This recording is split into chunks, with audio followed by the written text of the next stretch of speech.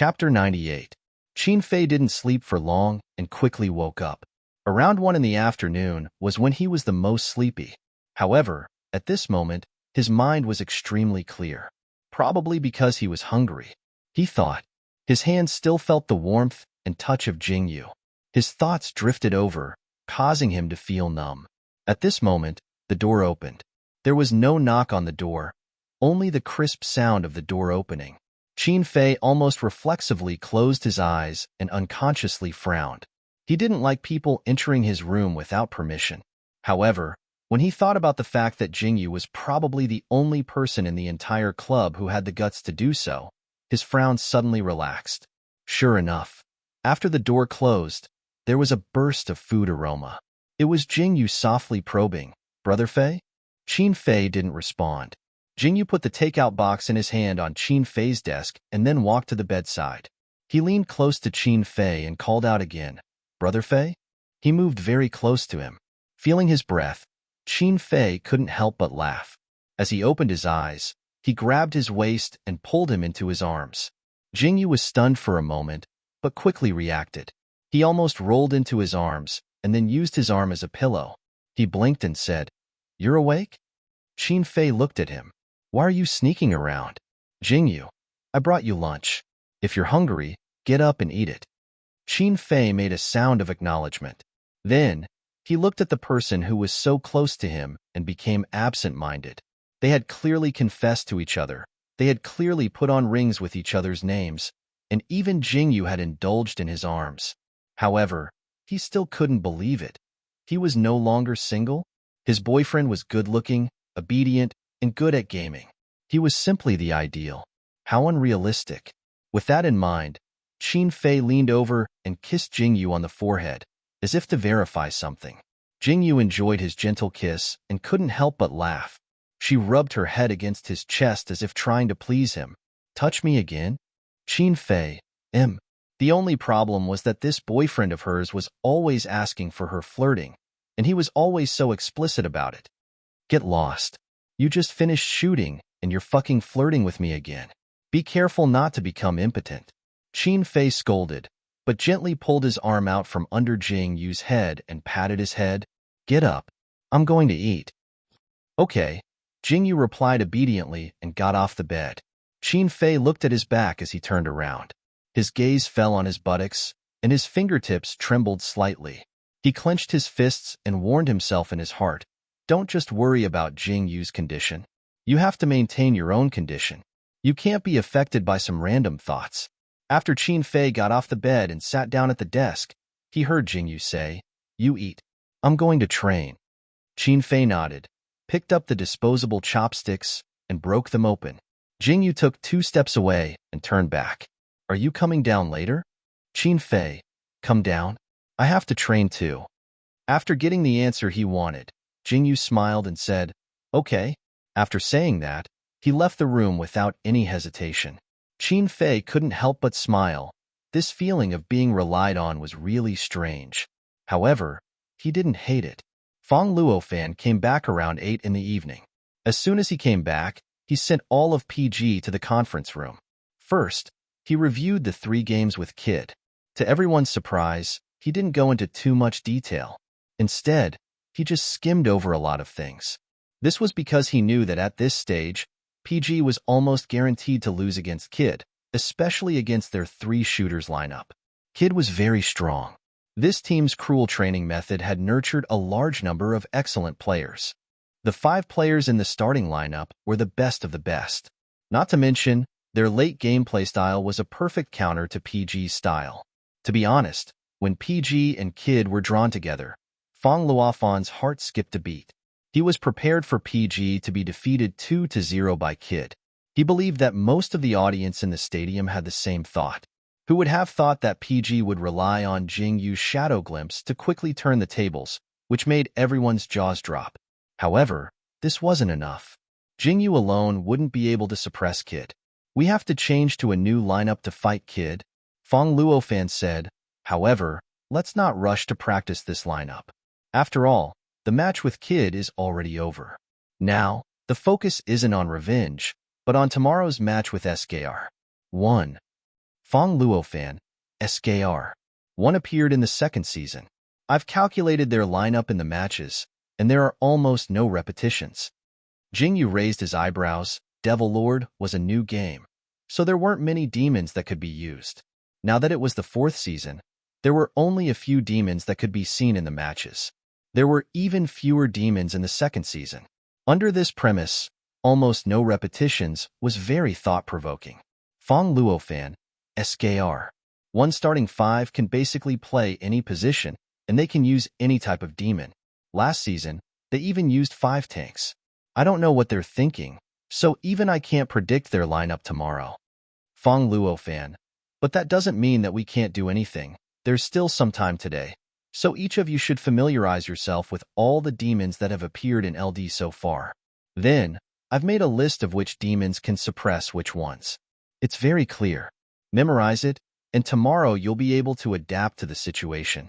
After a pause, he looked at Jingyu. Jingyu, can you memorize it? Jingyu, who was called out, looked at the densely packed list of words on the screen, and the corners of his mouth twitched slightly. I'll remember it. For the sake of victory, forget memorizing a list. He would even memorize the biographies of all the demons. After the meeting, Fong Luofan left the club. Luo Yiming looked at the list in the group and felt a headache coming on. As he looked at it, he used his phone to search for something else. As expected, A&E was swept by my 2-0. Just one word, miserable. Yihang glared at him, exasperated at his failure to live up to his expectations. We didn't do any better against the kid, right? You're the pot calling the kettle black. After saying that, he seemed to have thought of something and looked at Jingyu with some worry. However, he saw that his expression was normal, as if he didn't care at all. Or rather, at this moment, Jingyu's attention was all on the list, and he didn't hear what they were saying at all. After Han Long insisted on going through the list, he also started to daydream. Today, SKR1 played against Jock, and they lost to Jock 1-2. Luo Yiming. They actually managed to turn the tables on Jock. Amazing. What kind of lineup did they use? Han Long. Double archers, with a sorcerer as support. Luo Yiming. He had a headache when he heard the words double archers. Double archers? Jingyu was also attracted by these 3 words. He looked away from the list and looked at the 2 players. There's another archer. Is he a top laner or jungler? Han Long. Jungler. I see. Jingyu thought for a while and suddenly said, if they use double archers again tomorrow, can I use the archer to jungler? There was a moment of silence. Everyone was thinking about the feasibility of Jingyu using archers as junglers. Luo Yiming had seen Jingyu use archers as junglers before. Before he could say anything, Qin Fei said first, if you think it's possible, then give it a try. His words were full of trust for Jingyu. After he said this, Luo Yiming immediately shut his mouth. Yihang raised his eyebrows and looked a little confused. He felt that something was wrong, but he couldn't put his finger on it. That's right. Qin Fei must have been sleeping when Jingyu used the archer in the jungle, right? He had never seen Jingyu use archers as junglers before. Shouldn't he watch a game before making a decision? Qin Fei looked back calmly at Yihang's inquisitive gaze. He didn't back down in the slightest. In the end, Yihang lost. He looked away and said, then let's play a game. Jingyu, okay. Therefore, the 5 players returned to the practice room and played a few ranked games with different lineups. They actually experienced the power of SKR1. It had to be said that it felt pretty good to win a game with an unexpected lineup. That night, Jingyu was lying in bed. His brain was overloaded, and he finally memorized Fong Luofan's list. He felt a little sleepy, but he didn't want to sleep right away, so he browsed Weibo for a while. When he saw the official game audio, he hesitated for a moment but still clicked on it to listen. The audio had been filtered and edited. The periods when no one was talking were deleted, and the profanities were censored. Kids dissing of Luo Yiming had all been cut off. In the end, every team's audio was basically shouting excitedly during a team fight. How should he put it? Sure enough, everyone was the same. After getting high, they all became recording machines. I can win. I can win. I can win. Sword burial. Kill sword burial. I'm going to die. I'm going to die. I'm going to die. As Jingyu listened, he couldn't help but laugh. He suddenly felt a lot better. He took off his headphones and exited Weibo. Then, he stared at the photo of himself and Qin Fei on his phone screen for a while before he closed his eyes in satisfaction. Good night, Brother Fei. The next day's match was at 1 p.m. As the commentator, Fong Luofan had arrived at the competition venue early and waited backstage. Through the screen, he quietly watched his own team enter the competition room as the host introduced them. After a nap, Jingyu felt a lot better. When he was adjusting his equipment, he even took the initiative to mention the match between Mai and Ball C in the morning. I heard that Mai lost? Hanlong. Yeah, 1-2 to Ball C, Luo Yiming. Ball C? The team that the number 1 jungler is in? Yihong. Yes, that's the team. They're really amazing to be able to beat the champion team. Hanlong. Amazing my ass. In the third round, they used Moonshade Spider and Flower in the Mirror. They used Jingyu's playstyle. Yihong. Fuck. Luo Yiming. Wow, shameless. As they chatted, they logged into their respective accounts. Soon, all the members of the two teams were in position. They started to roll the dice to determine their sides. Yo-yo. The results are out. SKR. 1 is the blue team first. Seeing the results, Fong Luofan's forehead twitched. PG's luck isn't very good these 2 days. Yesterday and today were the last 2 games. Yo-yo. Haha. As the saying goes, luck is also a kind of strength. Both teams have started to ban monsters. Let's see what SKR. 1 will ban first. A few minutes later, both teams' bans were out. PG banned Azrael, Heijiao, and Kamal. SKR. 1 banned Lilith, Nine-Tailed Fox, and Moonshade Spider. Seeing the results, Yihong raised his eyebrows. Oh, they didn't ban Plunder Shadow? Luo Yiming. Jingyu. Use Plunder Shadow. Jingyu was silent for a while before he calmly replied, There's no hurry. Let's see what the other team will fight for first. If there were more squishy monsters, he would have liked to use Plunder Shadow again. From yesterday's match with Kid, it could be seen that even though the professional players knew about Plunder Shadow beforehand, they were still unfamiliar with it in an official match. However, the match against SKR. 1 was destined to make everyone's jaws drop. A few seconds later, SKR. 1 locked onto the first monster. It was none other than Plunder Shadow. Yo-Yo exclaimed, SKR. 1 locked onto Plunder Shadow? Fong Luofan. This is really unexpected. SKR. 1's Plunder Shadow shocked the commentators, the audience, and of course, the entire PG team. Luo Yiming. What the fuck? Qin Fei. Interesting. Yihong. SKR. 1's jungler can use Plunder Shadow? I don't believe it. Hanlong. Jingyu. Kill him. Hearing his teammates' shouts in his earpiece, Jingyu couldn't help but laugh. Plunder Shadow was very strong. When he used it, it seemed very strong. So strong that it was impossible to counter. But in reality, Plunder Shadow had a very serious flaw. As someone who knew how to play Plunder Shadow, Jingyu obviously knew where its flaw was. This flaw couldn't be fixed at the current stage. Thinking of this, he felt that this match was in the bag. Help me get Heart of Ice. Heh, I can't kill him. Chapter 99. As soon as Jingyu's flirtatious voice came out, it was as if PG's team had been injected with chicken blood. Everyone rolled up their sleeves and was itching to give it a try. It was as if they were playing a game of bullying noobs instead of a point competition. Qin Fei looked at his teammates' excited expressions with amusement. His gaze fell on Jingyu's face, and he couldn't help but sigh. As the captain of PG, as long as it was his command, his teammates would absolutely obey it. They trusted him wholeheartedly and believed that he could lead them to victory. However, Jingyu only needed to raise his voice, and it was enough to calm the entire team down. He had become PG's spiritual pillar. Qin Fei turned his gaze back to his computer screen. The corners of his lips were raised for a long time. He suddenly felt a strange sense of pride. How should he put it? As expected of one of his players. After SKR. 1 locked onto Plunder Shadow. PG quickly locked onto Heart of Ice and Dark Cupid. Luo Yiming, who had gotten his life item, couldn't be any happier. It's time for me to carry the team with 5 kills again. Speaking of which, I feel like my chances of getting my life item are getting higher and higher. Yihong. Who told you to be the noob? Luo Yiming. Huh? Yihong didn't have the nerve to continue. Although it was annoying to have your life item banned, it was also a form of recognition and respect from the opponent. SKR.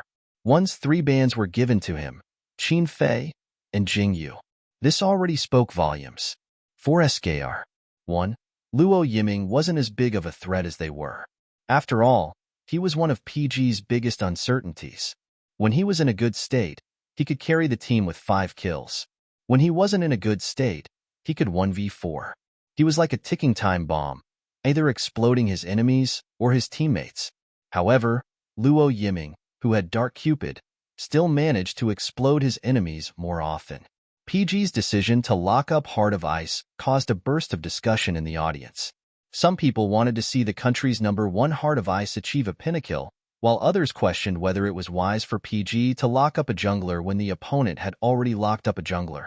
Before they could come to a conclusion, SKR. 1 quickly selected the 2nd and 3rd demons, Satan and Quangu. Satan and Quangu? Yo-Yo was a little confused. Quangu should be top laner, right? What is Satan? Didn't SKR 1 already lock the Glimpse jungler?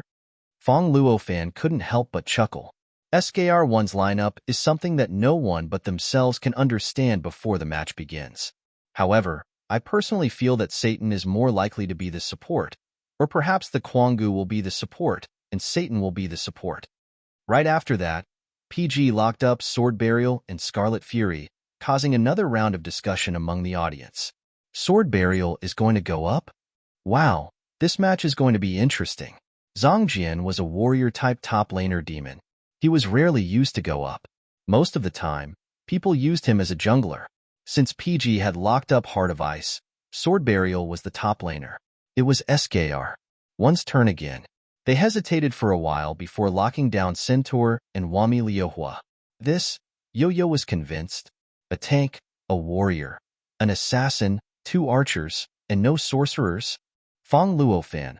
Ha ha ha, SKR 1's lineup is really bold. Even though Jing Yu was prepared for PG's lineup, he was still surprised by it. Are they that reckless? Yihong laughed. This is SKR 1's lineup. Sometimes, I really don't know if they're reckless or just reckless. Hanlong. They're just messing around? Luo Yiming. Don't think that they're the only ones who know how to mess around. Old Han. You're taking Soul this round?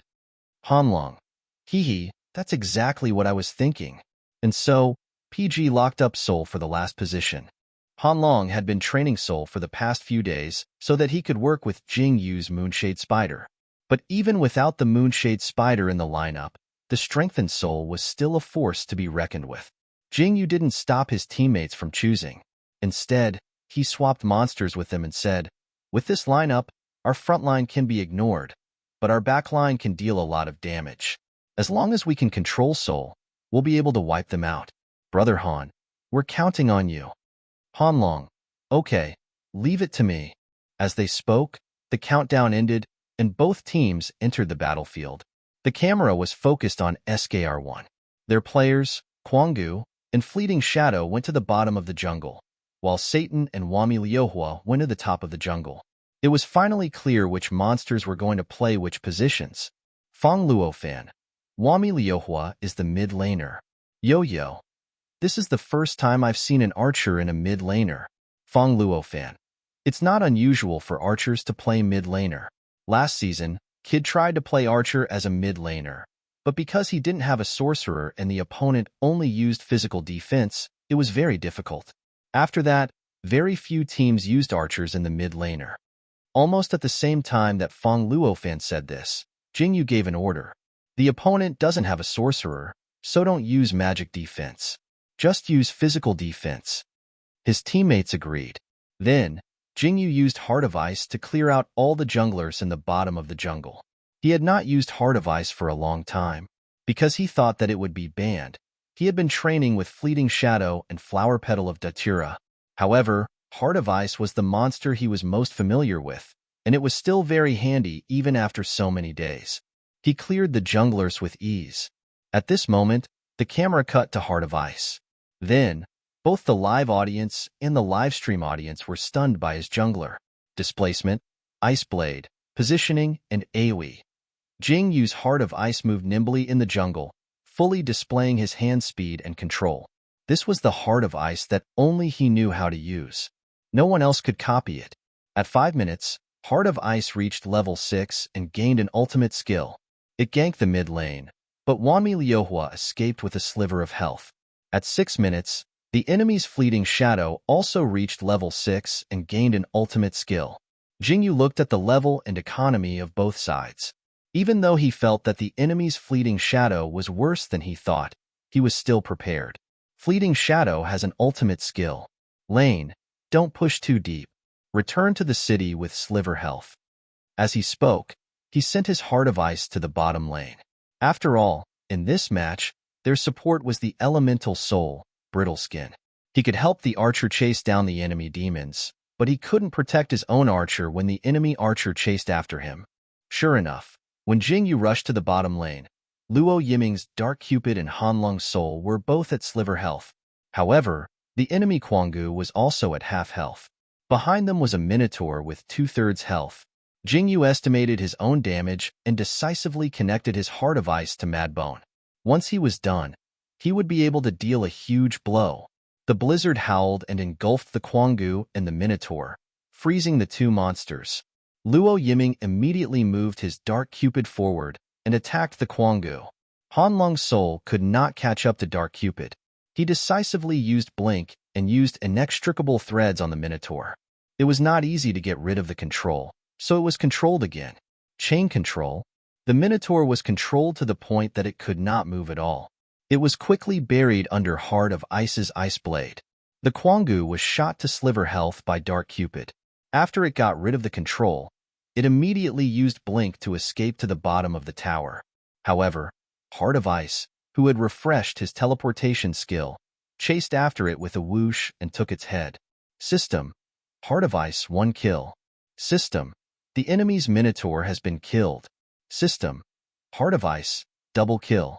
System. The enemy's Quangu has been killed. The interval between the double kills was less than a second. The audience cheered. As expected of the number 1 player in the country, Heart of Ice, Luo Yiming, who had obtained 2 assists, had a resentful look on his face. They didn't leave a single kill for me. Jingyu smiled, but did not respond to him. Instead, he urged, Fleeting Shadow is coming. You guys hurry up and retreat. Don't click return town. Just run back. Hearing this, Luo Yiming was still resentful. However, he obediently moved to the bottom of his own tower and ran in the direction of his territory. At this moment, a silver light flashed. Whoosh! It flashed into the tower. Fleeting Shadow was coming. SKR. One's jungler, Fleeting Shadow, appeared in the bottom lane of the PG tower in a very handsome manner. He was only 2 steps away from the low-health Dark Cupid.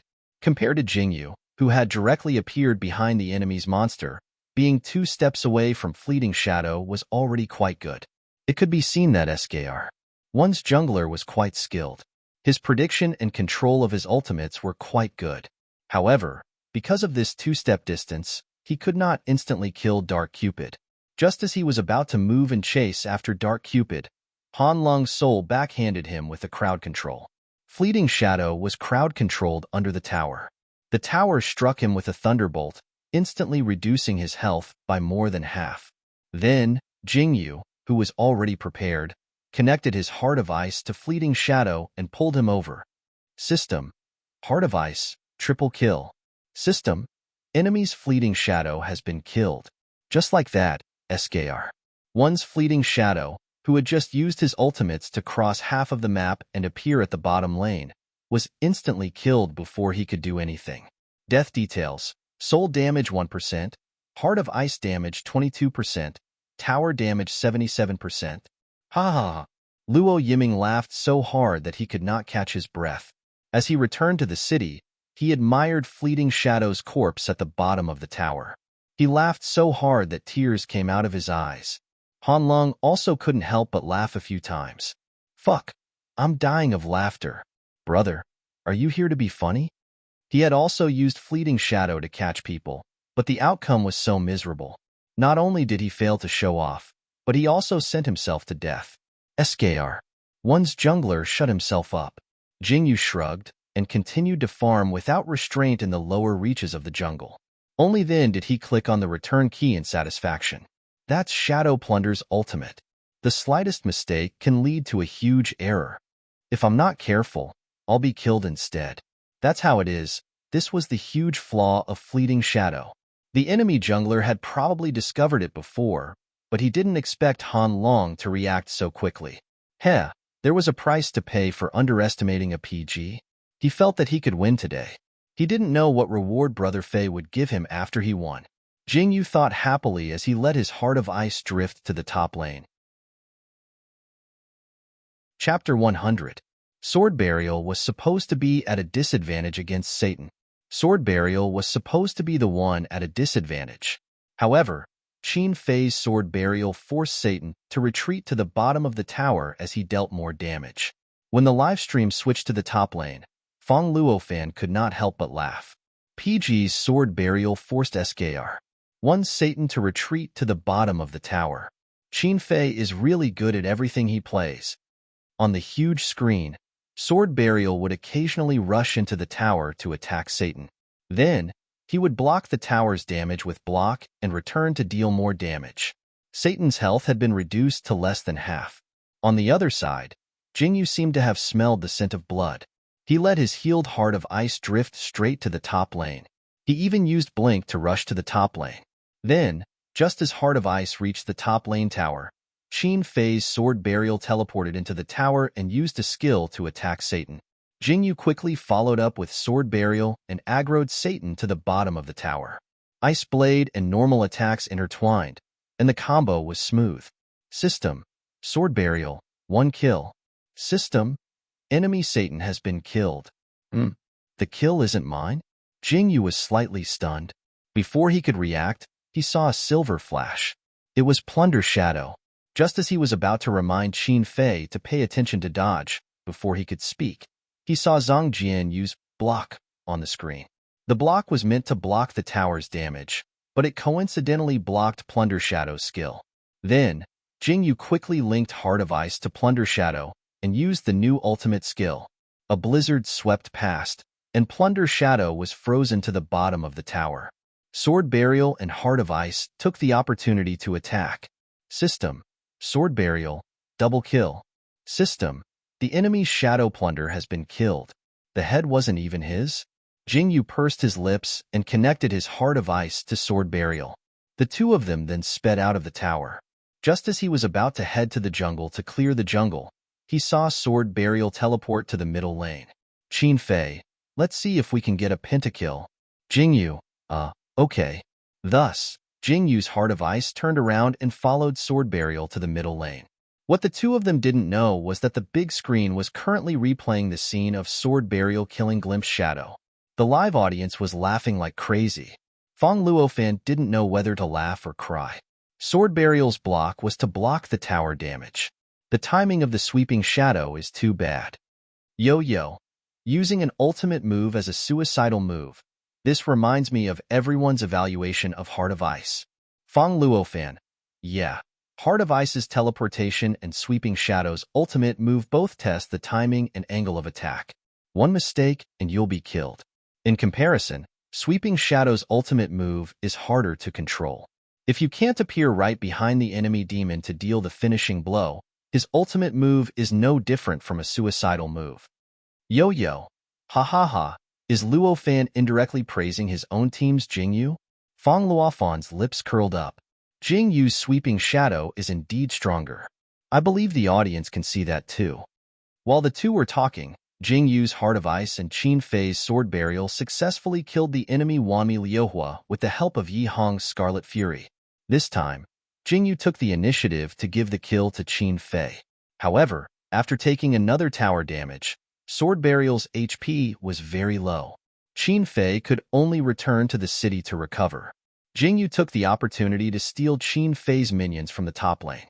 Then, he happily went to the top lane to farm. Qin Fei couldn't help but laugh when he saw this, but he didn't say anything. The match had only started for less than 10 minutes, but PG's kill count and economy were already ahead of SKR1. They had a huge early game advantage. After Luo Yiming's Dark Cupid suppressed the enemy's minions and sent them back to the city, he quickly took down the magic wheel and helped Yihong take down the tower in the middle lane. SKR1 lost sight of the middle lane before the magic dragon respawned. The situation was very unfavorable for them. Jing Yu would occasionally let his heart of ice wander around the dragon pit. At the 12th minute, he encountered the enemy's Sweeping Shadow. After fighting for a while, Sweeping Shadow used a big move to teleport 3 times in a row and disappeared without a trace. Yo-yo. Wow, Sweeping Shadow's big move can be used like that. Fong Luo fan. If you use it like that, it won't be easily interrupted. It's a good escape skill. He remembered that when Jing Yu used Sweeping Shadow yesterday, he also used the big move as an escape skill. It was a short-distance teleportation followed by a long-distance teleportation. It was more technical than SKR1's Sweeping Shadow. Fong Luo fan couldn't help but laugh. If he wasn't PG's coach, he might have become Jing Yu's fanboy. To be able to play a new magical creature to such a high level in such a short period of time. Jing Yu's talent, hand speed, mechanics, and reflexes were all amazing. Jing Yu was undoubtedly very charming to players who liked this game. Just as he was thinking this, Yo-Yo suddenly started praising PG.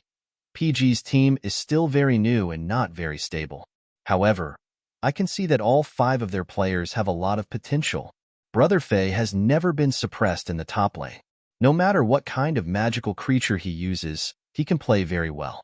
There's basically no way to deal with him in the early game. Yezi is a very smart strategist. His card pool is unfathomable and his skill combinations are flexible. His 9-tailed fox has beaten many people into submission. One's playstyle isn't favored by many, but his battle record is there for all to see. Before Goldfish joined PG, he was basically the MVP of PG. Every time he fought against an opponent, his supporters would break out in a cold sweat. However, he always managed to turn the situation around. His reflexes are really fast, and his mechanics are good too. His overall skill shouldn't be lower than Kid's marksman, right? In yesterday's match, he did indeed suppress Kid's LOY. Lastly, Jing Yu. When he first joined PG, many people didn't think highly of him because he replaced Brother Fei's position. However, he used his skills to prove that he is a very capable jungler. He can definitely support PG. Yo-Yo's face didn't change at all. Fong Luo fan felt like he was floating. He couldn't help but praise. Yeah, after Jing Yu joined PG, the entire team has changed. It's as if they've been awakened. I'm looking forward to their performance. After a pause, he suddenly realized something and raised his eyebrows. Yo-Yo, you praised all of PG's players. Why did you leave out 3H? 3H, HHH, Han Long. Yo-Yo's expression froze for a moment before he reacted quickly. 3H? He's PG's support. This season, he used a marksman and a top laner. It's obvious that he's very adaptable to any position. He provides PG with a lot of options. That's right. Fong Luo fan smiled. When praising someone, of course, he had to go all out. Also, 3H's stability is very high. Some people get better the more they play. Some people get more confident the more they play. However, 3H's performance was very stable from the beginning to the end of the match. He doesn't seem to have a strong presence, but he can be considered PG's strongest support. At this point, Fong Luo fan suddenly had an idea. He seemed to know how to save PG's late game. The first match between PG and SKR1 ended very quickly. At the 15-minute mark, the PvP team was discovered by SKR. The two teams fought the dragon while fighting it. In the end, Jing Yu's Heart of Frost managed to snatch the magic dragon with a single retribution. After PG took down the magic dragon, they immediately cleaned up SKR1. In the end, it was a 2-for-4 trade. Heart of Ice and Scarlet Fury died on PG's side. Only SKR1's Fleeting Shadow managed to escape with his big move. SKR1's Fleeting Shadow. Ever since the 2 times he used his ultimate gank and was counterkilled, he had never used it again. He had basically used it to escape. Unfortunately, even if he escaped, it was useless. The magic dragon was taken down by PG. This fierce team followed the Magic Dragon army and attacked SKR-1's 3 turrets from 3 different directions. In just a few minutes, SKR-1's turrets were completely destroyed. At the same time, they also sent SKR-1's 2 marksmen back to the respawn point. When SKR-1's turrets were destroyed, Jingyu felt that it was unreal. Last season, you guys also had a 0-2 draw with SKR-1? Yihong. Wow, little Jingyu, you're questioning our ability. Jingyu. That's right. His reply to these 2 words was straightforward and frank, causing Yihong to not know whether to laugh or cry. In the end, it was Qin Fei who reminded him, "You only won 1 round, don't get carried away. SKR-1 isn't weak, they just like to play around." Okay. Jingyu obediently agreed, but he was still a little curious. Last season, what kind of lineup did they use against you guys? Han Long was the one who answered. I can't remember clearly. I think there was 1 round where they had 4 tanks and 1 marksman. Last season, the tanks were very strong. They had high defense and high damage. They were quite difficult to deal with. Luo Yiming. In the other round, they had 3 mages. You can't even remember that? Han Long. Oh right, 3 mages. What about the other 2? Luo Yiming. I can't remember. Han Long didn't know whether to laugh or cry. Qin Fei was also speechless. The 3 mages weren't the main point. The main point was that they used 2 crowd control monsters, Flower in the Mirror and Soul. After the crowd control combo, they used 3 ultimates and directly wiped us out. Jingyu was dumbfounded. What kind of messed up lineup was this? Then, in the second round, he actually experienced SKR-1's double control lineup. After SKR-1 banned Snowheart and Glimpse of Shadows, the first player to pick up the Elemental Soul, and the second player to pick up Mirror Image. The 2 main crowd control monsters were in SKR-1. Jingyu didn't dare to pick the Moonshade Spider. On their side, they had already picked Lilith and Dark Cupid. After thinking for a while, he let his teammates pick Scarlet Fury and Sarier, leaving his jungler spot empty. Before this, SKR-1 had picked 2 crowd control monsters and Wind of Condensation. The last 2 spots were Centaur and Wami Liuhua. 3 archers. Yo-Yo couldn't believe it. 3 archers. After Kid, SKR-1 also picked a 3 archer lineup. Fang Luofan's heart thumped, but he didn't say anything. However, Yo-Yo's next sentence directly expressed his worries. Up until now, PG has never won against a 3 archer lineup.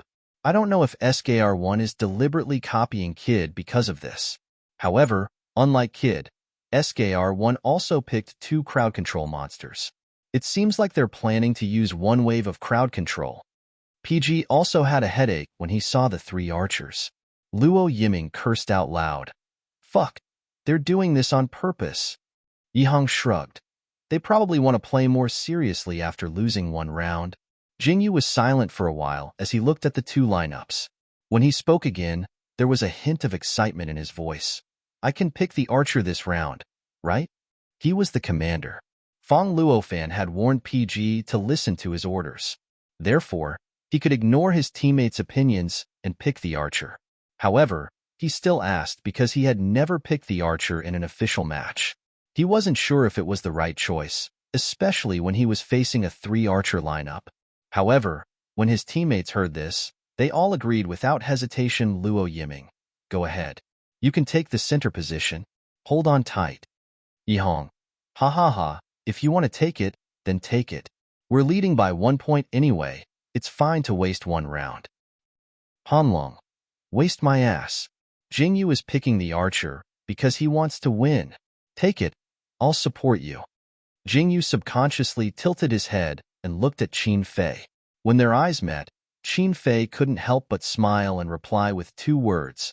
Up to you. Therefore, Jingyu didn't hesitate and instantly picked the Maha. Just like that, the Devil Lord Pro League ushered in the first match in history with 5 archers. Chapter 101. For the second match between PG and SKR-1, the final lineups were as follows: PG, Lilith, Scarlet Fury, Dark Cupid, Sarier, Maha SKR-1, Sagittarius, Soul, Wind of Condensation, Flower in the Mirror, Wami Liuhoyo.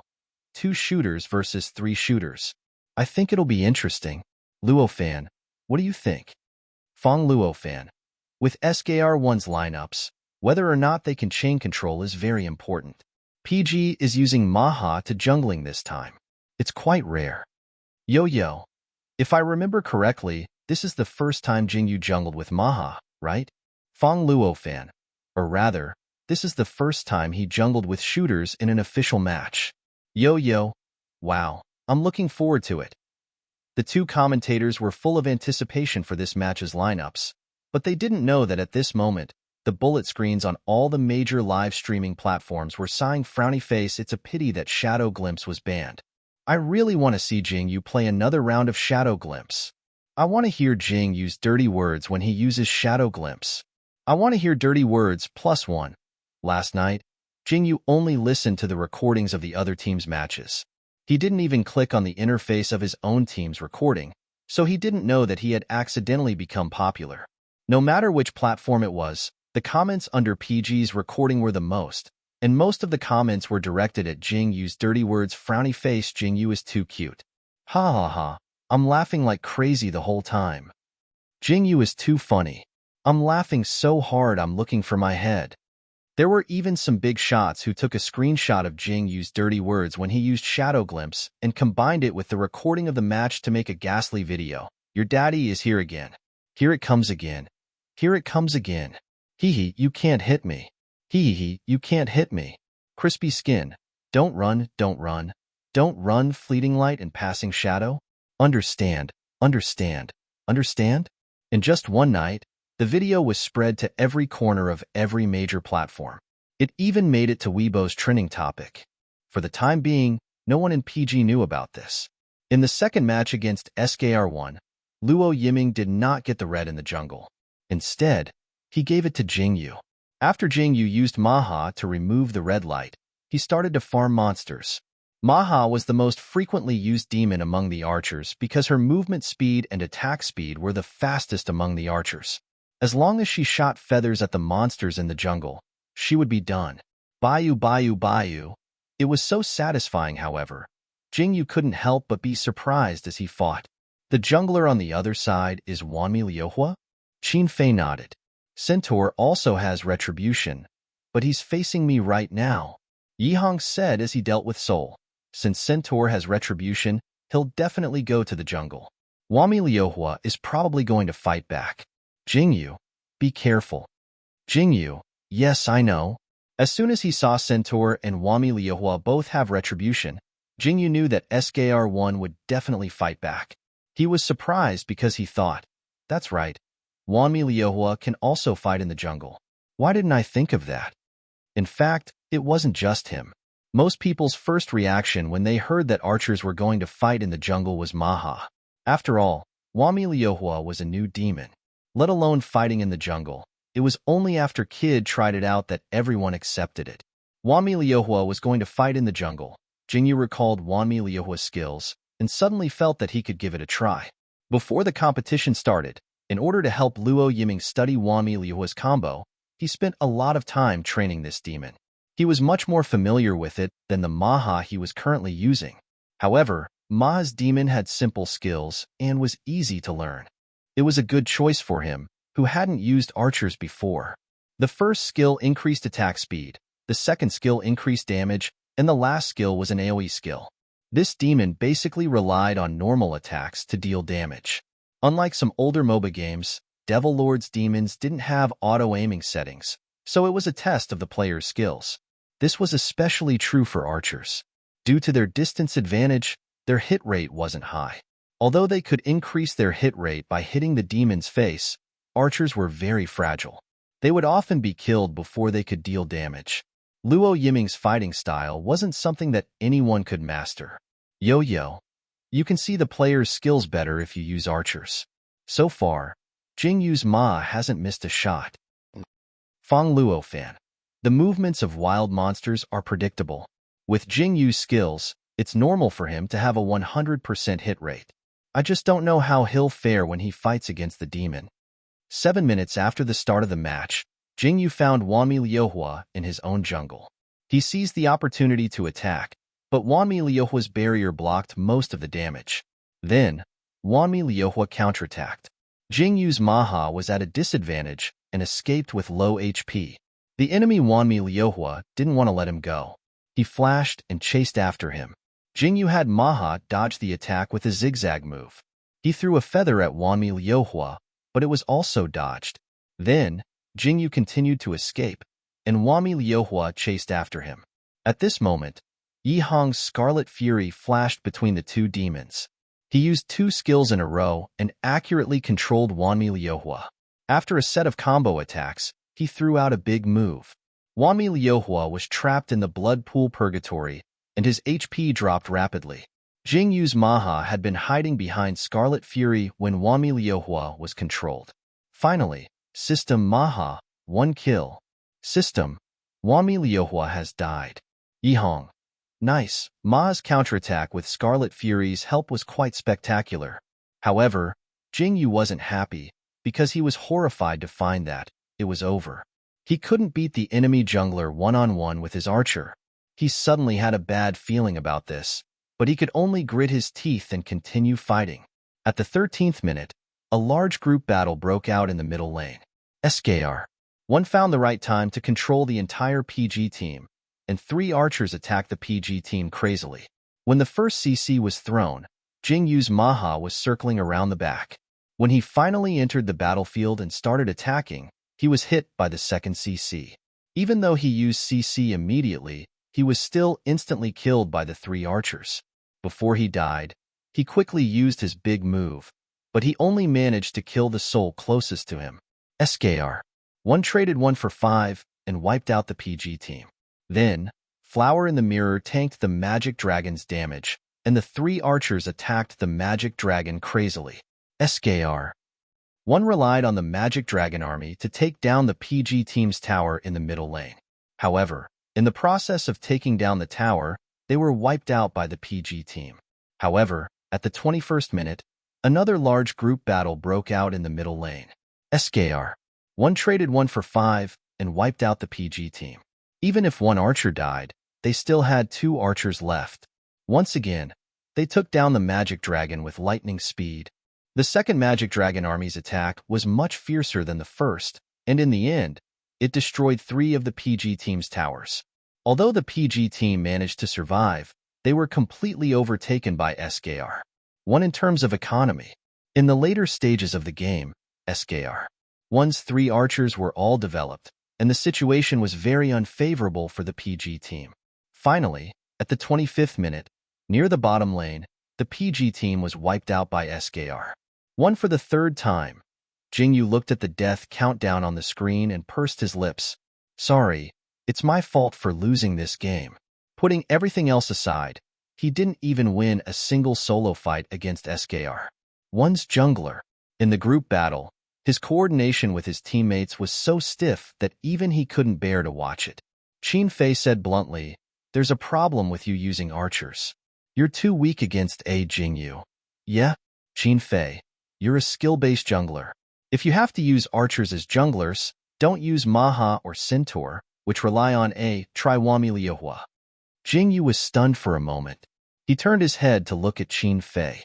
Feeling his gaze, Qin Fei raised his eyebrows. What? Jing Yu quickly looked away. No, it's just, I really want to try Wanmi Liuhua.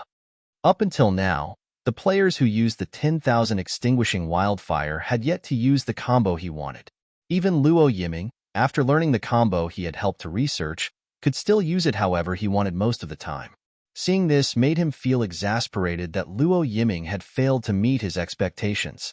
Therefore, after realizing that Wanmi Liuhua could be used as a jungler, Jing Yu couldn't wait to give it a try himself. In the second game against SKR, 1, SKR, 1-1. It was a 1-1 draw. However, PG's team wasn't too disheartened. They were already at their wits' end against 3 archers. Even Jing Yu was optimistic. Don't worry, there's still one more game. We can win it. Ban the archers. Thus, in the third game, PG immediately banned the 3 archers. They were Kamal, Centaur, and Wind of Condensation. SKR. One was afraid of Jing Yu's assassin jungler, so they continued to ban Shadow Glimpse, Heart of Ice, and Nine-Tailed Fox. Then, It was PG's turn to pick the monsters first. They instantly banned Wami Liuhua from their first position. Yo-Yo. Why didn't PG steal Dark Cupid in this game? Fong Luofan also found it strange. He raised his eyebrows and didn't say anything. Yo-Yo. SKR. One didn't steal Dark Cupid either. They banned Soul and Flower in the mirror. Fong Luofan. That's understandable. After all, they didn't ban Moonshade Spider. They were probably afraid that PG would use crowd control, so they stole both monsters. As soon as he finished his sentence, PG instantly banned Dark Cupid. Yo-Yo?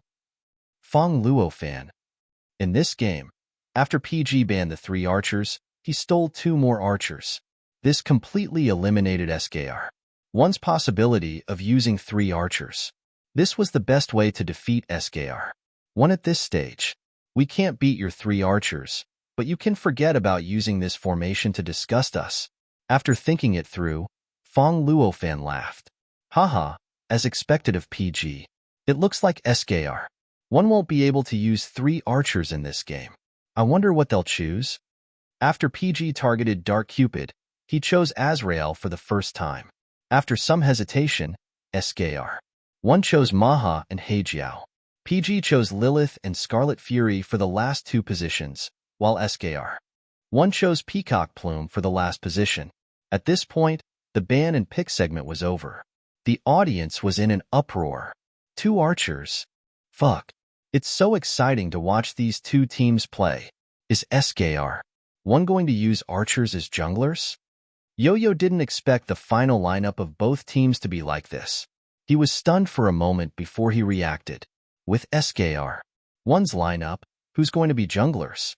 2 archers, 2 archers, and 2 archers. It had to be said that SKR. One's lineup was too bold. It's impossible for archers to jungler. Fong Luofan couldn't help but laugh. As I said before, SKR. One's lineup can only be understood by themselves before the official start of the game. Let's wait and see. PG was also surprised when he saw this lineup. However, after a brief moment of surprise, Jingyu smiled. I bet 50 cents that Maha junglers. Yihong. What goes around comes around.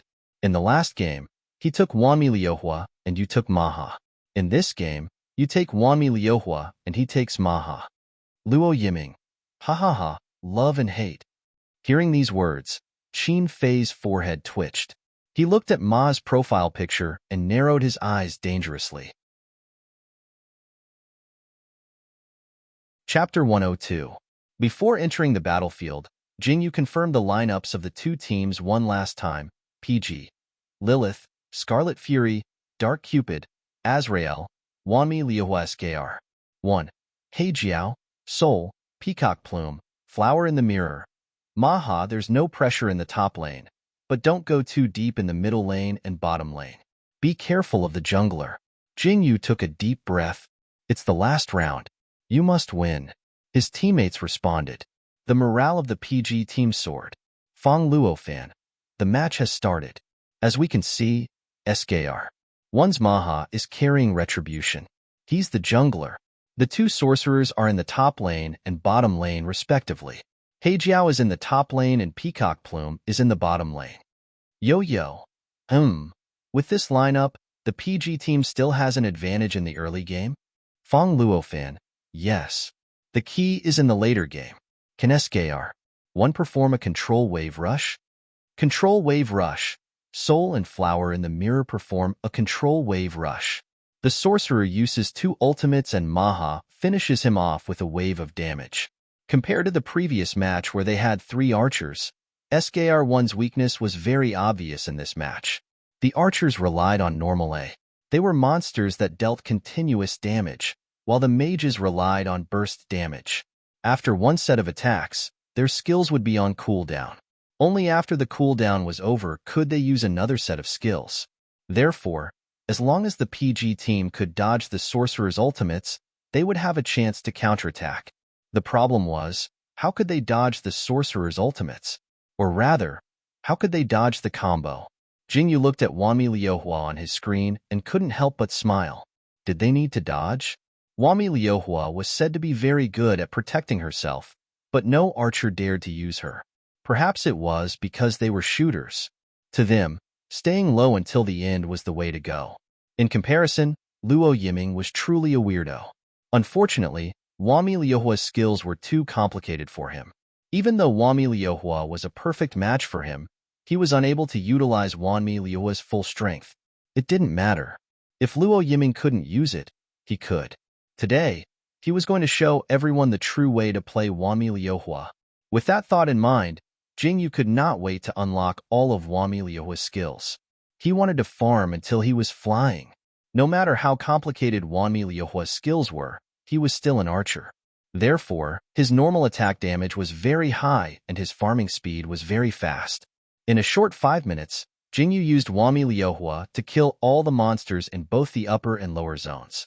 He reached level 6 and unlocked his ultimate skill. Almost at the same time, Qin Fei's Lilith reached level 6. He immediately activated his ultimate skill and rushed into the enemy's defense tower. He killed Heijiao in a few minutes with a combo and left the tower with a sliver of HP. System, Lilith, kill. System, enemy Heijiao has been killed. Seeing these two system notifications, before the commentators and audience could react, PG's teammates were the first to go, what the fuck? Luo Yiming, what the fuck? Brother Fei, you're so cruel. Yi Hong, what the fuck? Do you have to be so fast? Hanlong, what the fuck? Jingyu, it's not good for a man to be so fast. Qin Fei, Yi Hong, Luo Yiming, ha ha. Jingyu, I respect you as a man. Hanlong, only Jingyu would dare to say something like that to Brother Fei, huh? Jingyu's mouth was too fast. By the time he reacted, it was already too late.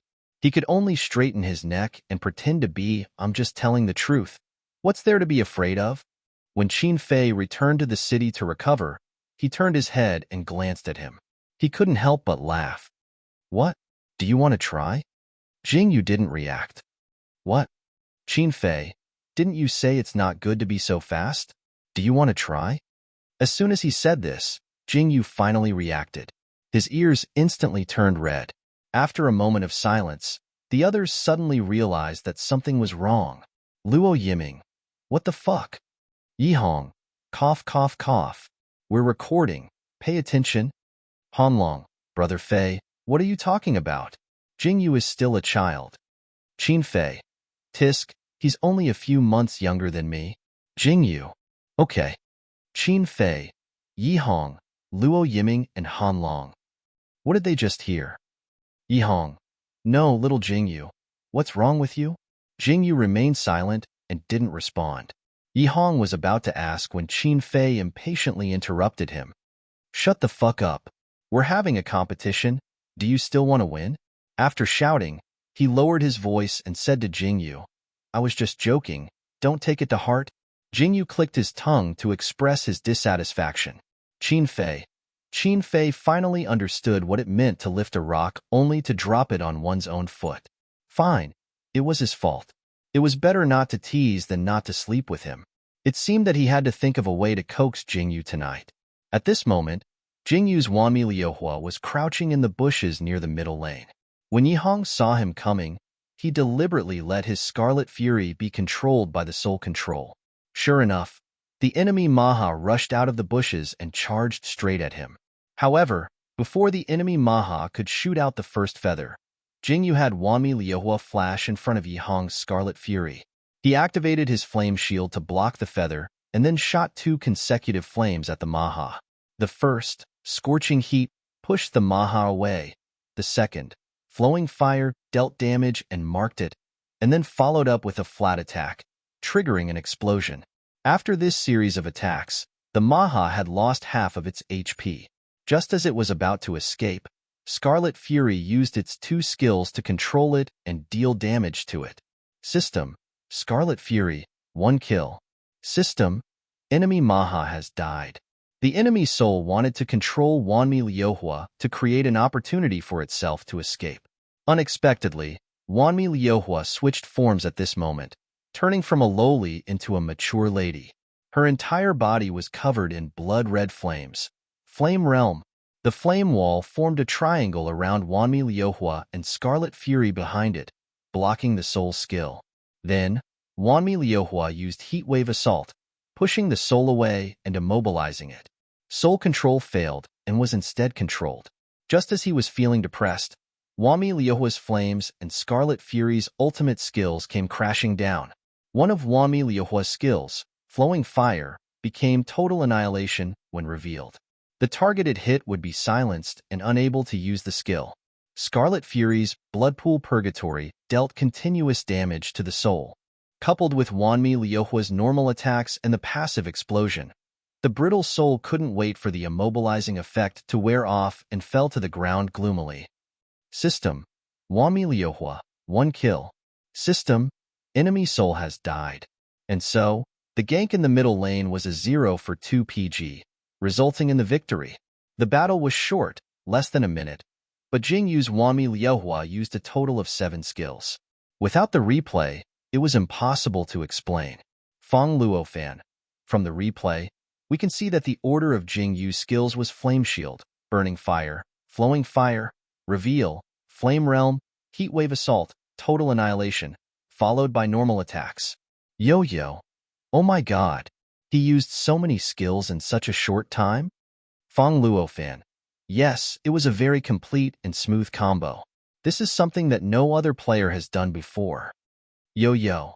Speaking of which, why do I feel like this combo looks a little familiar? Why do I feel like it's a little like the Moonshade Spider? Fong Luo fan couldn't help but laugh. Yes, it's the Moonshade Spider. Wanmi Liuhua's skills were designed with reference to the Moonshade Spider, so the self-created combo can also be a reference to the Moonshade Spider. Yo-yo. No wonder Wanmi Liuhua was immediately different in Jingyu's hands. Fong Luo fan. Yes, archers rely on normal attacks, so their skills were designed quite simply. This time, Archer with 2 sets of skills suddenly appeared. Many archers didn't react in time, but Jingyu used them quite smoothly. PG also gave Jingyu a very high evaluation. Yihong. Nice, little Jingyu, Luo Yiming. Damn, I really can't keep my C position. Hanlong. You already lost your C position when Jingyu joined the team, okay? Look at how long it's been since you won the MVP award. Jingyu smiled. Sit down, everyone sit down. This is basic. Yihong. Upft. Hanlong. Ha ha ha. Luo Yiming. Ha ha ha ha ha. Even Qin Fei couldn't help but laugh. Jingyu raised his eyebrows. He was being serious. They were just ganked the mid lane. They hadn't even fought a team battle yet. When they fought a team battle, they would know how good Wanmi Liuhua was. At this moment, Han Long had his Azrael enter the tower. Luo Yiming's Dark Cupid repositioned and rushed under the tower to face Peacock Plume. With a flick of his mouse, he dodged Flower in the mirror's crowd control.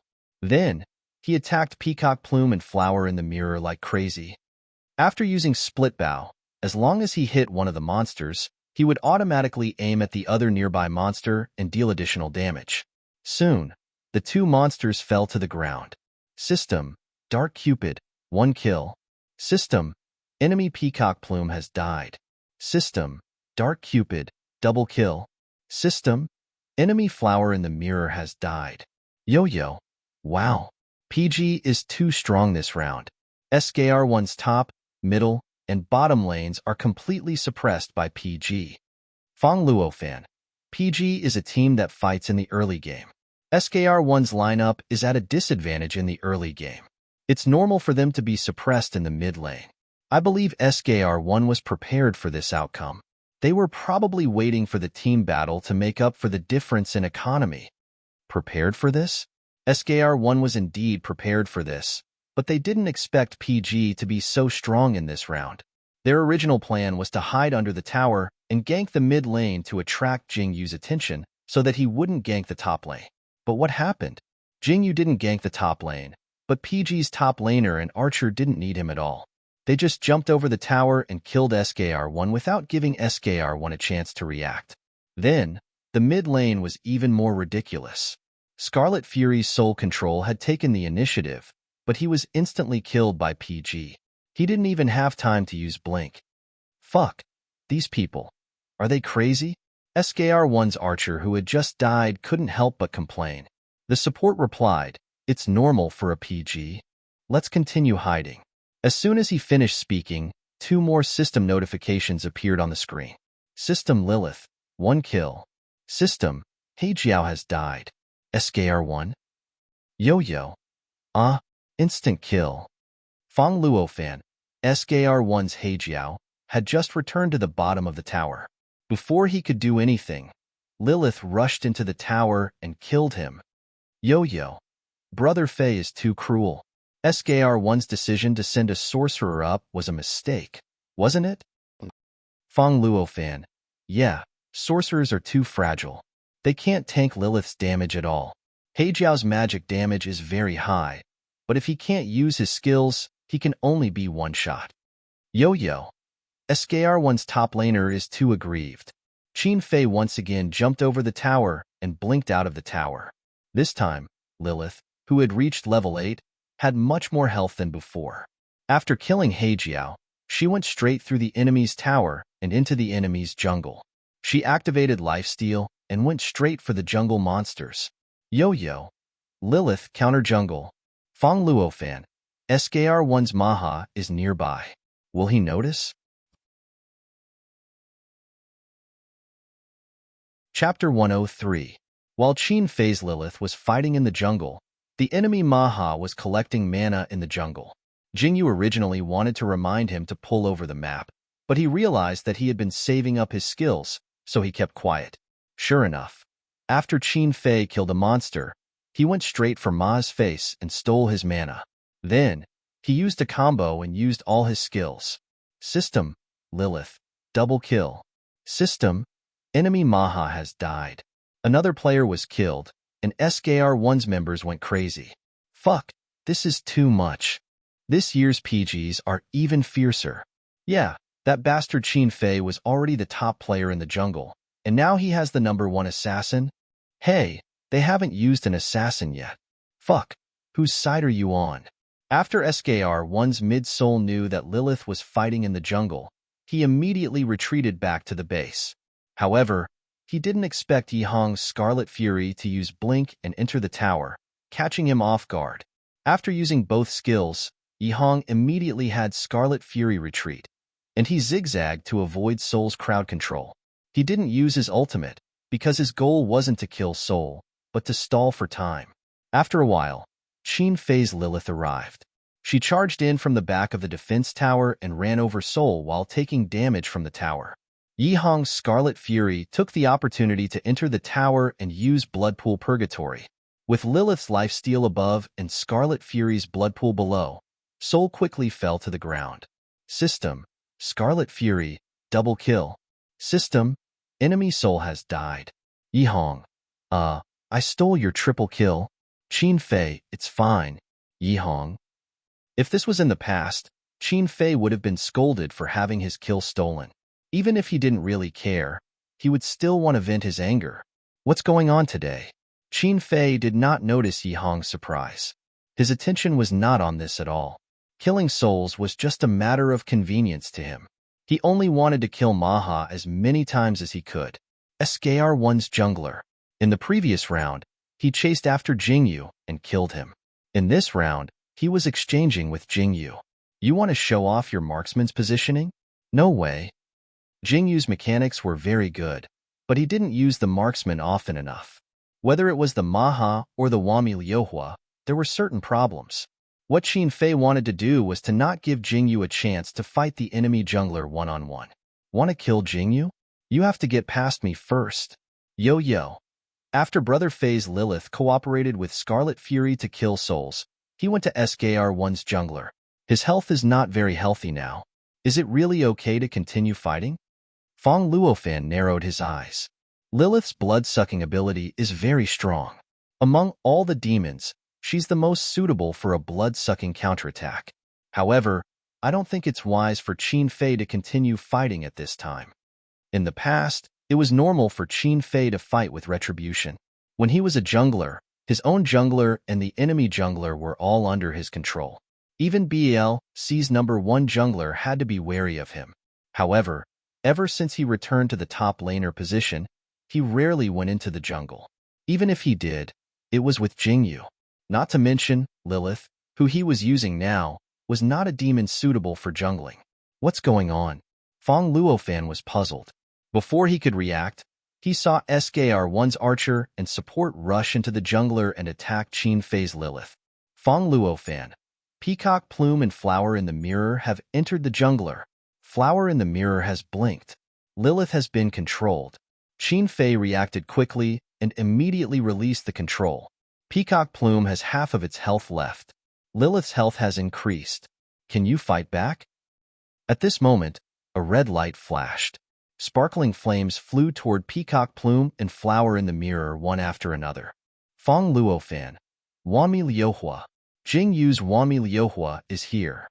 When Peacock Plume and Flower in the Mirror entered the jungler, the livestream did not cut to Jingyu's Wami Liuhua. However, he had entered the jungler at the same time as them. Therefore, when Qin Fei's Lilith was attacked by the enemy, he arrived and attacked with a combo without hesitation. This time, he first changed forms. Then, he directly activated Flame Shield to protect Lilith, blocking some of Peacock Plume's big moves. Then, he followed up with Total Annihilation, hitting Flower in the Mirror and silencing her. After that, Heat Wave hit Peacock Plume and blocked it. Qin Fei's Lilith was the first to kill it. System Lilith, 1 kill. System, enemy Peacock Plume has been killed. After Flower in the Mirror's paralysis effect disappeared, she saw that the situation was bad and turned to run. However, Wami Liuhua caught up to her and blocked it. Flower in the Mirror moved like a snake and dodged a few balls of fire. However, it also slowed down her escape speed. Lilith used lifesteal and pressed forward. Not only did she kill him, but she also increased her own HP. System, Lilith, double kill. System, enemy Flower in the Mirror has been killed. Lilith, double kill. She killed 2 people with a sliver of HP. Fong Luofan was so excited that his voice broke. I haven't seen such a fierce Qin Fei in a long time. Qin Fei had always been a fierce player. However, he hadn't killed 2 people with a sliver of HP in the enemy's jungler since he started playing solo. The 2 of them each found a bush and squatted in it before returning to the city. After a moment of silence, Jingyu couldn't help but say, "It's too risky." Qin Fei raised his eyebrows. "This is my style. I thought you knew it very well." Jingyu was silent for a moment before he spoke again. Finally, he straightened his neck and said what he really wanted to say. "Maha is mine." Qin Fei couldn't help but laugh. "Fight with me if you can." In this round, Qin Fei made up his mind to not let Maha touch Jingyu. He knew very well that even if the 2 of them swapped monsters, Jingyu still wouldn't be able to beat her in a 1v1. "Qin Fei, if you really want to use the archer as a carry, go back and practice with Yiming after this round?" "Huh." Jingyu raised his eyebrows. "How do I practice?"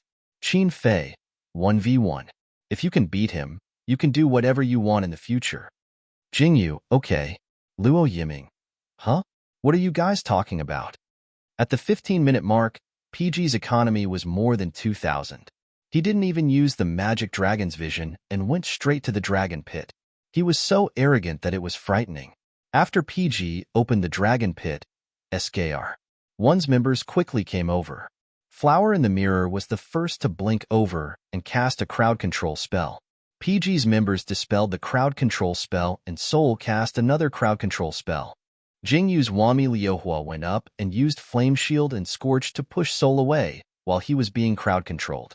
SKR-1 seized the opportunity and cast 2 mages' ultimate skills. Han Lung's Azrael hurriedly activated his shield, which blocked most of the damage.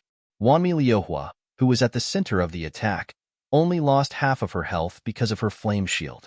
Then, Qin Fei's Lilith used her ultimate to get close to Ma's face and crippled her with a combo. Jingyu's Wami Liuhua used Wildfire and an A. Finally, he activated his passive and killed Maha. System, Wami Liuhua, 1 kill. System, enemy Maha has died. Soul, who was pushed away, wanted to come back and continue crowd control, but before she could use it, she was hooked by Han Lung's Azrael and pulled into Luo Yiming's shooting range. She was shot dead by Luo Yiming's Dark Cupid. System, Dark Cupid, 1 kill. System, enemy soul has died. Flower in the Mirror wanted to cast a crowd control spell to save her, but she was pushed away by Jing Yu's Wanmi Liua's heat wave. Then, Yi Hong's Scarlet Fury rolled over and took her head. System, Scarlet Fury, 1 kill. System, enemy Flower in the Mirror has died. In just a short moment, SKR-1 only had 2 mages left. One of them wanted to escape, but was killed by Luo Yiming's Dark Cupid. The other mage knew that he couldn't escape, so he wanted to use his skills to steal the magic dragon. However, before he could use his skills, Wanmi Liuhua flashed in front of him and blocked his attack with Flame Barrier. Then, he used Total Annihilation to silence him and switched to Scorching Heat to push him away. Then, he used Wildfire to deal damage and mark him. Finally, he used Normal Attack to trigger an explosion. After throwing out the last normal attack, Jing Yu didn't even look at the mage.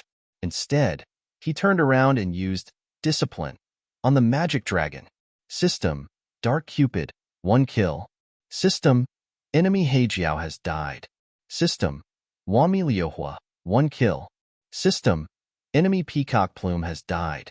System, Wanmi Liuhua, conquer the magic dragon. System, the magic dragon army is about to attack. Yo-Yo immediately exclaimed, "Ah, PG0 for 5-hit SKR. 1. Team wipe." Fong Luofan also exclaimed, "This wave of PGs was too exciting." SKR. 1 was very passive the whole time. They were almost completely led by the nose by PGs. On the replay screen, the audience saw the SKR-1 monster being pushed away, then pulled closer, and then pushed away again. It was being toyed with by the PG until its mentality exploded. Through the replay, Fong Luofan obviously noticed this as well. Azrael's Scythe and Wanmi Liuhua's Shockwave are too well coordinated. SKR. 1 was the one who had the control-type magical beast, but SKR. 1 was the one who was controlled the whole time and couldn't move. Yo-Yo. So that's why PG got Azrael's support. Pull it back and push it away. He's too good at playing. Fong Luofan. This time, Jing Yu's combo sequence was changed, but it was still very smooth. It can be said that Jing Yu's Wanmi Liuhua played a very important role in PG's team wiping out SKR. 1. Yo-Yo. Yes, Wanmi Liuhua was the first to be controlled by Soul, and Azrael's shield was also very timely. Fong Luofan. ESKR. 1 couldn't win against PGs in the early stages of the game, and in the team fight, they were beaten by PG 0 for 5. There's no suspense in this match anymore. Indeed, after PGs got the Magic Dragon, they were basically steamrolling SKR. 1 until they couldn't fight back at all. A few minutes later, the word victory appeared on PG's computer screen in gold. They won. Fong Luofan immediately stood up. Let's congratulate PG for winning this competition. The score is 2-1. PG gets 1 point. The audience burst into thunderous applause. Seeing Fong Luofan stand up, many of the audience members actually stood up as well. Were the commentators and audience members the ones who stood up? No, it was PG who stood up. This was the first point match that PG had won in the 2 seasons of the tournament. At this moment, they could finally shut the mouths of those who said that they were fake quarterfinalists. We won. Luo Yiming threw his headphones on the table and jumped up from his gaming chair. Qin Fei sneered. Happy my ass, we got -1 yesterday and 1 today. Our total points are still 0. Yihong laughed. So what if it's 0? It's 14 points higher than last season. When Jing Yu took off his headphones, the corners of his lips were raised, and he exuded a satisfied aura. We won. We finally won. We're 1 step closer to the finals. Qin Fei tilted his head and stared at him for a while. He couldn't help but laugh as he raised his hand and ruffled his hair. Happy today? Jing Yu let him ruffle his hair. Thinking about his actions after losing the match yesterday, he coughed awkwardly. Before he could come back to his senses, he heard Qin Fei say, "Come to my room when you get back." Chapter 104. In this match, Jing Yu's Wanmi Liuhua didn't score many kills. and the MVP award wasn't given to him either. Instead, it was given to Qin Fei's Lilith. However, it was undeniable that his Wami Liuhua had amazed many people. The match had already ended, but the comments on the live stream didn't stop for a long time. Some people were praising him. Frowny face, a skill-based archer, is really suitable for Jingyu. I bet that no one can beat Jingyu when it comes to the fluency of his skills. Jingyu's Wami Liuhua is amazing. Putting everything else aside, no one can beat Jingyu's Wami Liuhua in terms of skill viewing. Of course, there were also people who criticized him. Frowny face, stop praising him. It's obvious that Jingyu isn't suited to be an archer. Jingyu's archer isn't even as good as one's. It's completely unpresentable. Hey, don't go. What's wrong with one's archer? Don't talk bad about my one. There were also other comments. Frowny face, but it's a pity that I didn't get to see Jingyu's shadow glimpse today. Yeah, I miss Jingyu's shadow glimpse now. Jingyu was oblivious to these comments. At this moment, all he could think about was Qin Fei's words. Come to my room when you get back. What was Qin Fei trying to do by asking him to go to his room? Was he trying to reward him? What would he reward him for? Jingyu's mind filled in a lot of possibilities. He was practically floating as he followed Qin Fei down the stairs to the host's side. Then, the host directly handed the microphone to him. Jingyu, your last Wami Liuhua was a 7-skill combo. It was really amazing. May I ask if you've trained this demon before the competition? Jingyu, who had taken over the microphone, was still in a daze. It took him a while to come back to his senses. Well, I've practiced Wami Liuhua before the competition, but it's my first time using it in the jungle. He purposely did not mention that the reason he learned Wami Liuhua was to help Luo Yiming research combos. Unexpectedly, Luo Yiming snatched the microphone from him and exposed himself. You might not believe me, but Jingyu learned Wami Liuhua to help me research combos. He never intended to use it in the competition. Since SKR1 wants to cause trouble, we'll play along with them. What do you think? Isn't our Jingyu super awesome? Jingyu didn't know whether to laugh or cry. Yihong directly raised his hand to cover his face. Luo Yiming's EQ was hopeless. However, his frankness and straightforwardness still won him a round of cheers. He didn't mind and continued, but I'm still the best marksman. Thus, the cheers turned into boos. Some of Jingyu's fans even gave Luo Yiming the middle finger. Yihong quickly snatched Luo Yiming's microphone and returned it to the host. The host also didn't know whether to laugh or cry. He took the microphone to the 5 members of SKR1. Last season, you won 2-0 against PG. This season, PG won 2-1. Do you have anything to say? SKR1's captain calmly took the microphone with an indifferent expression. So what if we lost? We'll win it back next time. The others also had an indifferent attitude. We went overboard this time. We'll be more careful next time. Hearing these words, Yihong couldn't help but sneer. That's what they say, but they're probably vomiting blood in their hearts. Hanlong. I bet a pack of spicy sticks that they'll burst into tears when they get back. Jingyu blinked. He didn't know whether to believe SKR1's attitude or his teammates' guesses. He decided to listen to SKR1's match recording tonight to see if they really didn't care about winning or losing. After the interview, the members of both teams left the stadium through 2 different entrances. Then, PG took the subway back to the club. On the way back, Yihong looked at the match schedule. Whoa, the next match is between Annie and Kid? Luo Yiming hurriedly went up to him. Oh, good luck, Annie. Beat Kid. Hanlong's lips twitched. You're thinking too much. Most likely, Annie will be beaten up by Kid. Jingyu also curiously went up to take a look. Yesterday, Annie was beaten by my team? Hanlong. Yes. Yesterday, he was taught a lesson by my team 2-0. Today, he's up against Kid. Miserable. Luo Yiming. So miserable. Yihong. Too miserable. Jingyu didn't know whether to laugh or cry. Don't be like that. Annie and Kid haven't even started fighting yet. Before the results are out, it's hard to say who will win or lose. Qin Fei hooked his arm around Jingyu's neck. Makes sense. Yihong stared at Qin Fei's hand that was hooking around Jingyu's neck for a while. Then, he turned to look at Qin Fei. You guys, He had only said 2 words when he saw Jing Yu's ears turn red. Yi Hong instantly understood and clicked his tongue. When did this happen? Qin Fei retracted his hand that was hooking around Jing Yu's neck and glared at Yi Hong. Don't talk nonsense. Let's talk about it after the elimination round. Yi Hong instantly stopped talking. Luo Yiming. HM? What are you guys talking about? Qin Fei. Nothing. After the 5 of them returned to the clubhouse, Jingyu said that he didn't want to take a shower for the time being. Luo Yiming and Han Long went to take a shower first. Then, Jingyu entered Qin Fei's room right in front of Yi Hong. Yi Hong's mood was really complicated. When did these 2 people get together? Qin Fei, this bastard, was moving too fast. He immediately sent a message to Qin Fei. What's going on between you 2? You're already together?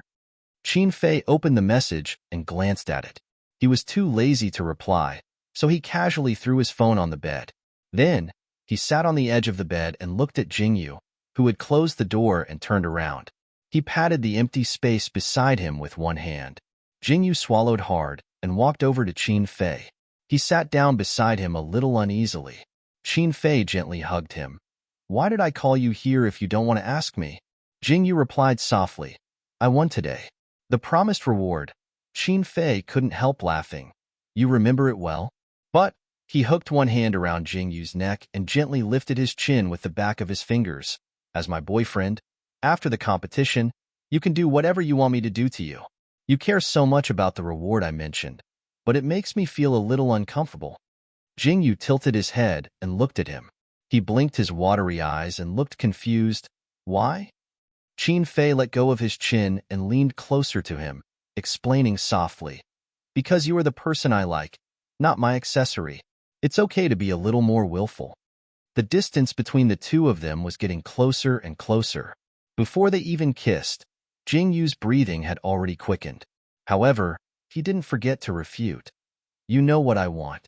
You're the one who told me not to be willful. Yes, I can't do anything that will affect your condition for the competition for now. But other than that, there are many other things I can do, right? Jingyu's head was dizzy. He seemed to understand Qin Fei's words, but at the same time, he didn't. Without waiting for him to fully understand, Qin Fei opened his mouth and kissed him. After a mouthful, he said with a hoarse voice, I'm asking you to kiss me first, you idiot. With that said, he continued the kiss. Jingyu closed his eyes. At first, he was just responding passively. Later on, he turned around and hooked his arms around Qin Fei's neck, taking the initiative. After the kiss, the 2 of them were a little unsteady. After Qin Fei calmed down, he chuckled and hugged Jingyu's body. He laughed and said in his ear, Here, the reward you wanted. Jingyu was silent for a moment. Suddenly, he said tentatively, Brother Fei, to be honest, I don't think I'm good enough for you. So, before I decided to be with you, I mentally prepared myself. Qin Fei didn't like Jingyu thinking so lowly of himself, but he was curious about what kind of mental preparation he had done. He hesitated for a moment and asked, What kind of mental preparation? Jingyu, I can be your toy. As he said that, he saw Qin Fei's fucking retard expression. He was so scared that he shrank back. I'm serious. As long as I can keep you by my side, you can do anything to me. I'm not afraid of pain. I can throw away my dignity. Okay, stop talking. Qin Fei interrupted him. He sounded a little angry. You don't understand love at all. Jingyu was stunned. He stared blankly at Qin Fei, afraid that he would say in the next second, I was wrong about you. Get lost. However, under his nervous gaze, Qin Fei didn't scold him. Instead, he gently hugged him and kissed him on the forehead. Then, he sighed in his ear and said softly, If you like someone, even if he's willful, you still like him. If you don't like someone, even if he's obedient and lowers himself to dust, you still don't like him. Jingyu, I like you. That's why I'm willing to treat you well. There's no superior or inferior in love. We're equal. Qin Fei's words were like drumbeats beating on Jingyu's heart. Jingyu lowered his long eyelashes and bit his lower lip. And what are you doing? Qin Fei's finger brushed his lips and easily made him let go. Jingyu sighed and turned his face away. I want to cry, but I can't. I'm afraid you'll dislike me. Qin Fei, I'm not pouring cold water on your head this time. Jing Yu closed his eyes. It seemed that he couldn't get over what happened yesterday. Qin Fei smiled and kissed his face again. Okay, who are you being arrogant for? You can cry if you want. I don't dislike you. He paused and said softly, I just want to tell you that in front of me, you can relax and be willful. What's yours is yours. No one can take it away from you. After that, he moved closer to Jing Yu's ear and said in a hoarse voice, Jing Yu, I'm yours. Hearing this sentence, Jing Yu's brain exploded and he couldn't react for a long time. Qin Fei left the bed and stood up. He took a black card and threw it in his hand. Take this card and buy whatever you want. Jing Yu looked at the card in front of his eyes in confusion. Qin Fei, that was flirting. This is the reward. From tomorrow onwards, before and after the competition, I won't use our feelings and interactions as a reward.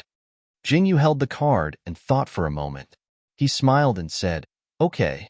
Qin Fei, are you going to take a shower? Jing Yu nodded and then suddenly stretched on the bed. He said in a playful voice, Brother Fei, help me take off my clothes. I'm lazy, Qin Fei. You're fucking quick.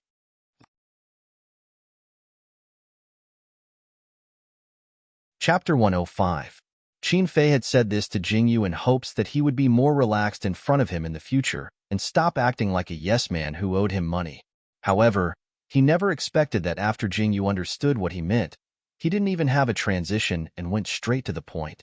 Who the fuck could withstand this? Jing Yu lay on the bed, completely relaxed. His hands were raised high above his head because he was stretching. His clothes were pulled up and his sexy belly button was exposed. His pants were barely hanging on, but they weren't zipped up. The front door was wide open as if to lure him in. Qin Fei heard himself gulping. After a while, he found his voice again. If I help you take them off now, are you going to run naked to the bathroom after that? Jing Yu was discouraged by his words. He lay on the bed lazily with a, then what do you think we should do look on his face. Qin Fei really couldn't control himself when Jing Yu was like this. He took a deep breath and gave in. Wait a minute. I'll go see if they're done showering. If they're done, you can go to the bathroom. I'll help you take them off in the bathroom. Hearing this, Jing Yu couldn't help but laugh. When he smiled, 2 dimples appeared. It was very good-looking. Okay, it's a deal. No one would believe him if he said this. The captain of PG, Qin Fei, was domineering, strong, and irresistible in front of his teammates. However, in front of the person he liked, he put away his sharp claws and teeth and turned from a lion into a big cat. He was a crazy wife-doting demon. Qin Fei went out and walked around. After confirming that Luo Yiming and Han Long were done showering, he went back to the room and said to Jing Yu, Go get your clothes. Jing Yu obediently replied with an, Oh, and reluctantly got up from Qin Fei's bed. Qin Fei, put on your pants. What will they think if they see you like this? Jing Yu looked up. You'll help me put it on? Qin Fei took a deep breath. Fine, he admitted defeat. Do you know what it means to be insatiable? Qin Fei said as he helped Jing Yu zip up, button up, and fasten his belt. I'm talking about people like you. After putting on his belt, Qin Fei rudely touched Jing Yu through his pants. Jing Yu looked at him carefully and blinked. Then, do you hate me? Qin Fei smiled helplessly. I don't hate you. You win. Jing Yu also smiled. Then, Qin Fei picked up the black card from the bed and handed it to Jing Yu. Keep the card. Don't lose it. The password is your birthday. Jing Yu's eyelashes trembled. Thank you, Brother Fei. Qin Fei, ask me again if it's not enough. I still have several cards. Jing Yu blinked. He was a little afraid to ask the amount of money in the card. Brother Fei seemed to be richer than he had imagined. After a while, Jing Yu went to his room to put away the card and came out with a change of clothes. Yi Hong was using the bathroom on the first floor, and the bathroom on the second floor was empty. So, he went to the bathroom on the second floor. Fortunately, Luo Yiming and the others were in the training room on the first floor and couldn't see them going into the bathroom together. When Jing Yu stepped into the bathroom, his steps were a little unsteady. Qin Fei supported him from behind. Then, Qin Fei supported him with one hand and closed the door with the other. Because the previous person had just finished showering, the bathroom was warm and full of fog. Qin Fei touched Jing Yu's clothes in the haze.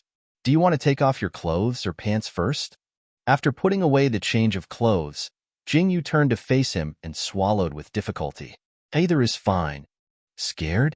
Qin Fei laughed. No. Jingyu straightened his neck and replied, That's good. Qin Fei didn't expose him. He grabbed the hem of Jingyu's clothes and directly lifted them. Jingyu's body didn't look as weak as it did when he was wearing clothes. It was even sturdy. The lines of his abdominal muscles were soft and beautiful, but it also made the scar on his body more obvious. Seeing the scar, Qin Fei's eyes darkened. Jingyu said that the scar was caused by a car accident, but he felt that it was more likely to have been stabbed. He desperately wanted to know who Jingyu's father was and who wanted to hurt Jingyu. However, if even his mother couldn't find out, he couldn't find out either. Now, he could only wait and see. Qin Fei's gaze moved down, following Jingyu's beautiful mermaid line. He unbuckled his belt again, nimbly unbuttoned his pants with his fingers, and unzipped his pants. Jingyu was very cooperative the whole time. He didn't move at all, but he swallowed a few times and felt that his throat was a little hot. After Qin Fei took off Jingyu's pants, he quickly discovered the reason. He looked up and raised his eyebrows. Reaction again? Jingyu almost instinctively turned his head to avoid his gaze. Well, I'll do it myself this time. You can go out. Qin Fei smiled. You don't want me to help you? Jingyu's face was burning. No, I'm afraid I won't be able to resist. God knew how hard it was for Jingyu to resist. Right now, he really wanted to take off Qin Fei's clothes, press him on top of him, and let him fuck him to death in the end. Considering that he still had a game tomorrow, he chose to compromise. You can go out.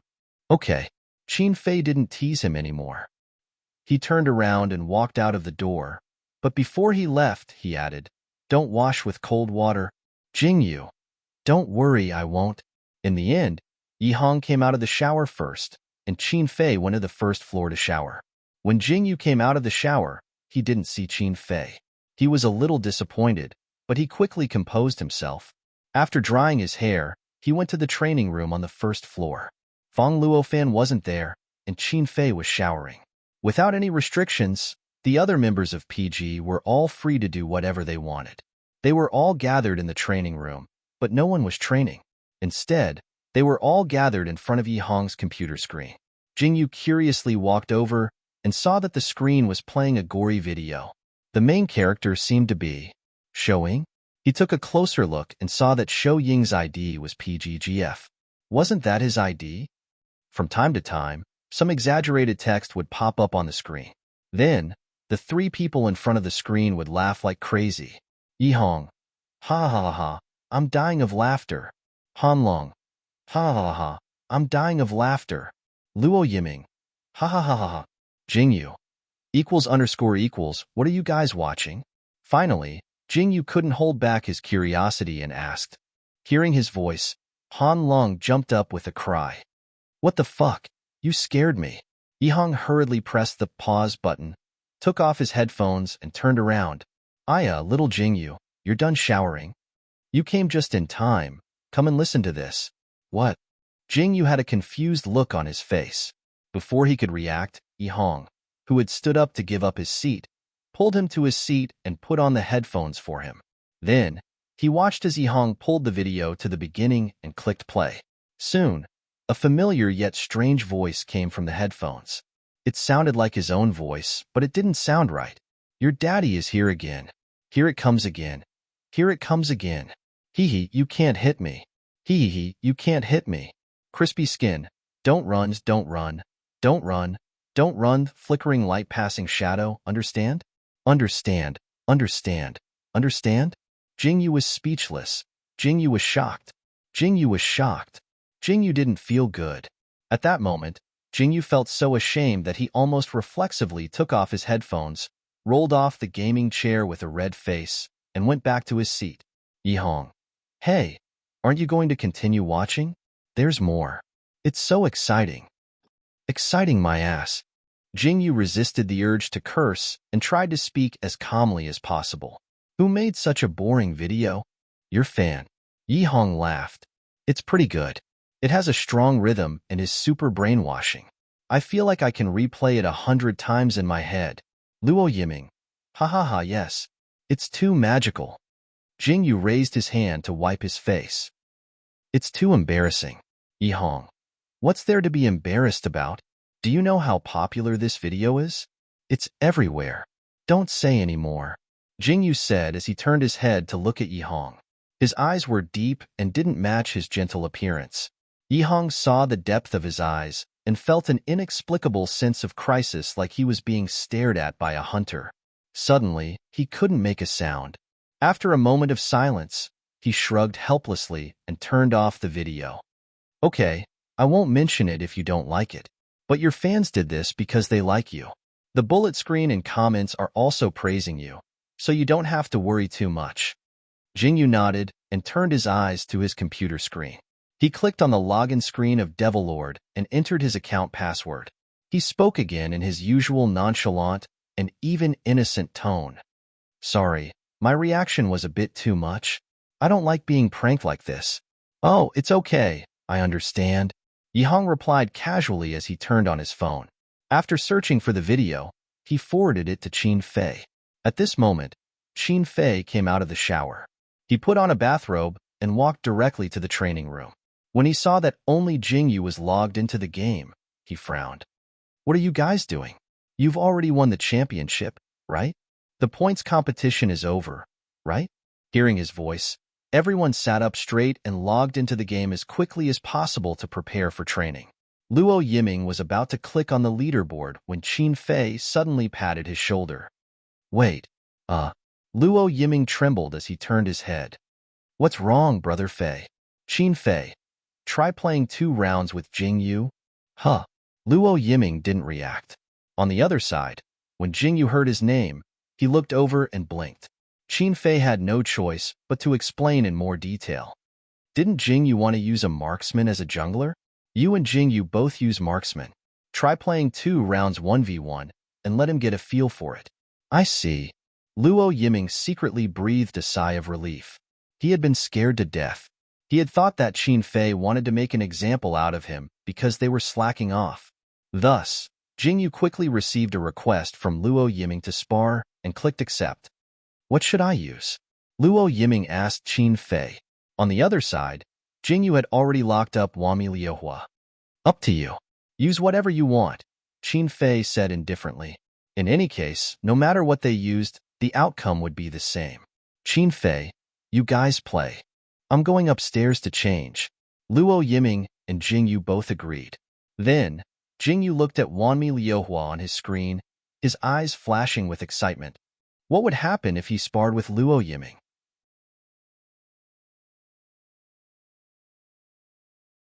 Chapter 106. Qin Fei told Luo Yiming to use whatever he wanted. So Luo Yiming chose his own Dark Cupid without any psychological pressure. Yihong's lips twitched. Aren't you embarrassed? Luo Yiming immediately retorted. What do you know? Using the demon you're best at is a sign of respect to your opponent. Hanlong, you really don't want to leave yourself a way out? As the center of RPG, it'd be too embarrassing if you can't beat Jingyu with Dark Cupid. Luo Yiming immediately puffed up his cheeks. I'll bet my dignity as the center of the team. I won't lose to anyone when it comes to archers. Yihong raised his eyebrows. Anyone? Luo Yiming. Anyone in PG? Yihong didn't know whether to laugh or cry. Jingyu, who was at the side, smiled indifferently. Then let's begin. Thus, the two of them locked onto their chosen demons and entered the battlefield. Luo Yiming used Dark Cupid, and Jingyu used Wami Liuhua. As soon as they entered the battlefield, the two of them charged straight for their respective towers in the middle lane. Then, Dark Cupid closed in on Wami Liuhua and hit it with an A. After that, it immediately teleported away. Jingyu, who had been hit by the A, was dumbfounded. The first skill is teleportation? Luo Yiming, you don't understand, do you? After teleportation, the damage will increase by 50% for 5 seconds. Jingyu, you attacked me first, then teleported. Luo Yiming, fuck, I miscalculated. Jingyu, == was it really okay for this guy to be the center of the team? However, It was also a fact that Jing Yu's Wanmi Liuhua had been hit by the Dark Cupid. Fortunately, the battle had only just begun, so the Dark Cupid's damage wasn't high. It had only dealt a small amount of damage to Wanmi Liuhua. Jing Yu's Wanmi Liuhua's first skill was Flowing Fire. When the line of minions came, a flame whirlwind flew over and passed through the entire line of minions. All of the minions took a layer of damage. Then, Jing Yu began to let Wanmi Liuhua clear out the enemy troops. The speed at which they killed the enemy troops was actually faster than Dark Cupid. After killing the last soldier, Wanmi Liuhua rose to level 2. For the second skill, Jing Yu chose Scorch. Then, he decisively let his Wanmi Liuhua rush towards Dark Cupid, who was still killing minions. Flowing Fire followed up with an attack. Luo Yiming moved his mouse and Dark Cupid moved to dodge Flowing Fire. He teleported to dodge the attack and killed the last soldier. Then, he directly stuck close to Jing Yu's face and used a slow. Jing Yu's Wanmi Liuhua used Scorch almost at the same time to push Dark Cupid away. However, he was still hit by the slow. He realized that he couldn't beat it and could only retreat. He didn't expect Luo Yiming to directly teleport over and attack him. Jing Yu had no choice but to use Blink as well. He retreated into the tower and zigzagged, dodging Dark Cupid's attack. Jing Yu. Tisk so fierce. Luo Yiming. Hee. Normal PG moves. Learn from Jing Yu. Jing Yu ignored him. He clicked the return button and recalled the battle just now. It looked like Luo Yiming counterattacked after dodging his attack. However, there were too many details involved in that counterattack. First, he moved and then teleported. Not only did he dodge Wanmi Liuhua's attack, but he also ran over the minions and killed the last soldier. He rose to level 2 and chose to add a point to his slow skill. Then, he took advantage of the fact that he was right in front of Wanmi Liuhua to use it. In just a short moment, there were so many details involved. If there was a mistake in any of them, it would have been impossible to create the situation just now.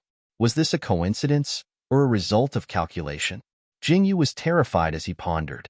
When Wanmi Liuhua returned to the city to recover, Luo Yiming also clicked the return button.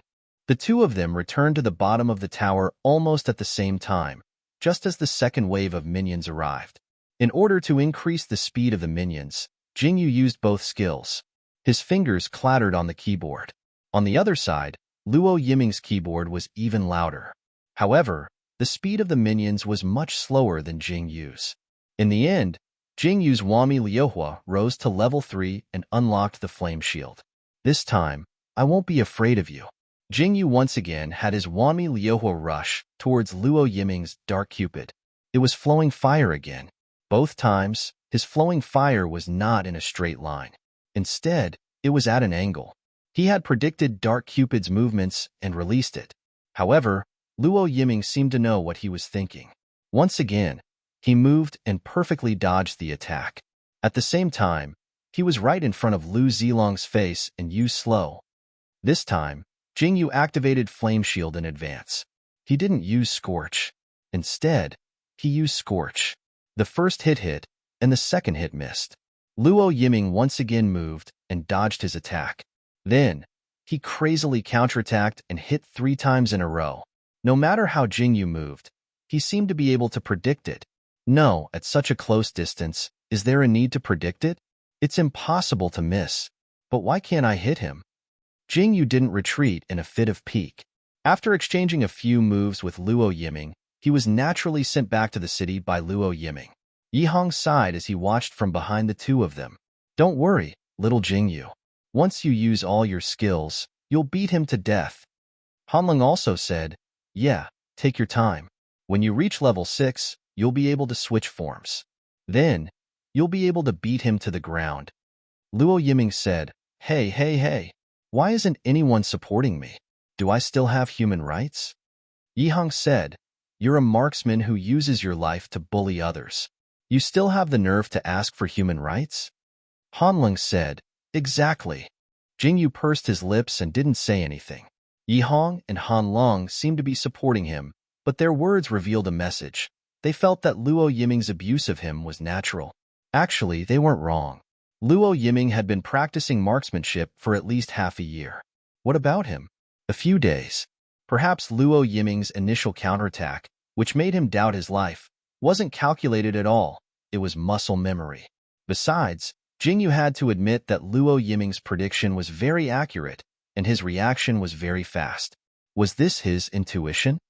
When watching the replay of the match, he heard the commentator bragging more than once. 1. This player relied on his intuition to fight. Originally, as his teammate, Jingyu didn't feel it was real. Now, Jingyu experienced Luo Yiming's intuition firsthand. Luo Yiming seemed to be able to easily dodge the damage that he had carefully calculated. On the other hand, Luo Yiming's attacks were always so sudden that he couldn't parry them. A two-player battle wasn't like a 5v5, where one person could be revived by the other. In a two-player battle, if one person's level and economy fell behind, it was impossible to surpass the other person's level and economy unless one person counterattacked. Jingyu couldn't kill Luo Yiming's Dark Cupid even when his level and economy were about the same. When his level and economy fell behind, he was crushed by Luo Yiming to the point that he couldn't even lift his head. There was no doubt that Luo Yiming won the first battle. It was an overwhelming victory with 0 deaths.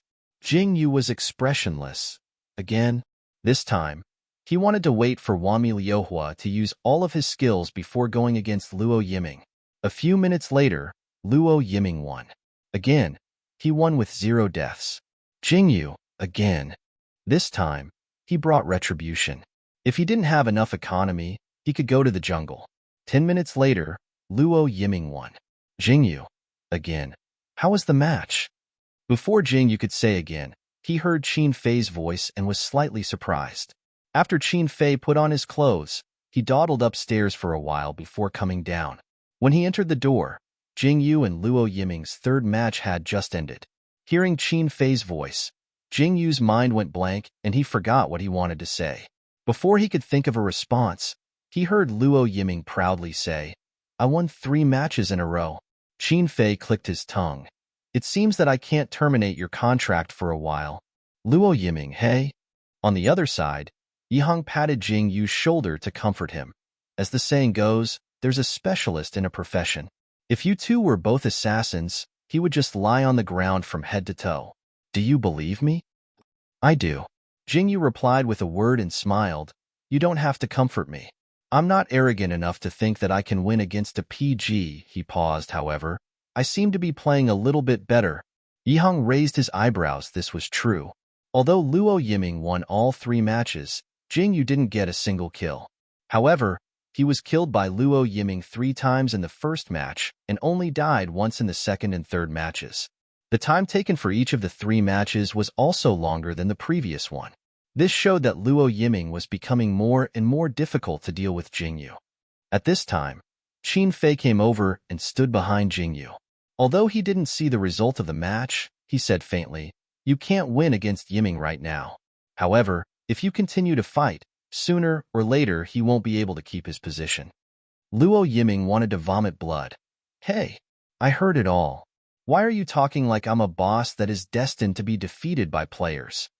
Yihang patted Luo Yiming's shoulder. Accept your fate, boss.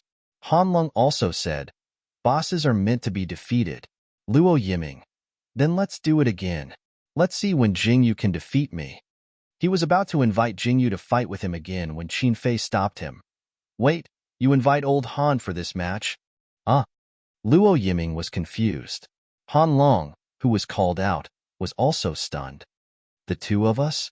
Yeah, you 2 try one match and let Jingyu watch, said Qin Fei as he subconsciously raised his hand and placed it on Jingyu's head. Jingyu's eyes suddenly widened. He then squinted slightly and enjoyed Qin Fei's touch. Qin Fei, Jingyu, pay attention to how old Han fights with Yiming. Even though he'll probably die more miserably than you, he's still a shooter for a while. He has more experience than you. Jingyu came back to his senses and nodded. He wanted to nod, but he held back. He was afraid that if he nodded, Qin Fei would react and take back his hand. Yihang noticed Qin Fei's hand and rolled his eyes. He looked down at his phone. When he saw it, he immediately screamed, "Fuck!" This fuck was earth-shattering, soul-stirring, and shocking. It scared the hell out of all PG players. Luo Yiming was the first to complain. What's going on? Did Sadako crawl out of the phone? Yihong ignored him and went straight to the point. Annie and Kid finished playing. Annie beat Kid 2-1. Can you believe that? Luo Yiming. Fuck. Annie. The team that lost 1-3 to PG in the knockout round and barely made it to the points competition. Kid. Yesterday, they crushed PG with 3 shooters and won 2-1 against PG's team. Now you're telling me that Annie beat Kid 2-1? Really? Hanlong immediately threw away his mouse and looked at Yihong's phone screen. Jingyu also forgot about Qin Fei's hand. He suddenly got up and walked behind Yihong. Yihong turned up the volume on his phone. Fang Luofan's voice penetrated the screen and echoed throughout the training room. It was filled with unprecedented excitement.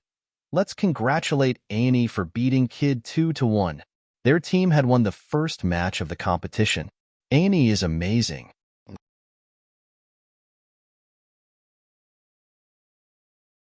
Chapter 107. They thought that PG's 2-1 victory over SKR1 was the biggest comeback of the season, but Annie's 2-1 victory over Kid came right after. Last season's second-to-last team had defeated the champion team. This wasn't a comeback, it was an upset. Hearing this news, the most excited one was PG, Annie's archenemy. No one would believe it.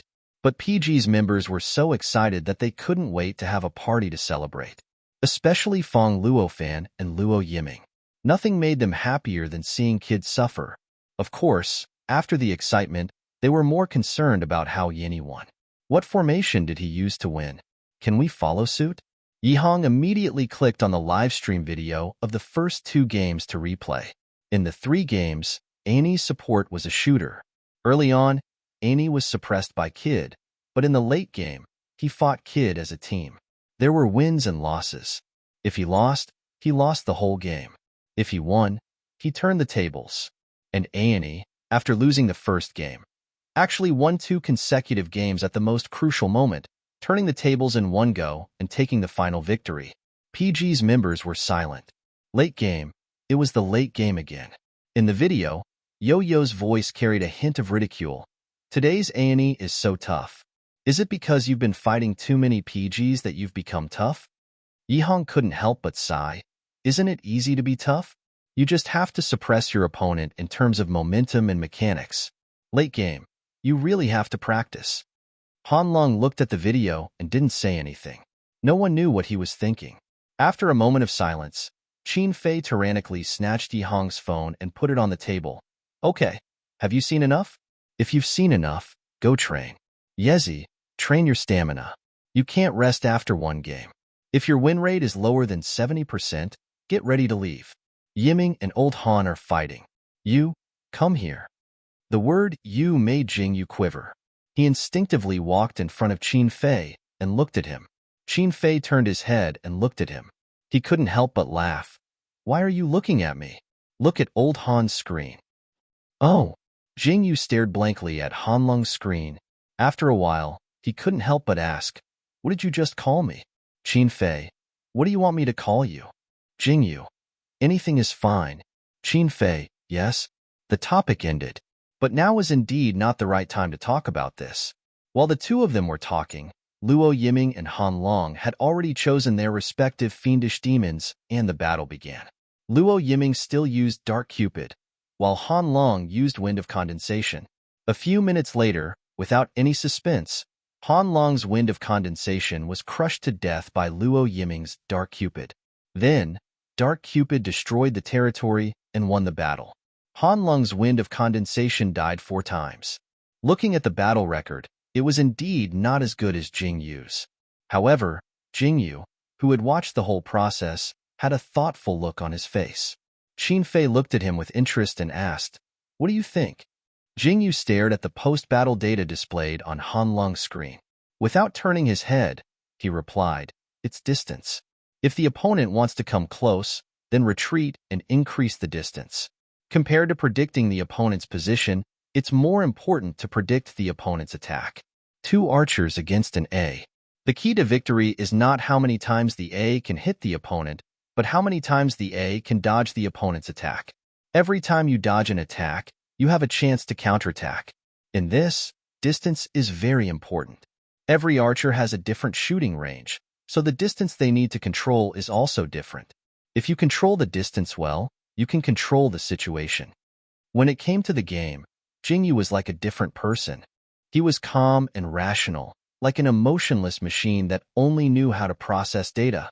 He was a very sensitive person, whether it was his body or his heart. He looked strong, but he was actually very weak. He rarely brought his emotions into the game.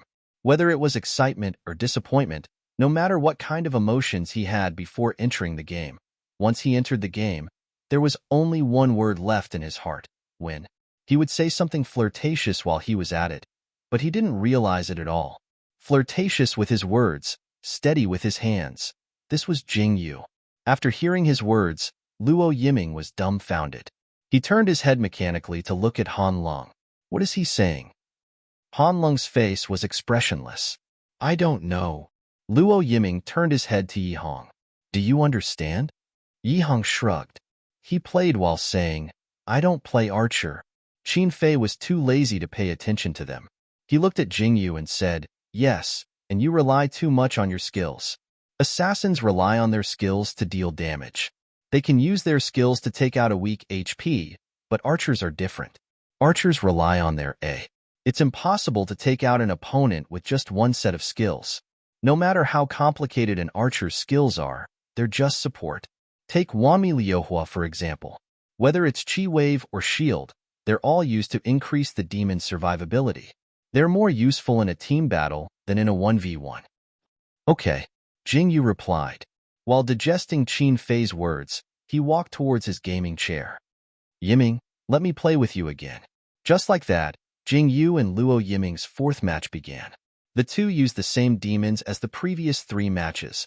Luo Yiming used Dark Cupid, and Jingyu used Wanmi Liuhua. When they entered the battlefield, Yi Hong had just finished a match. Seeing that Qin Fei was still watching Jingyu from behind, with no intention of training, he couldn't help but roll his eyes. He picked up his phone and sent him a series of messages. Yi Hong, what are you doing? You want us to train? Yi Hong, speaking of which, what did Jingyu mean by that?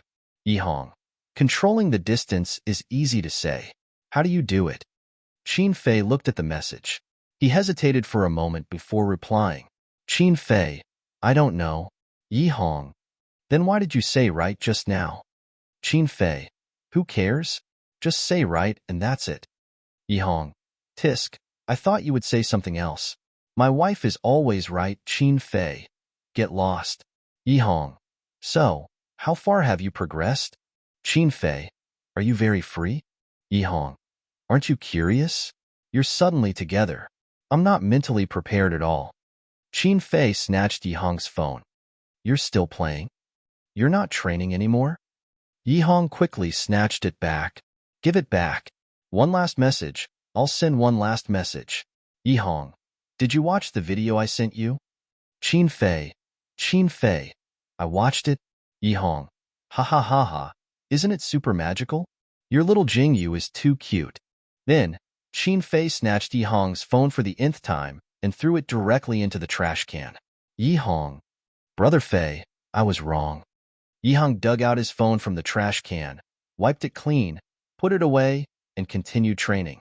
At this time, Jingyu's Wanmi Liuhua had just finished killing a wave of soldiers and was now level 2. Then, just like the previous few games, he charged straight at Luo Yiming's Dark Cupid. This time, he stopped at a certain point and began to move vertically. He tried to release a flat attack at Dark Cupid. After Dark Cupid dodged it, he used another displacement to get close to Wanmi Liuhua's face. However, just as he moved in front of Wanmi Liuhua, he was pushed away by a heat before he could release a skill. Qin Fei saw that Dark Cupid was pushed back to his original position as soon as he used the displacement skill. It was indescribable how frustrated he was. Then, while he was still frozen, Wanmi Liuhua instantly released a flowing fire followed by a flat attack. Both attacks hit. Jingyu predicted Luo Yiming's movement and released the next flat attack. As expected, Luo Yiming dodged it. After dodging, he immediately counterattacked with a flat attack. Jingyu's Wanmi Liuhua stood motionless. The pitch-black arrow shot directly at Wanmi Liuhua and dissipated into thin air the moment it was about to hit. It did not cause any damage to Wami Liuhua. Qin Fei's eyes suddenly widened. He suddenly remembered Yi Hong's question. It was easy to say that he could control the distance, but how could he do it? Others might not be able to do it, but Jingyu did not dodge just now. It meant that he knew very well that Dark Cupid's arrow could not hit him. He could actually control the shooting range of the archer to this extent. However, after the arrow missed, Luo Yiming decisively flashed to Jingyu's face and seized the opportunity to attack. Jingyu was caught off guard. After flashing away, he immediately counterattacked. However, Luo Yiming dodged all of his attacks with his immortal movement. In the end, both sides suffered heavy losses. Wami Liuhua's HP was lower than Dark Cupid's. Soon, the second wave of troops came. Jingyu missed the best opportunity to return to the city, so he could only continue to clear the troops. After clearing another wave of troops, he rose to level 3 and had a shield. He let Wami Liuhua attack Dark Cupid again. Once again, he pushed him away when he moved over. Then, he released a flowing fire and continuously attacked Dark Cupid. Dark Cupid was hit twice and successfully dodged the third one. He dodged while closing in on Wami Liuhua. Jingyu let his Wami Liuhua retreat while attacking Dark Cupid. He always kept a distance from Dark Cupid. At the same time, he calculated the time it would take for Dark Cupid to respawn. Wami Liuhua's Scorch did not respawn as fast as Dark Cupid's displacement. Therefore, when Dark Cupid moved over to Jingyu's face again, Jingyu could only let Wami Liuhua activate the Flame Shield to block his attacks while retreating into the tower. However, Luo Yiming had no intention of letting him go. He chased him all the way to the bottom of the tower. Soon, Wami Liuhua's Flame Shield disappeared. The two of them were fighting under the tower. Their HP dropped at a frightening rate. Jingyu wanted to continue retreating, but he could not widen the distance between him and Dark Cupid. In the end, he was killed under the tower. However, Luo Yiming's Dark Cupid could not avoid the last tower attack and fell under the tower. The two of them fell face to face, like a husband and wife bowing to each other. Qin Fei frowned when he saw this. Jingyu. A tower kill, so ruthless. Luo Yiming. I told you, it's a normal PG move, that's right. Whether it was the commentators or the players, the first two classic moves that came to mind when talking about PGs were a tower kill and a low HP counterattack. Jingyu looked at the death countdown on his screen and sighed inwardly. He still could not beat Luo Yiming. However, at least he managed to kill him once. In the end, the fourth match between the two of them ended with Luo Yiming's victory. However, Jingyu's improvement was obvious. He managed to kill Luo Yiming twice, and the match lasted longer than the previous one. After losing, he was about to say again, but Qin Fei stopped him in time. That's it for today. You can practice Fleeting Shadow for the rest of the time. Huh. Jingyu raised his eyebrows in surprise. I thought that with Fleeting Shadow, I wouldn't be able to get a ban. Yi Hong's hand trembled, and he missed a soldier. The little goldfish was really so arrogant that it was refreshing. Qin Fei could not help but laugh. He patted his head and said, "Don't be arrogant. Your Fleeting Shadow is good, but it's not flawless." After a pause, he said, "I'm letting you practice Fleeting Shadow because our opponent tomorrow is Rule." Jingyu. Rule? Qin Fei.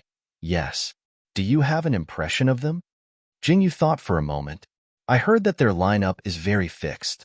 They're the polar opposite of SKR. Qin Fei. Yes. This team's ban position and lineup are basically the same. Therefore, I think that they'll ban Satan, Nine-Tailed Fox, Dark Cupid, and release Fleeting Shadow and Heart of Ice tomorrow. After hearing this, Jingyu's eyes lit up. Good. Watch me crush them with Fleeting Shadow.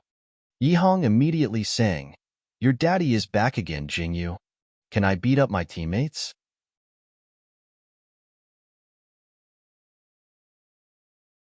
Chapter 108. After the match with Luo Yiming, Jingyu practiced Fleeting Shadows for the entire afternoon. At 9 p.m., he hesitated for a moment before turning on the stream. "Long time no see," he said to his fans. Soon, a bunch of comments appeared on the screen. Sob sob sob, long time no see. Jingyu, you're finally on the stream. I didn't wait for you for so long in vain. 9 p.m., So late. Will it be the same time tomorrow? Jingyu sighed helplessly. I won't be streaming tomorrow. The match is at 5 p.m. tomorrow. After the match, I'll have to practice after the match, so I don't have time. I know. I'll watch the match live. How long will you be streaming today? Are you going to use Fleeting Shadows? Jingyu. Use Fleeting Shadows. Jingyu thought about it. He had already used Fleeting Shadows in yesterday's match, so it didn't matter if he used it a few more times. Okay, I'll use Fleeting Shadows for 2 games today. Great. I can finally listen to Jingyu's dirty talk again. Jingyu's dirty talk when he uses Fleeting Shadows is too good. Jingyu, == if that's what you want, then I won't say anything anymore, Jingyu said proudly. You make it sound like you can control it. Accept your fate, Jingyu. You'll definitely say it. Jingyu, == a few minutes later, Jingyu. Hey, how can you not bring me to play mahjong in the bottom lane? Good thing I have big, Shio. Jingyu. Why aren't you playing anymore? Keep playing, I won, Jingyu. You want to play mid lane too? Come, let's play mahjong for 2, Jingyu. Fuck you. Sorry for bothering you, Dad. I'm sorry, Dad. On the screen, after Jingyu's Fleeting Shadows got a triple kill, he wanted to gank mid lane, but was swept away by the enemy mage. The comments frowny face ha ha. Utterly ruined. Ha.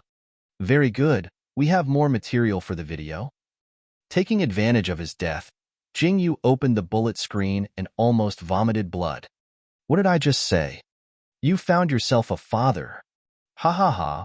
There's nothing wrong with acknowledging a father. Jingyu coughed. You're lying to me. I don't believe you. You called for Brother Fei. Yes, you said that you like Brother Fei. Jingyu was stunned when he saw the 2 comments, which were obviously just for fun. He didn't know how to react for a long time. Why aren't you talking? Jingyu, why aren't you saying anything? Are you angry? Jingyu, don't be angry. Everyone is just talking nonsense. Jingyu snapped out of his daze when he saw the comments. He sent his revived Fleeting Shadow into the jungle as he replied, Nothing, I was just thinking about something. And what are you thinking? I'm curious about what you're thinking about. I'm thinking. Jingyu was bitten by a monster when he was distracted. He quickly refocused on the game, but he instinctively wanted to reply to the comments. Almost subconsciously, he asked, What do you guys think of Brother Fei? Why did you suddenly mention Brother Fei? I think he's pretty good.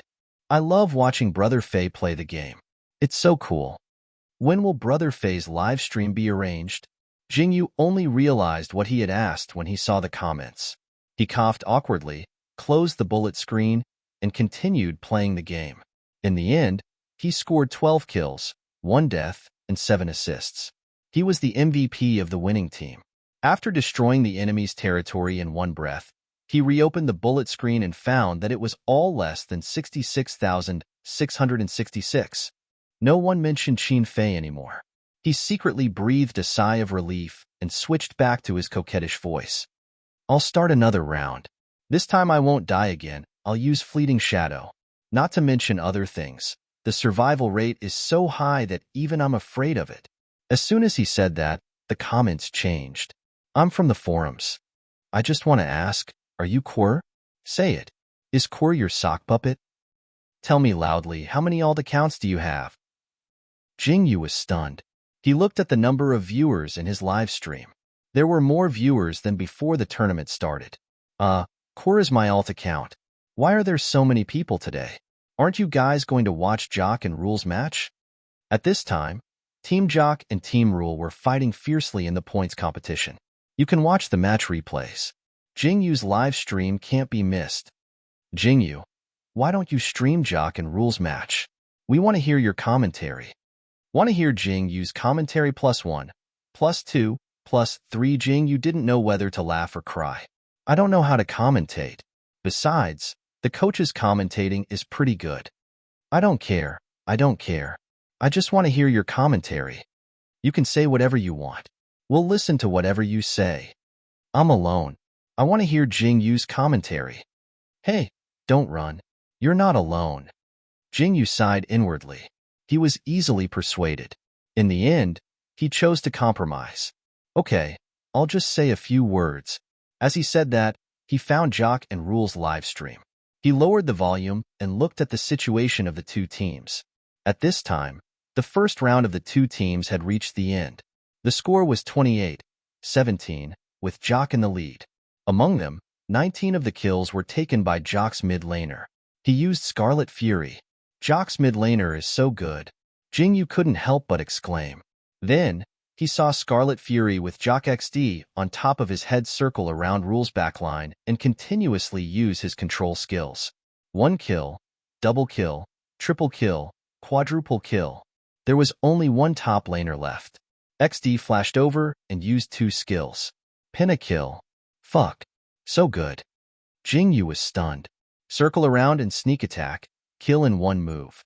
Jock's mid laner has the potential to play as an assassin. Ha ha ha, Jingyu's commentary is so easy to understand. Simple and crude. Generous.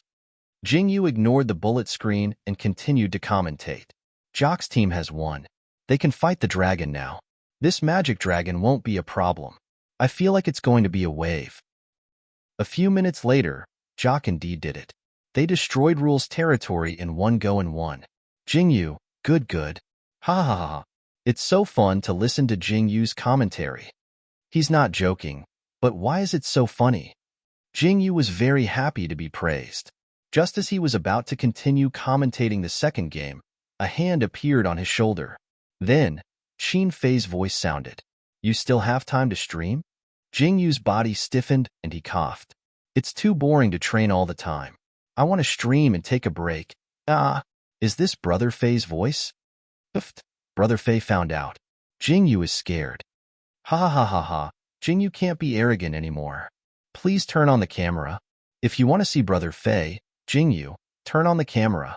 Jingyu's little cutie threw down a deep-water torpedo. Jingyu's wife threw down a deep-water torpedo. Jingyu is mine. Don't fight with me for him. Threw down a deep-water torpedo. Jingyu was a little stunned by the pile of deep-water torpedoes. He secretly glanced at Qin Fei. Seeing that he was looking at him, he carefully moved the mouse and turned on the camera based on his memory and feelings. Brother Fei is so cool. I'm dead. In a short moment, countless AWSL flashed across the screen. Jingyu nervously swallowed.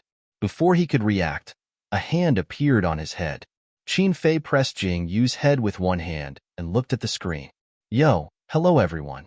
I'm PG Sleep, Qin Fei. Hello, Captain. Hello, Brother Fei. Hello, Sleeping God. Qin Fei smiled. Thank you for taking care of our Jingyu. You're welcome. You're welcome. Be nicer to Jingyu. Qin Fei.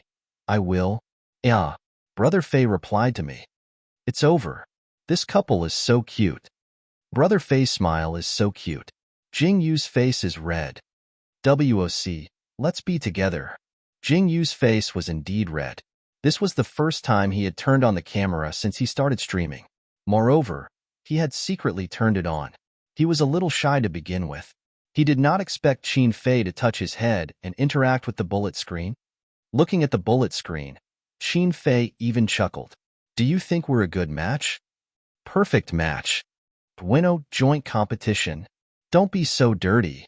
Suddenly curious about the top and bottom? Is there a need to consider the top and bottom? Brother Fei is the top, Jingyu is the bottom. Jingyu coughed.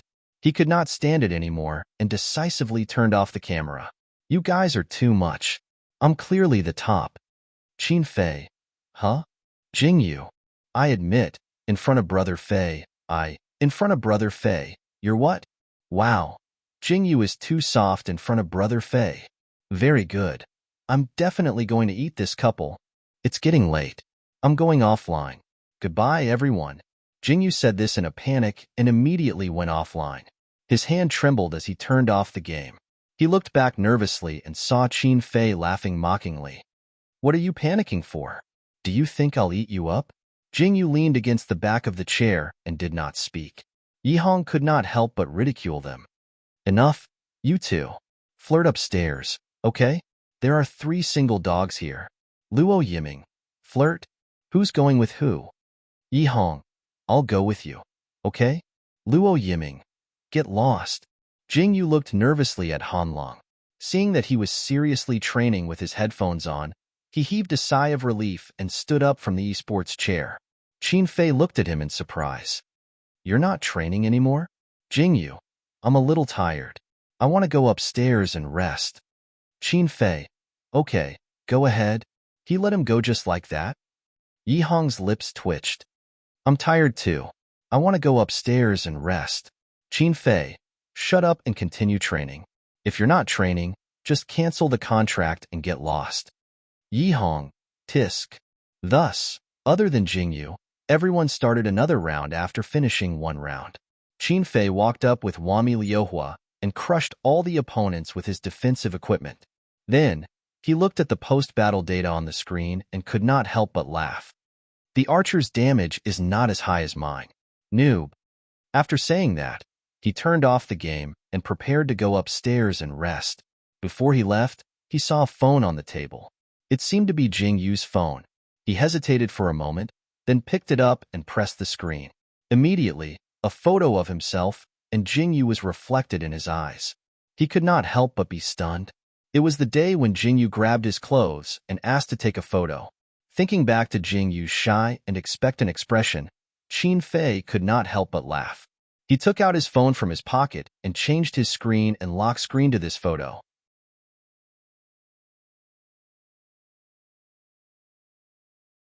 Chapter 109. After Qin Fei finished setting the wallpaper on his phone, he took his and Jing Yu's phones and went upstairs. Jing Yu took off his clothes and lay on the bed for a while. He reached for his phone out of habit, but he didn't find it. Only then did he realize that he had forgotten to take his phone. He lifted the blanket and was about to put on his clothes when there was a knock on the door. Qin Fei's voice came from outside the door. Can I come in?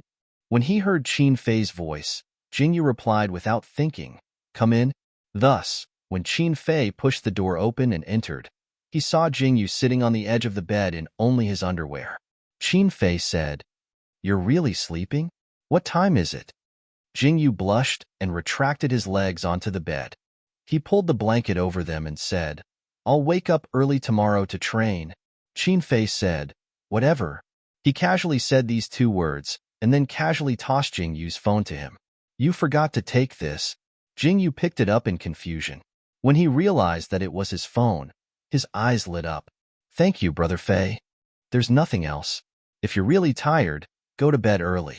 After Qin Fei finished speaking, he turned to leave. However, when he was closing the door, he suddenly thought of something and said, Wake me up tomorrow when you wake up. Let's go buy breakfast together. Okay, Jing Yu smiled. The next day, Jing Yu woke up at 7 o'clock. He said that he would wake up early to train, but considering that he would be sleepy in the afternoon, he eventually changed his alarm to 7 o'clock. After getting out of bed, he first brushed his teeth and washed his face. After tidying himself up, he sneaked into Qin Fei's room and shook him. Wake up. Then, without any suspense, the two of them fought for a few rounds. Jing Yu countered every move he made. He quickly caught Qin Fei's flaw and lifted his blanket. Finally, Qin Fei woke up after being tossed around. When he saw that the person beside him was Jing Yu, he instantly put away all his sharpness and yawned as he lay on the bed. Morning. Jing Yu smiled. Morning, Brother Fei. After Qin Fei finished washing up and putting on his clothes, the two of them went to a nearby bun shop. Qin Fei. Is there anything in particular you want to eat? Jing Yu. Whatever. Qin Fei. Okay. Qin Fei realized that when it came to food, Jing Yu was really casual. He probably wouldn't have any complaints even if he fed them 2 steamed buns every day. Thus, he casually bought some food and brought it back to the club. After eating, the two of them went to train. When Yi Hong finished washing up and went downstairs, he was shocked to see a table full of breakfast. When he saw Qin Fei in the training room, he was shocked again. Damn. Sure enough, it's different when you have a boyfriend. Who has a boyfriend? Luo Yiming walked down the stairs with his messy yellow hair. He yawned and saw the breakfast on the coffee table. Wow, Jing Yu is treating today? Yi Hong shrugged and sat down on the sofa. Brother Fei is treating, but it doesn't matter who treats. Luo Yiming. Ha ha ha. I'm fine as long as there's something to eat. Pfft. What did you say? Brother Fei is awake? When Luo Yiming saw Qin Fei in the training room, he looked as if he had seen a ghost. He didn't sleep last night, right? Yihang shrugged again and mumbled with a steamed bun in his mouth, maybe. After that, Han Long went downstairs to eat breakfast. When he found out that Qin Fei had woken up earlier than him, he was shocked too. Damn, did the sun rise from the west? Finally, Qin Fei said impatiently, "Why are you all so shocked? Hurry up and eat. After you're done, get over here and train." The five of them trained until 3 in the afternoon. Then, they set off for the points competition. Their third match was against Rule.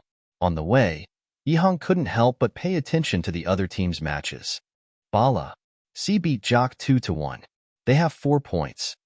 Luo Yiming didn't react until Jingyu said, "They won all 3 matches?" Yihang, "Yes, they won all 3 matches. On the first day, they beat Rule 2-0. On the second day, they beat my 2-1. And today, they beat Jock 2-1. Luo Yiming finally reacted. Damn, that's amazing. Bala. C is going to fly. Han Long couldn't help but sigh. The number 1 jungler is amazing. In the third match against Jock today, Li Yin took 20 kills. Li Yin was Bala, C's jungler. His ID was Bala, Xian. The name was beautiful and he was a handsome young man. He was younger than Jingyu by a year and the same age as Luo Yiming. However, Luo Yiming was more concerned. Where's the kid? What's his score? Yihang, don't worry, I'm watching. Got it. The kid beat my 2-1. He has 1 point. Ha ha ha, only 1 point? Luo Yiming gloated. He's not that good. Yihang didn't know whether to laugh or cry. I'm afraid you forgot that we have 0 points. Jingyu, but if we win today, we won't have 0 points. We might even surpass the kid. Han Long, that makes sense. Luo Yiming, we have to win. Yihang, Yiming, shut up. Don't raise flags. Qin Fei couldn't help but laugh. We have to thank Ain. She pulled down the kid's score and gave us a chance to surpass him. Luo Yiming, let's treat Ain to a meal. Han Long, good idea. Yihang, let's go. Jingyu looked up at the sky. He could already imagine Ain's reaction when she was invited. She would either be confused or alert. Luo Yiming, oh right, what's her score now? Yihang, she's -1 point. The match hasn't started yet. Han Long, Ain's match today is at 9 p.m. She's going against SKR1. Luo Yiming, they chatted along the way until they arrived at the venue of the elimination match. At 5 p.m., the host invited the 2 teams to the stage and greeted each other. On Rule's side, it was their captain who was playing in the support position. He said seriously and solemnly, "We will try our best to win." Seeing how serious he was, Jingyu, who represented PG, was too embarrassed to say anything. He could only reply seriously, "Don't worry, that's impossible." Everyone laughed. The host also laughed for a long time before taking back the microphone. Then, let's invite the 2 teams to the competition room. As the 5 players went upstairs, Luo Yiming was still laughing. Ha ha ha ha, Jingyu, you're really not polite. Yihang, however, if someone else said the same thing, it would be annoying. But when little Jingyu said it, it's actually a little cute. Han Long, it's too natural.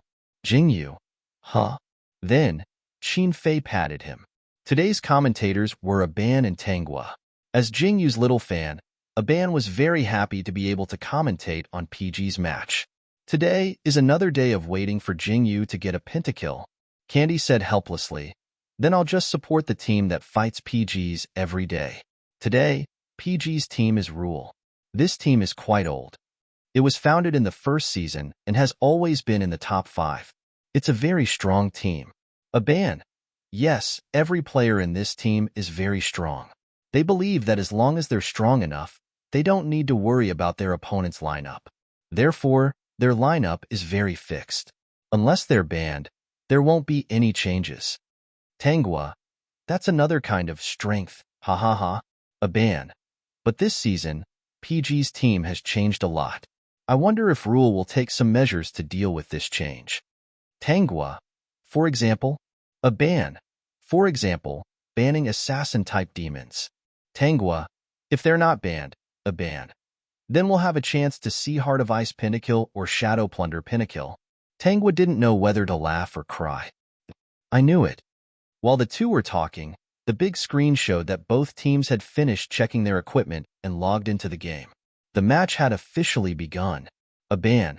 Okay, we can see that today's blue team is PG. Wow, it's really not easy. This is the first time PG has gotten the upper hand since the start of the competition. Tangua. Haha, it's not easy. But PG's performance this season is not bad. It's really good to get 1 point from a kid. PG got the upper hand. Before Jing, you could ask who was banned. Qin Fei said directly, Azrael. And so, Jingyu decisively banned Azrael. A ban. PG got Azrael for the first ban. Rules lineup is fixed, so there's no need to hesitate. I'm guessing Heijiao and Wind of Condensation are next. Tangua. Yes, Azrael, Heijiao, and Wind of Condensation are all very strong. After a pause, she said, Rule ban Nine-Tailed Fox. A ban. Rules ban is fixed. I'm guessing Dark Cupid or Satan will be next. Sure enough, PG immediately banned Wind of Condensation and rule banned Dark Cupid. The last ban was given to Heijiao by PG and Satan by Rule. Tangua. Both. A ban. Ha ha ha, please call me the Prophet Emperor. In reality, no matter which team was playing against Rule, it was easy to guess which team's ban and final lineup would be. Even so, Yihong was still surprised. They actually didn't ban little Jingyu's Glimpse of Shadows? Hanlong. Wow, this team is very confident. Luo Yiming. Jingyu, kill them with Glimpse of Shadows. Don't worry, I will. Jingyu smiled, then looked at Qin Fei beside him. What should we pick? Even though Jingyu had checked Rule's usual lineup, this was his first time playing against Rule in an official match. He wanted to play it safe, so he asked for Qin Fei's opinion. Qin Fei yawned and replied casually, Wanmi Liuhua, then Lilith and Sarier, and finally Scarlet Fury and Glimpse of Shadows. Jingyu. Got it? Qin Fei. By the way, their lineup will be Quangu, Peacock Plume, Centaur, Mermaid, and Sword Burial. He paused, then sneered and gripped his mouse. Every version is a god. Now that the version is different, it's time for Rule to fall.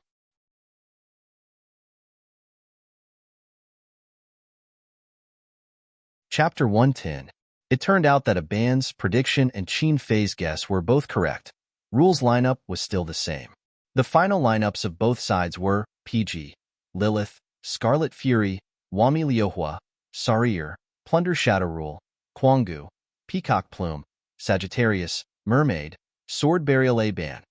On one side is Rule, who insists on using his old lineup, and on the other side is PG, who has 2 new demons. How will the battle turn out? Tangua. Haha, let's wait and see the battle between the old and new lineups. Before entering the battlefield, Qin Fei turned his head to look at Jingyu, only to see his fingers lightly tapping on the keyboard, making a de-de-de sound, as if he was eager to give it a try. Jingyu was indeed a little excited. He didn't think that he would be able to use Plunder Shadow in an official match. Although every time he used Plunder Shadow, he would say some dirty words, and he would be too ashamed to listen to it afterward. He had to admit that Plunder Shadow's big move was very cool. It was so cool to appear out of nowhere and take a kill. However, he was a very loyal person. In his heart, Heart of Ice was still the #1. He liked Heart of Ice's looks, he liked Plunder Shadow's big move, but it was a pity that he could only use 1 demon in each match. For this match, he would use Plunder Shadow first. A few minutes later, the demons were loaded, and both sides entered the battlefield. Jingyu immediately sat up straight and stared at the black-clothed youth on the screen, letting him rush into the jungle. The new demon would definitely be strong as soon as it appeared. Plunder Shadow's movement speed and damage were superior to Heart of Ice. Therefore, Jingyu, who could use Heart of Ice to agilely farm in the jungle, could use Plunder Shadow with ease, and his farming speed was not inferior to Sword Burial's at all. PG's coach, Feng Luofan, had once asked Jingyu why he didn't like Sword Burial's jungler. Jingyu's answer was that it wasn't that he didn't like it, but that he didn't feel it. Jingyu could also play Sword Burial very well, sometimes even better than Heart of Ice. However, Sword Burial's HP was more than Heart of Ice's, but its damage was not as high as Heart of Ice's. It was too difficult to kill it in one move. Basically, it had to contend with of ice for a while. In comparison, assassin-type demons like the Heart of Frost could appear and disappear unpredictably.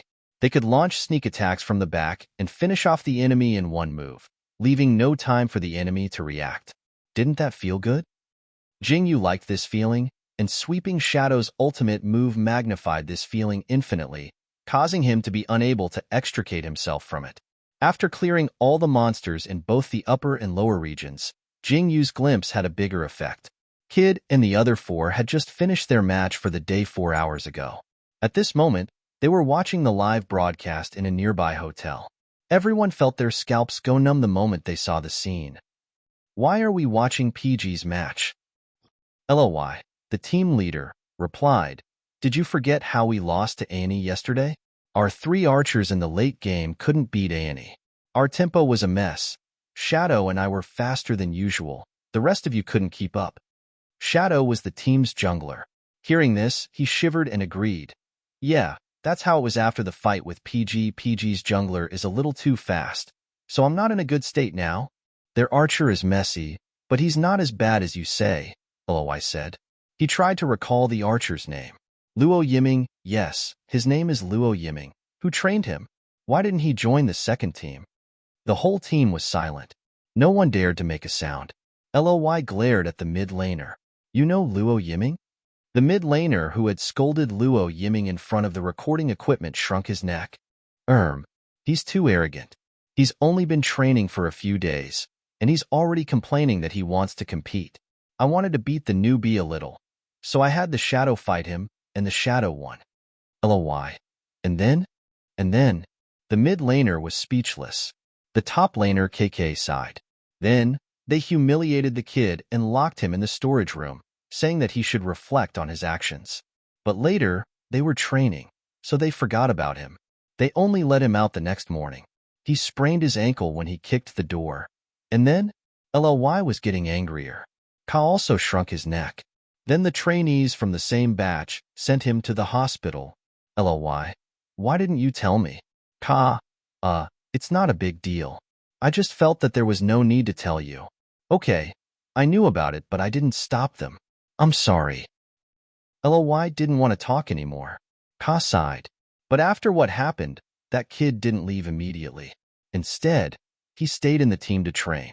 Maybe he really likes esports. Hearing this, the mid laner couldn't help but roll his eyes. Didn't he leave in the end? Ka frowned. I don't know exactly how he left. One day, he suddenly disappeared. I asked the trainees who were in the same batch as him and found out that he had joined a team that I had never heard of before. It was PGTSK. Who would have thought that this team would become so strong? While they were talking, Rule's mid laner was hit by Yihong's PG. He hurriedly retreated to the bottom of the tower. Just as he clicked on the return button, his progress bar hadn't even started moving when Jingyu's glimpse appeared behind him with a Xiao and dealt a final blow. System. Glimpse. 1 kill. System. Enemy Peacock Plume has been killed. LOY. In the future, I'll personally pick the trainees to become official members. Fuck, such a good seedling, and you guys kicked him out just like that. On the screen, Luo Yiming's Wami Liuhua, under the protection of Sarier, jumped over the tower and killed Rule's players. At the same time, the mermaid was beaten to a critical level. At this moment, Jingyu's Sweeping Shadow came over with a whoosh and cleanly killed the mermaid. System. Wami Liuhua has been killed. System. Enemy team has been killed. System. Glimpse. 1 kill. System. Enemy mermaid has been killed. Ka. By the way, what's up with PG's coach, Feng Luofan? I remember that he used to be in our team and played in my position. LOY. Yes, he used to be our team's top laner. Then he got into a car accident and hurt his hand, so his contract was terminated. Ka. That's it? LOY. What else? Ka. TSK, we lost to Ain yesterday. When we went downstairs and heard his commentary, he was gloating. Shadow, I guess he still hates us. After all, The termination of his contract was quite sudden. LLY. It wasn't sudden. On one hand, he's not young anymore. On the other hand, the coach wants us to all be able to play marksman.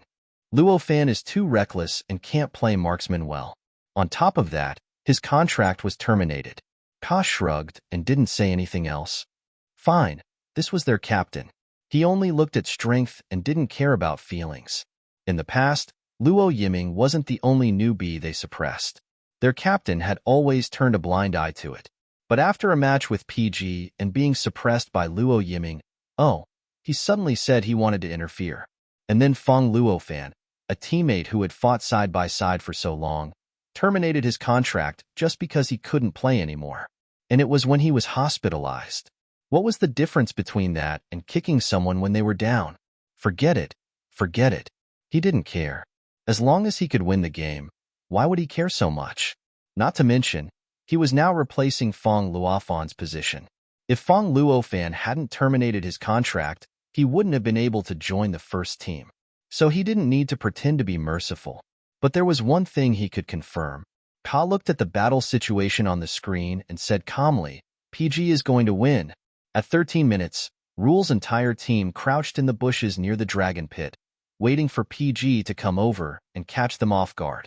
But PG seemed to know and surrounded the bushes from all directions. Then, Yihong's Scarlet Fury directly zoomed in and threw a crowd control skill at Rule's marksman. After the crowd control skill, a complete combo was launched. Rule's marksman couldn't move and was finished off by Scarlet Fury. System: Scarlet Fury, 1 kill. System: the enemy's team has been killed. After the enemy's team was killed, Qin Fei's Lilith activated Bloodsucker and entered the bushes, lowering the enemy's Peacock Plume's HP in minutes. Jing Yu's Shadow Sweep single-handedly finished off the magic disc and directly used his ultimate. His Shadow Sweep crossed half the map and rushed into the dragon pit. He teleported away Peacock Plume and then used his ultimate again, clashing head-on with Sword Burial who was coming from behind. Jing Yu. Kill Sword Burial. Kill Sword Burial. Wait, I can do it. I can do it alone. Jing Yu flicked his mouse and moved to dodge Sword Burial's 2 attacks. He teleported behind Sword Burial and slashed back. Then, when Sword Burial turned around, he flashed behind him and attacked. Sword Burial only had a sliver of HP left. When he realized that he couldn't kill his Shadow Sweep, he decisively teleported and flashed over the wall to escape. Before the cooldown of his ultimate ended, Jing Yu skillfully clicked the mouse and pulled out a calculated angle. Release. On the big screen, the camera cut to Sword Burial's position. He found a bush and crouched down, as if he was waiting for the PG to attack the dragon. However, not long after he squatted down, a ghostly figure appeared behind him out of thin air and decisively stabbed him with a knife. System: Shadow Sweep, double kill. System: the enemy's Sword Burial has been killed. On the other side, Luo Yiming's Wanmi Liuhua desperately chased after the enemy's Quangu and Mermaid. Double kill. PG 0 for 5. Aban was so excited that he almost jumped out of his chair. This group battle is too exciting. Whether it's Yezi's opening or Jing Yu's Shadow Sweep's timing and angle, it's all unbelievably perfect. One's double kill is too thrilling. Only one can pull off such a thrilling situation. Tanghua. Rule got wiped out and the PG started attacking the dragon. I feel like Rule's rhythm is a bit messy. Many of his skills are released at the wrong time. The jungler is too slow. Aban. It's better to say that the PG's rhythm is too fast.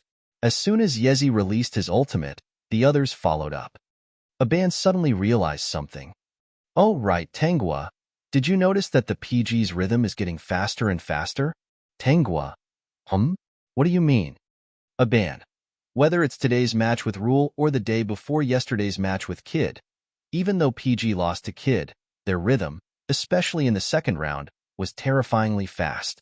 I don't know if you remember, but in the second round, Jing Yu's Shadow Sweep used his ultimate 3 times in 5 seconds. In the end, he got a pentakill.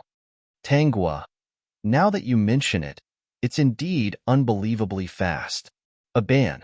This is the result of PG's teamwork. I don't know if it's because Jing Yu used Shadow Sweep, or because PG's teamwork has improved. In any case, PG's rhythm is indeed getting faster. Tanghua. Speaking of which, Jingyu just joined PG this season. We've always overlooked a problem. When a new player joins, the team will have to adjust to each other. Not to mention, PG's coach said that PG's current commander is Jingyu. With a new player, a new position, and a new commander, PG must have spent a lot of time adapting and adjusting to each other. Aban. Ha ha ha. You're right. Looks like this battle team is more or less done with their training. They are also adapting well to the new demons. As the two of them spoke, PG took down the magic dragon and destroyed all of Rule's towers in one go. After Rule's 5 resurrected, they stubbornly struggled for a while before they were all killed by PG in the end. When the 2 golden words victory appeared on the big screen, Aban shouted at the top of his voice. PG defeated Rule. First point. Tanghua was relatively calm. PG's team is getting more and more mature. On the other hand, Rule's performance this season has been unsatisfactory. He's already lost to Ball, C and Jock. Right now, the score is 1-0. PG is in the lead. Will Rule be able to turn the tables on PG? On PG's side, after winning the first round, everyone breathed a sigh of relief and started chatting happily. After Jingyu took off his headphones, he bluntly said, "Last season's 5th place? You're not even as good as SKR." 1. Yihang didn't know whether to laugh or cry. Little Jingyu, you really dare to say that? Luo Yiming. Ha ha ha, Jingyu is never a coward in the game. Qin Fei didn't care. What's there to be afraid of when you're so strong? Just do it. Hanlong also said, we're PGs. We always just do it when we don't like it. Jingyu smiled. Here's the question. Will Rule ban my glimpse in the next round? Hanlong. Let's bet on it. Luo Yiming. What happened to the fixed lineup? I bet it won't. Yihang. It's hard to say. By the way, little Jingyu, why do you look like you really want your glimpse to be banned? Jingyu. Well, if they ban my glimpse, one of you might be able to release your original life, and I still have Heart of Ice. Hanlong. Touching. Really fucking touching. Yihang didn't know whether to laugh or cry. What are you touched about? It's not like your original life is in the banned position. Jingyu. By the way, I haven't used the Moonshade Spider in a long time. Brother Yi, how about a Soul of the Night? Let's start with one wave flow, Yihang. Sure. Rule only has one set of lineups, while we have many. Let's just show them one set to broaden their horizons. Luo Yiming. Ha ha ha, just do one. How about Old Han support with Gulen? I'll take the Maha. Bayou. Hanlong.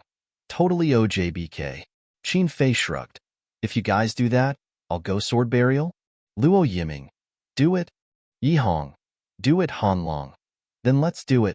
Jingyu couldn't help but laugh. Then let's do it every day. It's not PG if we don't do it.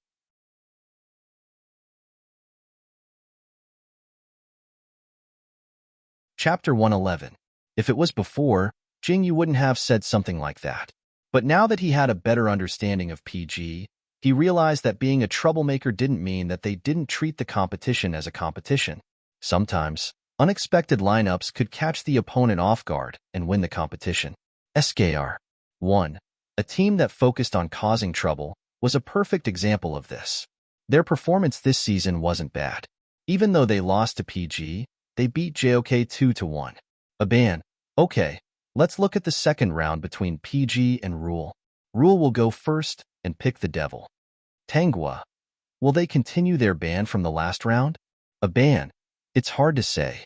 After all, Rule was suppressed by PG in the last round. PG's lineups aren't something that Rule can beat even if he's strong. Not to mention, PG's player isn't weak. While the two of them were talking, Rule hesitantly chose their first ban position just before the countdown ended. The audience was in an uproar when they saw the black-clothed youth appear on the big screen. Shadow Glimpse. Aban exclaimed. Rule ban Jingyu's Shadow Glimpse. Tanghua's eyes widened in surprise. PG is amazing. There aren't many teams that can make Rule change their ban.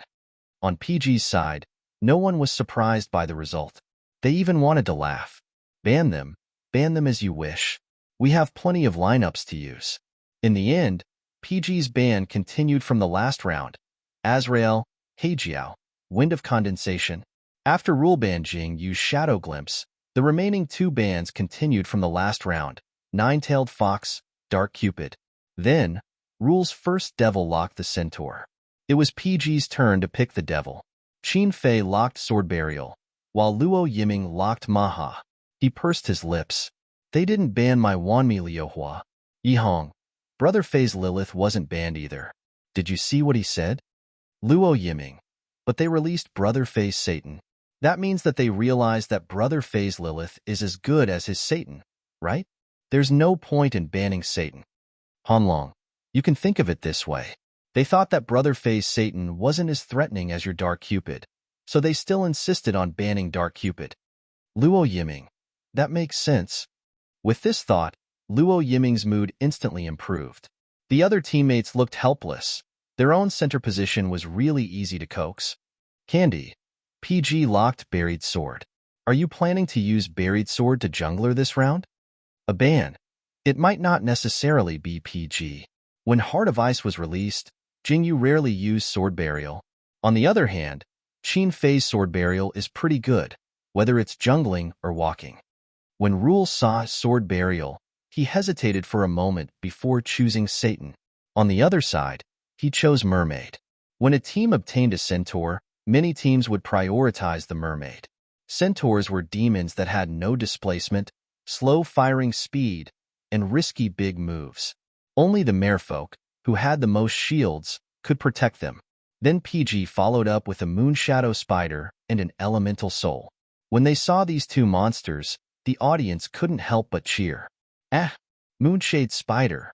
We can finally see Jing use Moonshade Spider again. One Wave Rush. I'm looking forward to this game. Aban was also very excited. I haven't seen Jing play Moonshade Spider in a long time.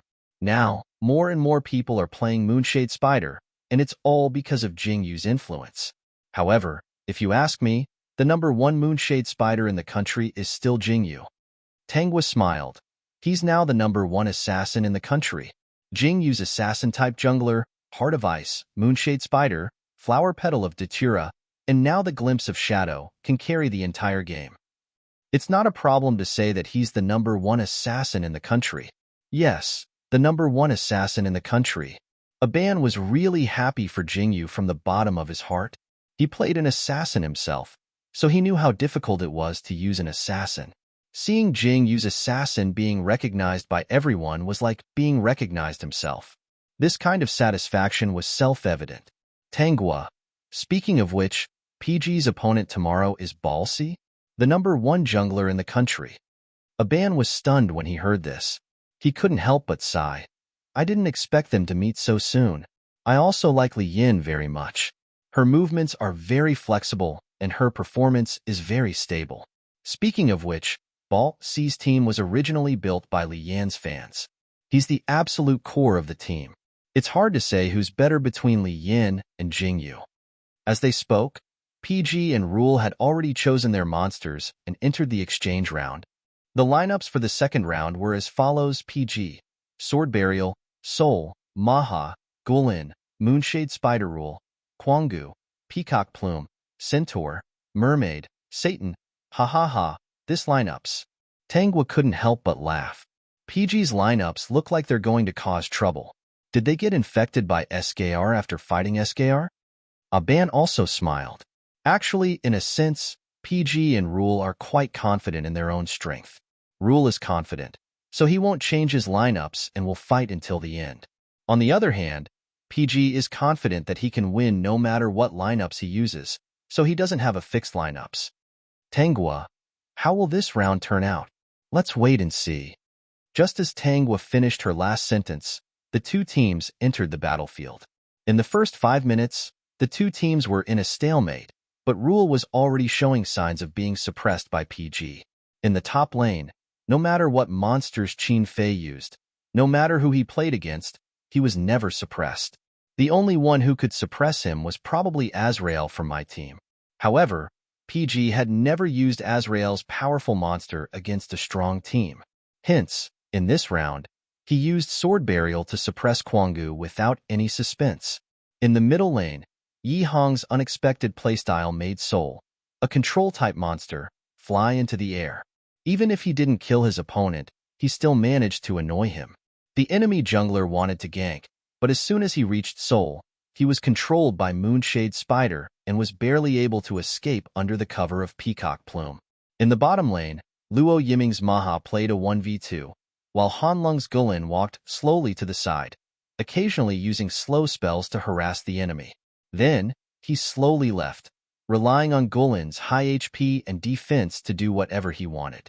Finally, Luo Yiming's Maha was the first to reach level 6. He fiercely charged at the enemy jungler, forcing him to retreat into the tower. Then, Hanlung's Guilin blinked into the tower, followed by Maha, who used 2 buffs to deal damage, frantically destroying the mermaid's shield. The enemy jungler had no choice but to blink away. Maha decisively blinked after him and used his ultimate skill, Heaven-Worshipping Feathers. Countless feathers chased after the enemy jungler, successfully killing him at the bottom of the tower. System Maha, 1 kill. System, the enemy jungler has been killed. Hanlong, I can still tank, kill the mermaid, kill the mermaid. Luo Yiming, I'm still killing. Maha chased after the mermaid crazily. No matter where he moved, the feathers would hit him accurately, and the mermaid's HP dropped rapidly. Suddenly, he blinked behind Maha and spat out a bubble. It's under control. Tangwa watched anxiously. Guilin can't hold on much longer. Can Maha kill the mermaid? A ban. Maha probably can't kill her, but, following this a purple figure flashed into the tower from behind. Then, a white net covered the mermaid's face, trapping her at the edge of the tower. She was bitten by Guilin. System, Moonshade Spider, 1 kill. System, the enemy mermaid has been killed. A ban. Jing Yu's Moonshade Spider is here. The mermaid has been killed. Tangwa. But Rule's jungler is here too. Brother Han, get out of the tower. Yiming, follow me. Jing Yu shouted and moved his Moonshade Spider out of the tower. Luo Yiming's Maha followed closely behind. At this moment, the enemy Satan activated Demon King's Intimidation and rushed toward Maha. The Moonshade Spider had reached level 6 when it killed the mermaid. Now, it decisively changed its form. The spider grew larger and was dyed in blood. It predicted Satan's movements and released inescapable net. It was under control. Yiming, attack! Jingyu shouted, but his hands did not stop moving. He had trained his muscles to memorize the Moonshade Spider's combo. After releasing inescapable net, he followed up with Thousand Spiders Bite and Gluttony. Originally, he wanted to follow up with Spider Shadow Steps, but with Ma's attack, Satan did not last long. System, Moonshade Spider, double kill. System, enemy Satan has been killed. Satan's kill was practically a free kill for PG. He didn't even have the time to do anything before he was killed in an instant. Peacock Plume wanted to come to the bottom lane to help, but it was controlled by Yi Hong's soul and missed the best opportunity. When it saw the notification that Satan had been killed, it immediately turned and fled back to its own tower. However, Jingyu, who had not completed his combo, felt uncomfortable all over. In order to kill Peacock Plume, he used Spider Shadow Steps followed by Blink and Shadow Flash to complete a super long distance displacement. He appeared behind Peacock Plume and tore at it. Peacock Plume was forced to move and was controlled by Yi Hong's soul. When it was finally freed from the control, it wanted to make a last-ditch effort to attack its soul. However, its soul also attacked in time. Damage was reflected, and Peacock Plume's HP dropped drastically. In the end, it was unwillingly killed by Moonshade Spider. System, Moonshade Spider, triple kill. System, enemy Peacock Plume has been killed. Triple kill. Jingyu has scored a triple kill. Aban's blood was boiling as he watched. He wished he could sit in the audience and cheer for Jingyu. Jingyu's Moonshade Spider is still so strong even after being weakened. So what if the cooldown of its skills has been extended? One set of skills is enough for a triple kill. Tangwa could not help but laugh. Jingyu is constantly proving to us that as long as he is strong enough, no matter what kind of creature he uses, he can carry the entire game. A ban. I think that a lot of times, the creatures that PvP uses look like they are messing around, but they are actually very creative. Moonshade Spider and Soul are very weak individually, but when combined, they can control one-wave rush. Maha and Gulen in the bottom lane can be said to be two extremes in terms of movement speed. However, it is precisely because of the large difference in movement speed that the enemy archer's prediction is seriously affected. Then there is Qin Fei's Sword Burial. On one hand, it prevents Rule's jungler from using Sword Burial. On the other hand, it also increases the overall damage of PvP. One-wave rush is to deal the highest amount of damage in the shortest amount of time. As he spoke, Qin Fei's Sword Burial chased the Quangu into the tower with low HP. With a big swipe, he took off the Quangu's head, blocked the tower's damage, and moved out of the tower. The whole process was very smooth and comfortable. System: Sword Burial, 1 kill. System: Enemy Quangu has been killed. At this point, Rule's top, middle, and bottom lanes had all collapsed, and PvP had forcefully pushed into the tower. After Qin Fei cleared the enemy's creeps with Sword Burial, he followed his own creeps into the tower. He could not help but look at the camera in front of him and calmly say, "Listen up, Rules players. Teamwork is not as simple as you think."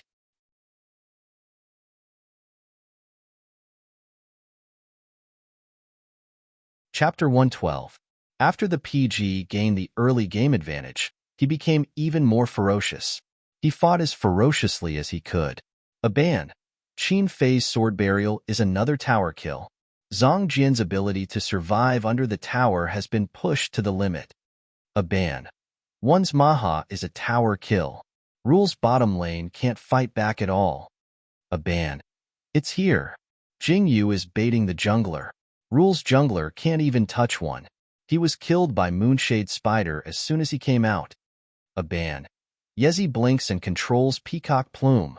Peacock Plume is freed and Jingyu's Moonshade Spider is coming. It's controlled. Peacock Plume is killed in one wave.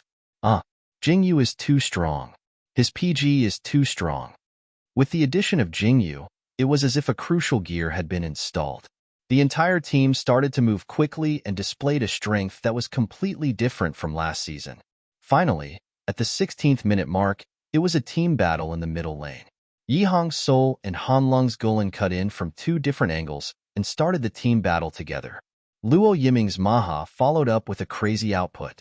Qin Fei's Sword Burial and Jing Yu's Moonshade Spider activated their unlimited harvesting mode and completed an extremely high-quality control in one wave. 0 for 5, Rule's team wipe. Tangua originally wanted to support the PG team, but when she saw this scene, no matter how much she forced herself to stay rational, she couldn't help but exclaim from her soul, "Oh my God, their PG is too strong. They're suppressing Rule so much that he can't even breathe." After shouting, he remembered that he had to say a few words for Rule. I don't know if Rule's team has been affected by the previous two matches, resulting in them not being able to perform as well as they should. I hope they can quickly adjust their condition. This was the truth. This season, Rule had lost 4 matches in a row against Ball, C, and Jock in the first 2 days of the competition. They were currently at the bottom of the 8 teams. If they lost 0-2 to PG today, they would have no chance of being in the top 5. Through the camera in front of everyone in the competition room, it could be seen that on Rule's side, everyone's faces were deathly pale. Their captain's brows were deeply furrowed, as if he was saying something. From the movement of his lips, it seemed to be encouraging words like, "Hold on." On PG's side, everyone was extremely excited. Luo Yiming, "Beat the dragon, beat the dragon, beat the dragon, beat the dragon, da-da-da-da-da."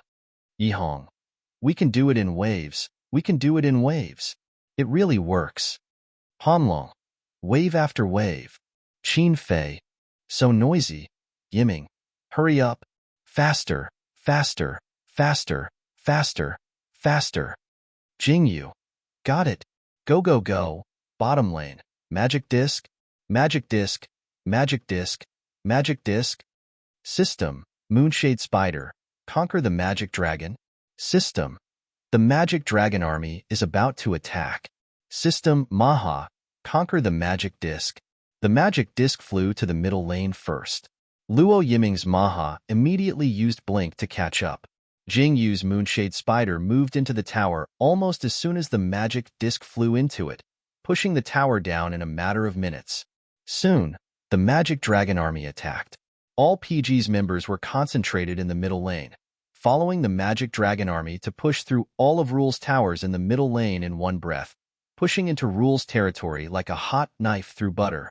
Then, Luo Yiming's Maha frantically took down towers, while the others dealt with Rule's revived members.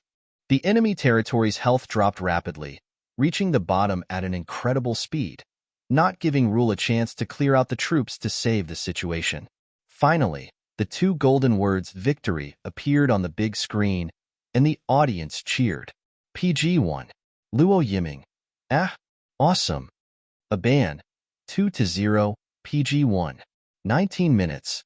They only took 19 minutes to beat Rule in the second round. Tanghua, let's congratulate PG for getting another 2 points. The audience thunderously applauded, cheered, and screamed, one after another. A few minutes later, PG's members came out of the game room. When they went down the stairs, they saw the audience standing up row after row, waving enthusiastically at them. Luo Yiming responded excitedly when he suddenly heard Yihang say, "I think the best thing after this game isn't that we won Rule, but that we have more points than the kid." "That's right." Luo Yiming jerked his head back. "We have 2 points. The kid only has 1 point. Qin Fei sneered. "Don't be happy too early. There are still 4 games left." Jingyu smiled and agreed. "That's right. The lead is only temporary. We have to play well in the next 4 games. Hanlong. After all, our goal is to be the champion. Beating Kid is just a matter of convenience." Yes, the champion," Luo Yiming said, then suddenly realized something. "Wait, is there a better team than Kid? Who is it?" "Yihang. Ball C. They have 4 points so far, and unfortunately, we have to play against them tomorrow." "Hanlong. There's also last season's champion team, MY, who hasn't played against us yet." "Yihang. Jock's mid laner is also very tricky. Tisk." "Hanlong. There's also. Which team hasn't played against us yet?" "Ain." Jingyu reminded. "We have another game with Ain." "Oh, Ain." Luo Yiming was about to mock them, but was interrupted by Yihang. "Yeah, they beat Kid's Ain." Luo Yiming immediately shut up. Qin Fei didn't care. "No matter which team we meet, we'll just beat them and be done with it." Jingyu smiled. That's right, when PG's 5 players returned to the stage, the screen was playing the special animation of the Moonshade Spider. The MVP of this game was Jing Yu's Moonshade Spider, who had the highest damage output and the most kills. It seemed that as long as he had the Moonshade Spider, he would be the MVP. After the animation ended, the screen jumped to the current results and points of the 2 teams, PG. 1-2 in the first game, 2-1 in the second game, 2-0 in the third game, 2 points. Rule, 0-2 in the first game, 0-2 in the second game, 0-2 in the third game, -6 points. When the points came out, the audience was in an uproar. They couldn't believe that Rule, a team that had always been in the top 5, would have such a terrible score. However, it could be seen that most teams had held back their strength in this invitational tournament. Kid and SKR1's 3 shooters lineup were brought out for the first time in this season's competition.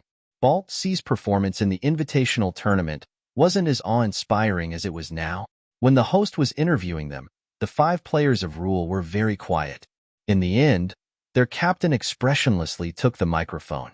After a long time, he squeezed out a sentence. "PG is very strong."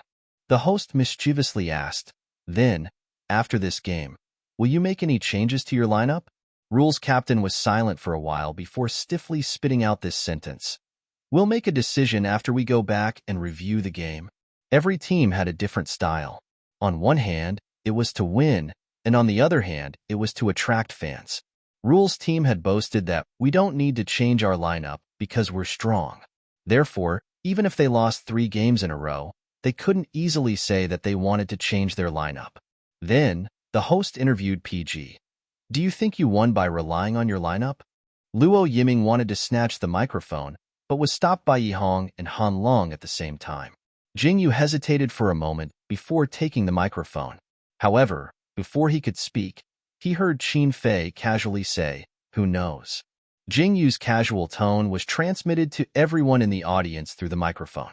The audience was silent. They didn't understand what he meant. Jingyu laughed. "Yeah, who knows? Maybe we can win this game with a different lineup. Or maybe we can lose the next game with the same lineup. No one knows the result without a real match. We can only say that we played well today. We'll work hard in the future." When he said this, he used a normal voice. It wasn't flirtatious or flirtatious. Originally, he just wanted to help Qin Fei translate.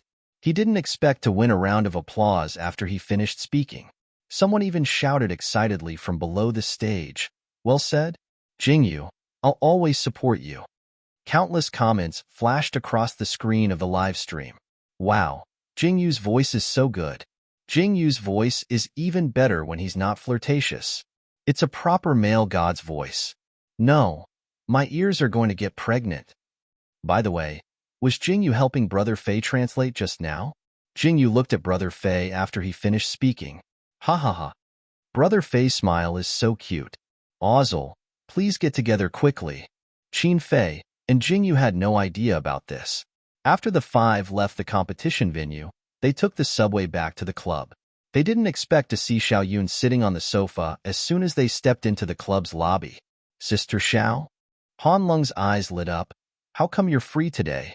Recently, due to PG's outstanding results, countless sponsors had come to their door.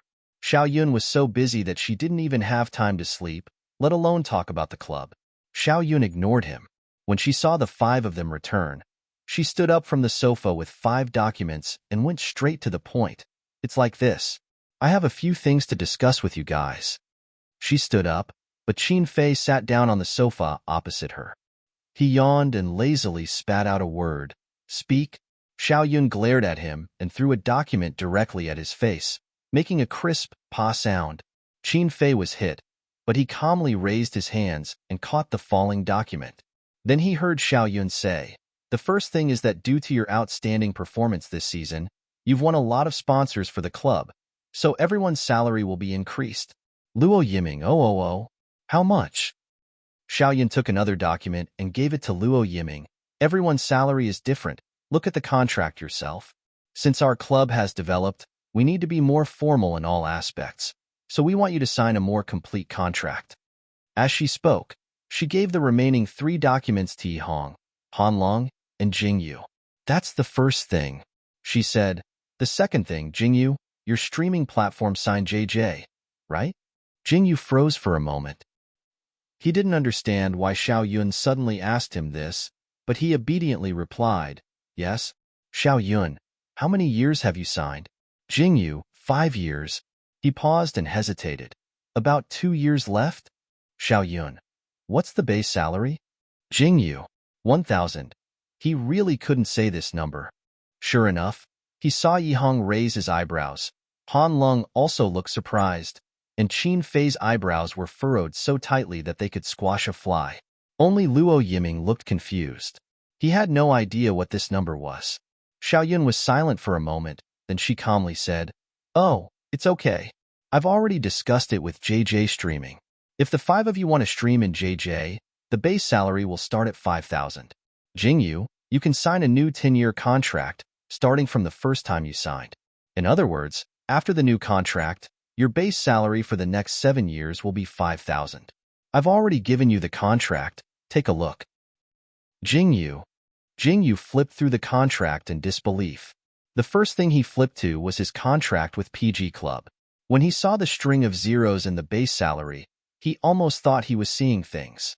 10 million, 10 million, 100,000. Oh my God. A base salary of over 100,000 a month. And that didn't include the bonus. Looking at the contract with JJ Streaming, the base salary was indeed changed to 5,000, and the share of gifts was also changed from the original 50-50 to 70-30ths. 70 for himself, 30 for the platform. One had to know that the main source of income for streaming was gifts. Jingyu's hand holding the contract began to tremble. It seemed like he would soon be able to earn more than his mother, Jiaoxi. In that case, his mother might not even have to work, and she would be completely dependent on him. Considering that you still have to train, I've chosen a quota of 30 hours per month with no limit on the number of days. On average, it's about 1 hour per day. If you think there's a problem, you can come to me to discuss and make adjustments. This is the second thing. Xiao Yun continued. The last thing is about the advertisements. Now, a few advertising companies have come to us, saying that their clients want PG's members to be their spokespersons and shoot advertisements. Some of the clients even limited Jingyu, and I won't accept the advertisements. Jingyu refused almost without hesitation. He could naturally show off his voice, but he couldn't maintain his composure in front of the camera. It wasn't that he hated being in front of the camera, he just wasn't good at it. Speaking of which, his mother, Jiaoxi's acting wasn't that good either. She had been able to survive in the entertainment industry for so long because of her face. Because Jingyu refused so decisively, Xiao Yun was stunned. Before she could respond, Qin Fei spoke first. I won't accept it either. Forget about the advertisements. I'll sign for the live broadcast. Oh, you want to sign for the live broadcast? Yi Hong thought he had misheard. I thought you weren't interested in anything other than competitions. Indeed, I'm not interested. Qin Fei responded, intentionally or unintentionally glancing at Jingyu. But an hour a day isn't too much. Since I have nothing to do, I'll just beat some noobs and chat with my fans. It'll be a good time to relax. Yi Hong rolled his eyes at him. Don't think I don't see it. You just want to show off your love with little Jingyu. Jingyu obviously thought of that as well. He raised the contract in his hand and covered his face. He didn't dare to look Qin Fei in the eye. Xiao Yun obviously didn't notice these details. In her opinion, Qin Fei might really sign for the live broadcast to relax. After all, this person had been very willful since he was young. No one could control him. She coughed to get everyone's attention. Luofan is busy right now. He'll come over later to help you guys analyze your opponents tomorrow. Before he comes back, you guys should look at the contract. If there's no problem, sign it and give it to me. Everyone in PG agreed and looked at their respective contracts. There were a lot of words on the contract. Jingyu felt dizzy after reading a few lines. After struggling a few times, he chose to give up. He secretly glanced at Qin Fei. Seeing that he had already signed, he didn't hesitate anymore. He found a few places on the contract that required signatures and signed his name. He believed in PG, but he believed in Qin Fei even more. If PG was really founded by Qin Fei, and Xiao Yun was Qin Fei's relative, Jingyu felt that he had nothing to worry about. Therefore, not long after Qin Fei threw the contract to Xiao Yun, Jingyu also handed over his 2 contracts. Qin Fei looked at Jingyu's actions and raised his eyebrows. In the end, he didn't say anything. After a moment of silence, he got up and walked upstairs. He said without looking back, I'm going to sleep for a while. Call me when the coach comes. Jingyu nodded obediently. Okay. Xiao Yun looked at his back and couldn't help but roll her eyes. You want to sleep anytime, anywhere. Are you a pig? Qin Fei sneered. If I'm a pig, what are you? Xiao Yun couldn't be bothered with him. When Fong Luofan came back, it was almost 11 p.m. At this time, the last match of the day, the match between ANE and SKR1 had ended. In the end, SKR1 defeated ANE 2-1. This was within everyone's expectations. After Jingyu greeted Fong Luofan, he went upstairs to wake Qin Fei up. Qin Fei didn't take off his clothes. He slept on the bed for a while.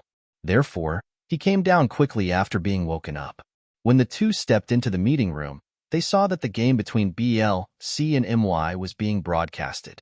After the two sat down, Fong Luofan said faintly, BLC's other members aren't that special. However, you have to pay attention to their jungler. Jingyu looked at the Moonshade Spider on the screen seriously. He could tell that the player who was using the Moonshade Spider had excellent jungler awareness and mechanics. Fong Luofan, Li Yan's junglers are Sword Burial, Satan, Azrael, Maha, and Flower Petal of Datura. Then, he used the Moonshade Spider in the first and second matches of the season. Today, he used Wanmi Liuhua. His card pool is unfathomable. His understanding of different monsters is also very good. He's a very difficult opponent to deal with. Jingyu's expression became more and more serious. He knew about Li Yan. Before he joined PG, his two favorite players were Brother Fei and Li Yin. However, watching Brother Fei jungled was very satisfying and comfortable. When he watched Li Yin jungled, he always felt that he was awesome even though he didn't understand it. His positioning, displacement, flashes, and the timing and angle of his movements were always unpredictable. Even though Jingyu had watched so many of his matches, it was rare for him to be able to predict his next move while watching. He and Qin Fei had completely different jungler styles. Qin Fei was the head-on type, while he was always unpredictable like a ghost. However, he was always able to kill his opponents. Therefore, his teammates and players who supported him felt very secure and reliable. Jingyu never thought that one day he would fight Li Yin face-to-face. However, he was already fighting side by side with Qin Fei. What else was impossible? Jingyu took a deep breath and suppressed the nervousness and excitement in his heart. He tried to speak as calmly as possible. "Coach, what should I do?"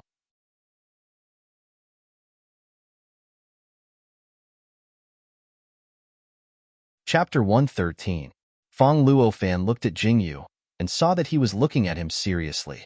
His eyes were burning with passion. It was a fighting spirit that had been aroused.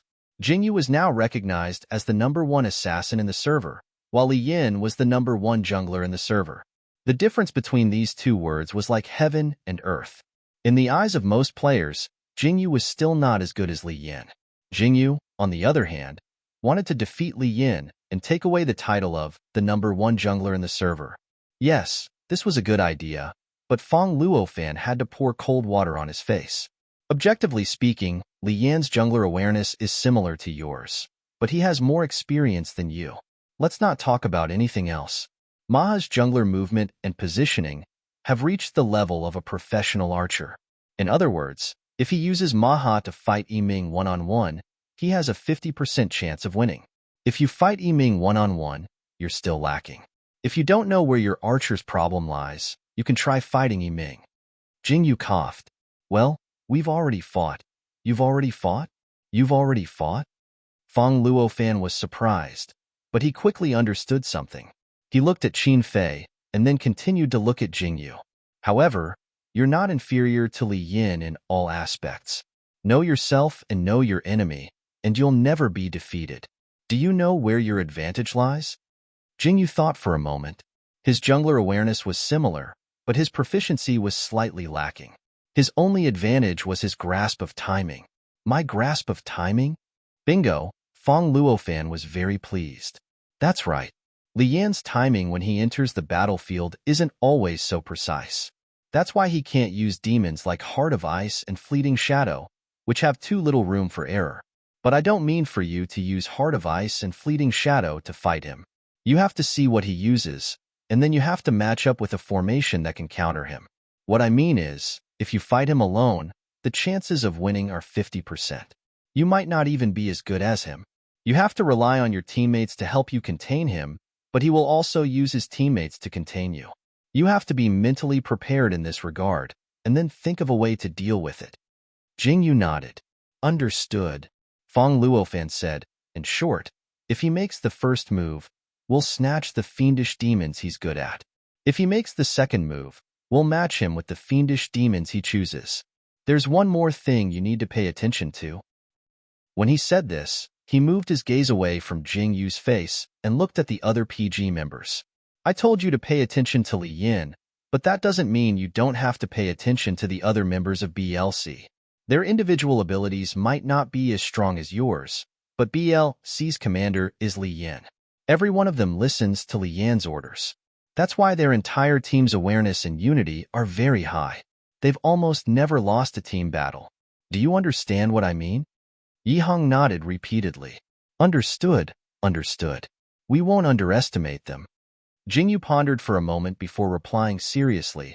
I'll look for more videos of BLC to watch. Feng Luofan made a sound of agreement, but he couldn't help but add, Li Yan's Moonshade Spider is very strong. If we get the second move, we should ban the Moonshade Spider, or ban Flower in the Mirror, and Snatch Soul. You'll decide for tomorrow's match. Although Feng Luofan was both a coach and a commentator, the information and ideas he could provide to PG was limited. Sometimes, it was even limited. Especially after seeing PG bring out so many strange lineups and still win the match, he felt that he couldn't force his own ideas onto PG. He should just stop at a certain point and give them the freedom to express themselves. After all, PG's players, including Jingyu, all had their own ideas. They only needed a general direction to find a solution. After the meeting, the 5 players went back to their rooms to rest. Fong Luofan was left alone in the meeting room. He took out a cigarette and was about to light it when someone knocked on the door. He looked up and met Xiao Yun's gaze. He took the cigarette in a hurry and coughed. "You haven't gone back yet?" Xiao Yun smiled. "I'm waiting for you." As she spoke, she walked to Fong Luofan's side, pulled out a chair, and sat down. Fong Luofan put away the cigarette and rubbed his nose. About the live stream and commercials, they all signed on for the live stream. The one I chose was 30 hours per month. Only Yiming wanted to take the commercials, but the client didn't want it, so Xiao Yun shrugged. "I rejected all the commercials." Fong Luofan, "That's fine. After all, our team's goal is to win the championship, not make money. Compared to these messy things, we should focus on training and competing." Xiao Yun nodded. "The live stream will start next month.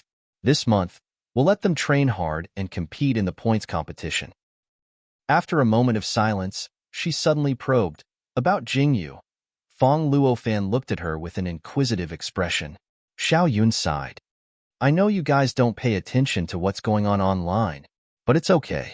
The problem has been solved. However, it wasn't solved by me. Someone else helped solve it. I don't know who it was." Fong Luofan, "What happened?" Xiao Yun, "Do you still remember Team PH? It's the team that Qingzi and Xiao Wei were in before. Their official Weibo account said that Jingyu was suspected of fighting and asked for a thorough investigation. In the end, before the LD officials could respond, the post was deleted and the club released a clarification and apology statement." Xiao Yun, "That's right. This matter was over before it spread. I felt that something was wrong, so I sent someone to investigate. I found that Team PH had been disbanded. Qingzi was suspected of gambling and was invited to have tea. Xiao Wei also signed with another club." Fong Luofan raised his eyebrows. Someone was helping them? Or rather, helping Jingyu? Xiao Yun, "I wanted to follow this line of investigation to see who was helping us, but someone came to me and told me not to investigate. He also said that if there was a chance in the future, he would treat the entire club to a meal." Fong Luofan, Xiao Yun, "That person was dressed in a suit and was very polite. He was quite handsome, but I don't know why I felt scared when I saw him. However, he should be on our side." Fong Luofan helplessly patted her shoulder. "Okay, as long as you can confirm that he's on our side, don't investigate if he doesn't want you to. There's already so much going on, and you're still adding to your workload." Seriously, Xiao Yun pursed her lips. When she spoke again, she used a tone that she had never used before. It was a bit like she was acting coquettishly. "Think about it carefully. That person is much more handsome than you." Fong Luofan, Xiao Yun playfully stuck out her tongue, "But I still like you." On the 4th day of the points competition, PG and BLC's match was at 9 p.m. Therefore, both teams had a lot of time to study each other's lineups and playstyles. At the same time, they also paid attention to the other team's matches. The first match of the day was between Kid and Jock. Kid defeated Jock 2-0. All of PG's members sighed as if they had lost their lives. Kid had 3 points and surpassed them once again. The second match was between SKR 1 and My defeated SKR 1-2-0. Last season's champion team was still as strong as ever. The third match was between A&E and Rule. It was an interesting match with many twists and turns. In the end, A&E defeated Rule 2-1. Rule really can't do it. Luo Yiming couldn't help but complain. He can't even beat A&E. Yi Hong had to remind him again. A&E defeated Kid. This team is still improving. Finally, it was time for the last match of the day, PG and BLC's match. The country's #1 assassin vs the country's #1 jungler. From the moment he stepped into the arena, Jing Yu's heart had been beating at a very fast rate. He was nervous. He didn't listen to what the host said at all. He was paying attention to the ball, C team not far away. More accurately, he was paying attention to the ball C team's jungler, Li Yin. Li Yin was wearing a set of black clothes. She crossed her legs and sat there in a relaxed manner, looking at the host on the stage. He crossed his arms and smiled. He was brimming with confidence. Jingyu lowered his eyelids and swallowed hard. He felt that he had already lost to the other party in terms of momentum. Suddenly, the members of the ball C team stood up. Jingyu's teammates also stood up. Jingyu froze for a moment. He realized that the host's opening speech was over and the match was about to begin. He stood up from the chair in a fluster and almost fell down. A gentle but strong hand supported him. Jingyu subconsciously turned his head and met Qin Fei's gaze. Qin Fei supported him. His expression and tone gave people the impression that he was a little lazy. What are you panicking for? Isn't it just one team with 4 players? We have 4 players with 1. Jingyu blinked. He was very curious. Who was the one in 4 players with 1? It shouldn't be him, right? Qin Fei smiled. Whoever has a 1 in their name is that one. Jingyu understood immediately.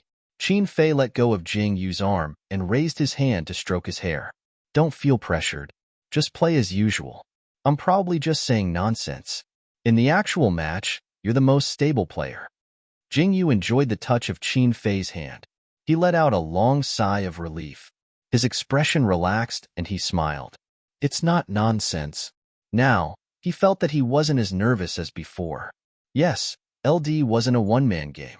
He believed in his teammates, and he believed in Brother Fei even more. What was there to worry about when he was fighting side by side with Brother Fei? Compared to being crushed by Li Yin, Jingyu was more worried that he would disappoint Qin Fei because he didn't play well. Anyway, no matter what, he just had to do his best. At this moment, the audience cheered. Jingyu didn't care. He thought that they were looking forward to the match. He didn't know that the cameraman had just given him and Qin Fei a close-up. The live audience's reaction was calm. The bullet screen on the live broadcast was crazy. The screen was full of AWSL, mixed with a few sighs that broke the formation. I also want to be touched by Brother Fei. The scene of the two looking at each other and smiling is too beautiful. Fujoshi, can you go away? This is just an interaction between normal teammates, as if Brother Fei has never been like this to anyone other than Jingyu. The two of them should hurry up and get together. Seriously. There were all kinds of discussions in the stadium, but they didn't dare to be too loud. The two teams went up the stairs and entered the game room amidst these discussions. They logged in their accounts, adjusted their equipment, and prepared a series of things that were getting smoother.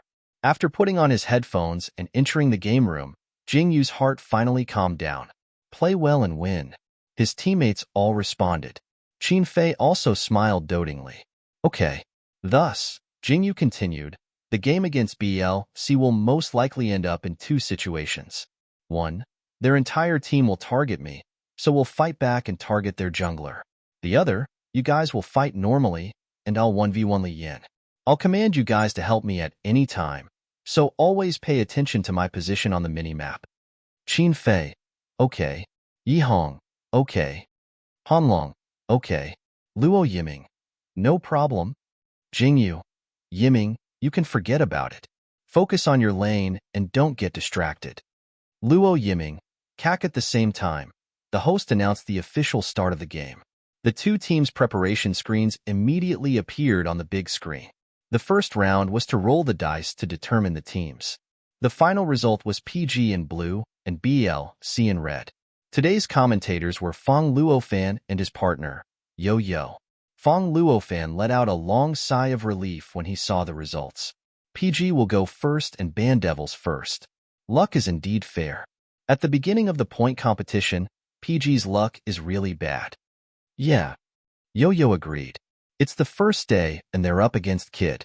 Without any preparation, PG's luck is probably the worst out of the 8 teams. Fong Luofan. Let's see how they'll ban Devils. On PG's side, everyone was waiting for Jingyu's decision. After some hesitation, Jingyu said tentatively, I'll ban Sword Burial as a sign of respect. And so, PG banned Sword Burial. Seeing the demon that appeared on the screen, Fong Luofan couldn't help but laugh.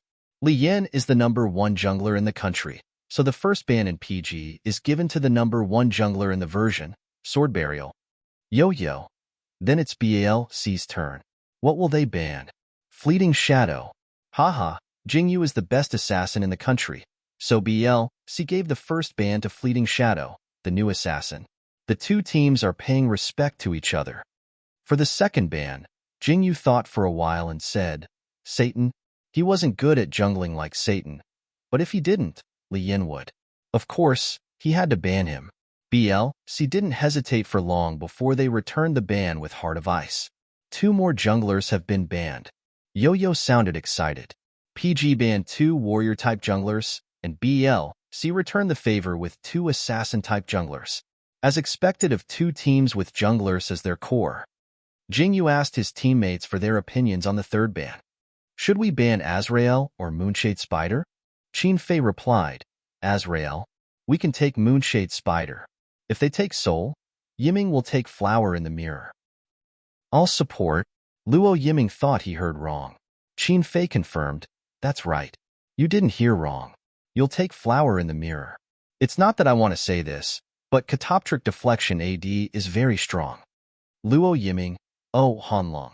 Then I'll take Wind of Condensation? Qin Fei, yes. Jingyu was speechless for a while before he silently banned Azrael. However, he was still worried. Brother Han's Wind of Condensation is good, but Yiming's Flower in the Mirror. Qin Fei, it's okay. His Flower in the Mirror is very good. Luo Yiming sighed and then said in a very pretentious tone, You might not believe it, but when I first came to PG, I played support and liked to play AD. In the group stage, I used Flower in the Mirror to get a triple kill. In the end, my kill count was higher than old Han's Wind of Condensation. After that, the coach asked us to switch positions. Han Lung shrugged. To be honest, I was used to Yiming's Flower in the Mirror, so I didn't know how to play it myself. That stupid Flower in the Mirror is poisonous. If he can get MVP with the same playstyle, I'll just keep on giving him kills. PG, what an amazing team. Jingyu's lips twitched. After listening to his teammates' past deeds, he had already started to imagine Luo Yiming and Flower in the Mirror getting a triple kill. In the end, BLC chose Moonshade Spider for the last ban position. Yo-Yo, Moonshade Spider. This way, the ban positions are all junglers. 6 junglers? Ha ha ha. Fong Luofan was convinced. This is the first time in history that all junglers are banned. PG banned 3 warrior-type junglers, and BLC returned the favor with 3 assassin-type junglers. I really want to know what junglers the 2 teams will use this round. On PG's side, they saw that BLC's last ban was Moonshade Spider. After being stunned for a moment, they couldn't help but laugh. Very strong, BLC. Yihong laughed. Junglers are all banned. Good, good. Hanlong, there's nothing strange about us banning junglers. They actually ban junglers too. This shows that they value our Jingyu quite a bit. Luo Yiming. Ha ha ha ha ha. Let's go first. The first spot will definitely be taken by the jungler. I'm really curious what junglers they'll use. Jingyu smiled and chose Flower Petal of Datura. He immediately locked onto it. Even if it's an assassin-type jungler, there are more than 3 of them. My card pool has long been full of bans. Fong Luofan. PG has locked onto Flower Petal of Datura. Yo-Yo. Wow, I haven't seen Jingyu use Flower Petal of Datura in a long time. Fong Luofan. If he's using Flower Petal of Datura, it means that he doesn't plan to take the kill this round. Instead, he plans to exhaust his opponent and help his teammates take the kill. Flower Petal of Datura's poison stacking style is a test of a player's grasp of timing. It's already very impressive for an average player to stack 3 stacks, but Jingyu can stack 6 stacks. Yo-Yo. The point is, Jingyu isn't like Li Yin, who can stack 6 stacks in 1 out of 3 games. He can stack 6 stacks in every game. That's right. Fong Luofan couldn't help but laugh.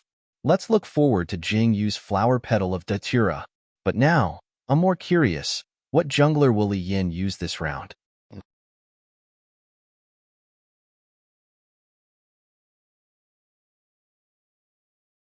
Chapter 114. After Jingyu locked onto Flower Petal of Datura, Bala.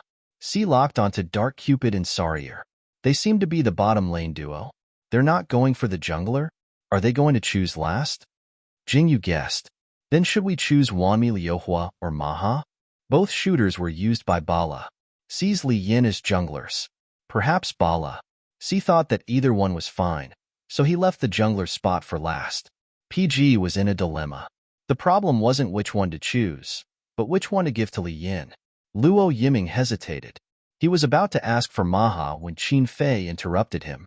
Or both. Luo Yiming thought he had misheard. But I can't operate two computers at the same time. Your IQ. Yi Hong was speechless. Of course you'll use Maha or Wanmi Liuhua for old Han. Han Long was stunned when he heard his name. He was about to say that he wasn't familiar with Wanmi Liuhua, but Qin Fei interrupted him. Two shooters? Only you can think of that. Wanmi Liuhua is for me. What? Luo Yiming was shocked. You know how to use Wanmi Liuhua? Yi Hong was also shocked. Han Long, when did you learn it? Qin Fei sneered. Of course you have to learn new monsters. Maha Locke and Wanmi Liuhua. That's it. Since their captain had spoken, PG's team members had no objections. They locked onto Maha Locke and Wanmi Liuhua. The commentator and the audience were shocked to see the two archers that could be used to fight in the jungle at the same time. Yo-yo. PG is really going all out to stop Li Yin from getting one of these shooters? Fong Luofan raised his eyebrows. PG's team was indeed full of surprises. PG's archer should be a Maha. I wonder what position Wanmi Liuhua will play. This result was obviously out of Balder C's expectations, but they were not surprised for long. They locked onto Quangu and Heijiao, the top and mid laner respectively. It seemed like they really planned to leave the jungler for last. Then, for the last two positions of PG, they very decisively chose Gulen and Nine-Tailed Fox. Nine-Tailed Fox. Yo-Yo couldn't help but exclaim. It's been a long time since I saw Yezi's Nine-Tailed Fox. Fong Luofan's eyes lit up.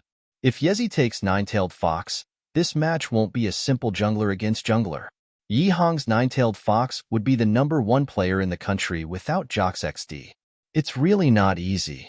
Yi Hong looked at the scantily clad, curvaceous woman with 9 tails on his screen. His face was filled with infatuation, as if he had just reunited with his lover after a long separation. I think the best thing PG did this year was to sign little Jingyu. If it wasn't for little Jingyu, I wouldn't even be able to touch my Ju this season. Jingyu was a little embarrassed by the compliment and coughed, but it was the truth. Whether it was Qin Fei's Lilith or Luo Yiming's Dark Cupid, their opponents would choose to release them based on their lineups. However, Yi Hong's Nine-Tailed Fox had been banned the entire time. Hanlong. Actually, I don't think BLC banned 3 assassins in a row because they were afraid of Jingyu. On one hand, they wanted to create a gimmick of 6 junglers being banned. On the other hand, they didn't even take our team seriously. Who knows? Qin Fei said lazily. In any case, they released Nine-Tailed Fox.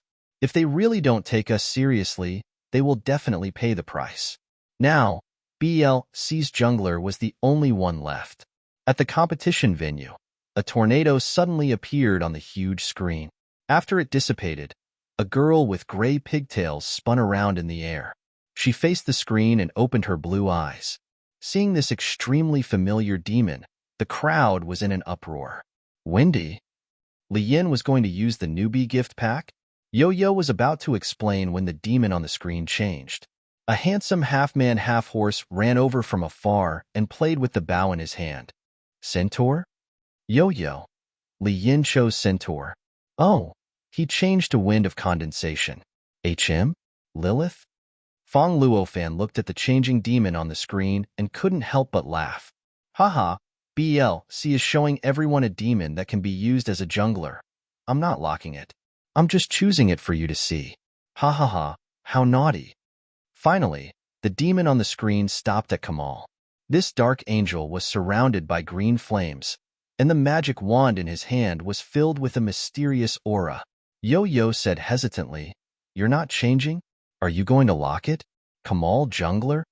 As soon as he said that, the dark avatar on the screen suddenly lit up. The dark angel on the screen closed his eyes and spread his wings. Green flames quickly circled around him and suddenly exploded. It was a spectacular scene on the big screen. Locked? Yo-Yo. BAL-C locked Kamal. Kamal Jungler. Oh my god. Kamal was probably the most special demon in Devil Lord so far because he was a magic shooter. What did that mean? It meant that he was both a mage and an archer. His attack range was very long, and his normal attack damage was very high. However, at the same time, he could also use his skills, using AP equipment and magic damage to kill the enemy demons. In other words, he could use both AD and AP equipment. According to the team's positioning, he could even use half AD and half AP equipment. He could be a demon that consumed both magic and physical attacks. Because of this, Luo Yiming didn't feel comfortable using this demon. He always felt that it was very strange. When Jingyu saw that BL-C had locked onto Kamal, his heart skipped a beat. Li Yan's fighting style was strange to begin with, and he even used such a strange demon. What would happen in this round? Yo-Yo. In this case, BL-C's lineup is Kwanggu, Heijiao, Dark Cupid, Sarier, and Kamal. Fang Luo fan. That's right. Then, PG's lineup is Wami Liuhua, Nine-Tailed Fox, Maha, Gulin, and Flower Petal of Datura. After a pause, he said, the bottom lane combination of Maha and Gulin appeared in yesterday's match. Wami Liuhua should be the top laner. Although the demon was an archer, she had outstanding survivability. Many teams had used her to join the team, but this is the first time PG has used her. Yo-Yo. This is also the first time Li Yan's Kamal has appeared in a match. I don't know what kind of surprises he will bring us. Without further ado, let's see how both sides will perform in the battlefield. Following Yo-Yo's words, the demons from both sides entered the battlefield. The match had officially begun.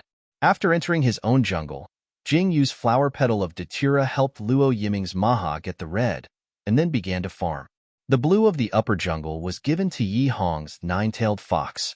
Then, Qin Fei's Wami Liuhua came to the top lane and faced off against Kwanggu. Yi Hong's Nine-Tailed Fox's opponent was Heijiao. Before the match between PG and BL-C started, everyone thought that it would be a battle between two junglers. They didn't expect that the two teams would ban 6 junglers in one go and release the strong demons from the other positions. Nine-Tailed Fox and Heijiao, 2 of the strongest mages in the game. How long has it been since we last saw such a grand occasion? Fang Luo fan, wow. The match has only started for a minute, and Qin Fei's Wami Liuhua has already pushed Kwanggu into the tower. Archers have the advantage of distance, but their early damage isn't enough to threaten a tank like Kwanggu. I feel like BL-C's top laner is a bit weak. Yo-Yo. Haha. After all, he's up against Qin Fei. Qin Fei's ferocity isn't something new. You have to be extra careful when fighting against him. If you're not careful, you'll be killed by him. Looking at the entire LD esports scene, the player with the most bloodline counterkills is probably Qin Fei. Fang Luo fan. Then let's take a look at the mid lane. Yezi's Nine-Tailed Fox is also showing signs of suppressing Heijiao. However, Nine-Tailed Fox's survivability is too weak after being weakened, so Yezi doesn't dare to push too deep. Yo-Yo. BL-C's Li Yan has 2 favorite things to do. One is to counter junglers, and the other is to gank the mid lane. Yezi is wise to be careful. Fang Luo fan. The bottom lane is in a stalemate. Against Dark Cupid, one's hit rate is obviously lower. However, at the same time, the combination of Maha and Gulin is seriously interfering with BL-C's archer. Both sides are losing about the same amount of health. After a pause, he said, let's take a look at the junglers of the 2 teams. As he spoke, Fang Luo fan asked someone to bring up the equipment of both teams for a look. He had a look of understanding. Jingyu's Flower Petal of Datura has a jungler that increases physical attack. Li Yan's Kamal has an attack speed buff. Their farming speed is about the same. No, Li Yan is faster. After the junglers of both teams reached level 5, Li Yan's Kamal's damage was obviously higher. Coupled with the distance advantage, there was no need for complicated positioning. Their farming speed was getting faster and faster, and they gradually gained the upper hand. Yo-Yo. The gap between the economy of both teams is increasing. BLC is leading by a small margin. Hearing this, Fong Luofan couldn't help but frown. This wasn't a good thing for PG, a team that specialized in the early game. On the screen, Lian's Kamal had finished farming all the monsters in their jungle and rushed straight to the middle lane. Almost at the same time, BLC's Hejiao attacked Yihong's nine-tailed fox with a dragon-tail whip. Yihong dodged it. Just as he dodged, Lian's Carmel rushed out and hit him with two normal attacks, both of which landed a direct hit. In order to dodge, Yihong instinctively retreated. As soon as he retreated, he realized that things weren't going well. Sure enough, Hejiao used a water spout to push him up. Lian's Kamal seized the opportunity to attack him a few more times. Nine-tailed fox was already fragile. After being attacked a few times, it only had a sliver of health left. Another attack would definitely kill it. At this critical moment, a small flower floated over. Jing Yu's flower petal of Datura had arrived. The moment Nine-tailed fox landed, Yihong decisively used blink and hid behind the flower petal of Datura. He retreated into the tower. However, Lian's Kamal didn't give up and chased him into the tower. Jing Yu's flower petal of Datura blocked two attacks for Yihong. He sacrificed a quarter of his health to help Yihong escape. Lian's Kamal took a tower attack and realized that he couldn't catch up to Nine-tailed fox. He could only blink out of the tower and lose a quarter of his health. At this moment, BLC's mid-laner Hejiao had no choice but to return to the city to recover his mana. The mid-lane suddenly changed from two mages to two junglers. Jingyu had his flower petal of Datura hide under the tower to clear the enemies. Looking at Kamal with the ID ball CYN above his head, he suddenly thought of a phrase. When enemies meet on a narrow path, the brave wins.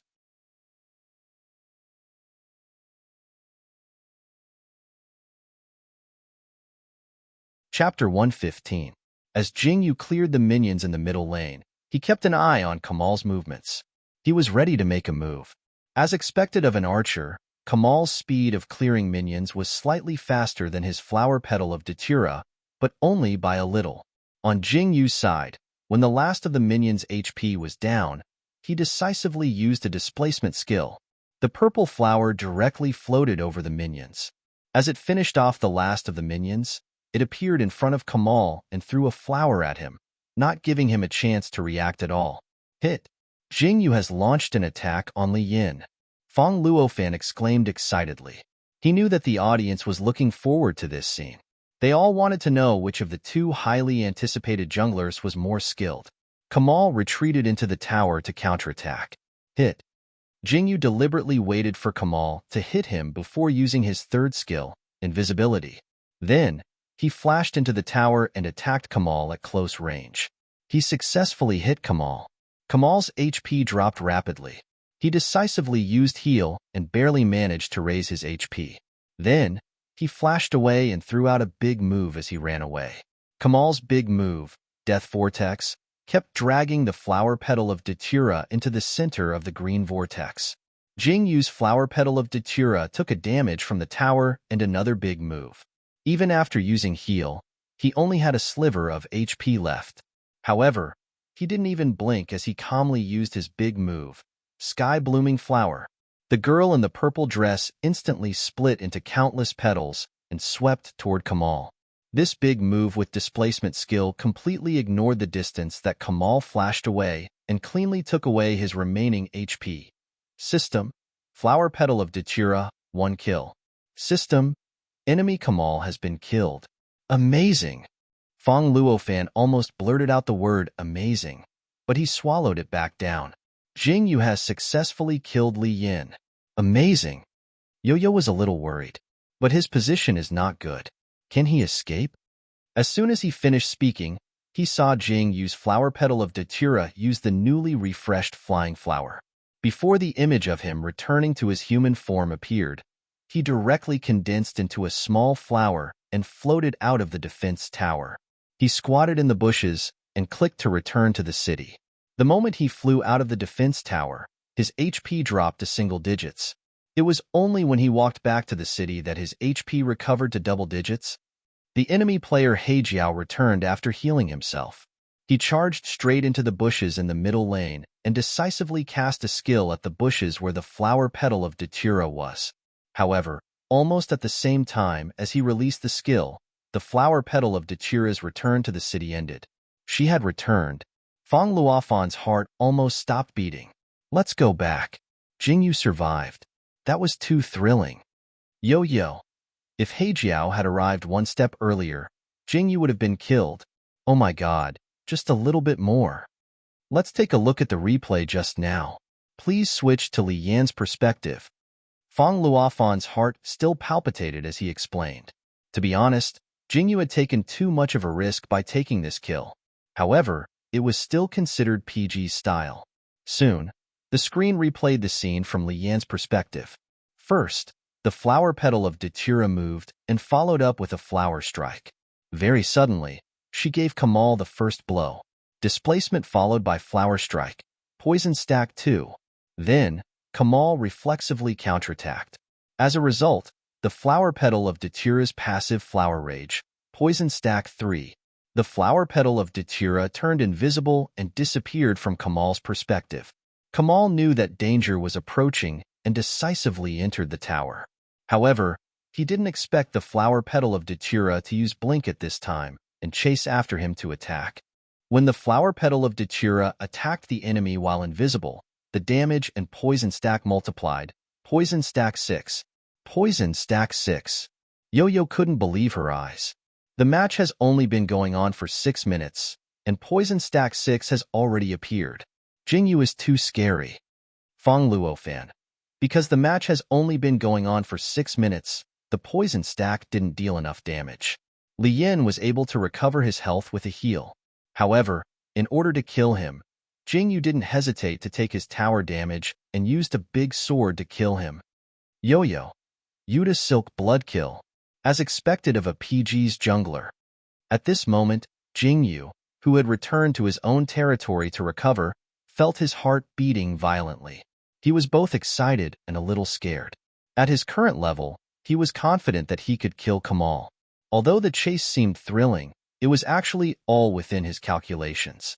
However, the enemy Hejiao came too quickly and used his skill too suddenly. It really gave him a fright. He knew that if he tried to escape at that time, he definitely wouldn't be able to escape. Thus, he simply squatted in place and didn't move. He was gambling to see if Hejiao's skill would kill him first, or if his return to the city progress bar would run out first. In the end, his progress bar ran out, and he was successfully teleported back to his territory. He survived. He felt that he was lucky, but his teammates obviously didn't think so.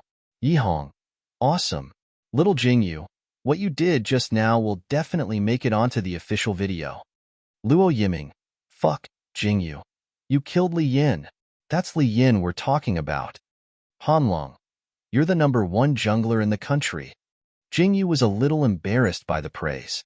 The junglers in this round were all banned. Li Yan's junglers were limited. Plus, the archers didn't come up in the early game. That's why I was able to kill him. Qin Fei laughed. You killed him. Don't be so humble. Yihong. That's right. RPG never knew how to write the word humble. As Yihong spoke, he had his nine-tailed fox flash into the tower. He used his ultimate skill, Nine Tails, followed by Fox Flame, followed by Foxfire. The combo hit Hejiao all at once, and then he added in a normal attack. System, Nine-tailed fox, 1 kill. System, enemy Hejiao has been killed. Nine-tailed fox, with its damage up, could easily kill the enemy mage with a combo. Needless to say, the one using Nine-tailed fox was Yihong. Yezi's Nine-tailed fox jumped the tower and insta-killed Hejiao. Fong Luofan shouted excitedly. Suddenly, he felt a little dazed. It was as if he had returned to last season's group stage. He watched as the PG players used their own abilities to tyrannize the opponents and imprinted their IDs in everyone's minds. Qin Fei Satan was the #1 jungler. Yihong's Nine-tailed fox dealt heaven-defying damage. Luo Yiming's Dark Cupid agilely carried the team with a pentakill. Hanlong's support stabilized the team from start to finish. This team, if not for the fact that they couldn't find a suitable teammate, they might have won the league last season. Yihong said, Little Jingyu, you just need to keep an eye on Li Yan. Once Li Yan is dead, This team has nothing to fear. Jingyu replied with a mm. After the flower petal of Datura finished farming, he went to the vicinity of the magic board. He calculated the time it would take for Li Yin to finish farming after he revived and realized that he didn't appear in the mid lane within the estimated time. He immediately guessed that Li Yin would go to the bottom lane and decisively sent his flower petal of Datura to the bottom lane. However, just as he reached the bottom lane, on the minimap, Kamal's avatar appeared in the top lane. Jingyu was speechless. He really couldn't predict Li Yan's movements. He could only warn him, "Brother Fei, be careful. Don't go too deep." "I see it," Qin Fei replied calmly and ordered his Wanmi Liuhua to turn around and retreat. Almost at the same time, the enemy Kuanggu and Kamal attacked him at the same time. Qin Fei didn't even blink. He activated his shield to block the damage and flashed in the opposite direction. Then, he attacked Kamal a few times and split the damage to Kuanggu. The two monsters' HP dropped at the same time. Kuanggu turned around to bite Wanmi Liuhua, but Qin Fei decisively used Scorched to push it away. Kamal turned around and enlarged. Qin Fei decisively changed forms. After reveal, he cast Flame Barrier to block the damage and protect himself. At the same time, he used Heat Wave Assault to push Kuanggu further away and immobilize him. Then, he moved to dodge Kamal's attacks and counterattacked. Kuanggu was pushed behind Kamal and was controlled. The 2v1 became 1v1. Kamal still had two skills that he hadn't used, but Qin Fei didn't give him a chance to use them. Wanmi Liuhua used Total Annihilation on Kamal and silenced him. Seeing this, Fong Luofan couldn't help but laugh. Ball C is at a disadvantage in a 2v1. Yo-Yo was convinced. This is the first time Qin Fei used Wanmi Liuhua in an official match. I didn't expect him to be so fierce. Under normal circumstances, a top laner can't use a marksman well, right? Yes. Fong Luofan had the most right to comment on this point. Top laners are always at the front in team fights to tank the damage for the backline. However, if a marksman rushes too far in front, he will be killed instantly. Yo-Yo. Qin Fei is an incredible player. From jungler to top laner. Only took him a day to complete the transition.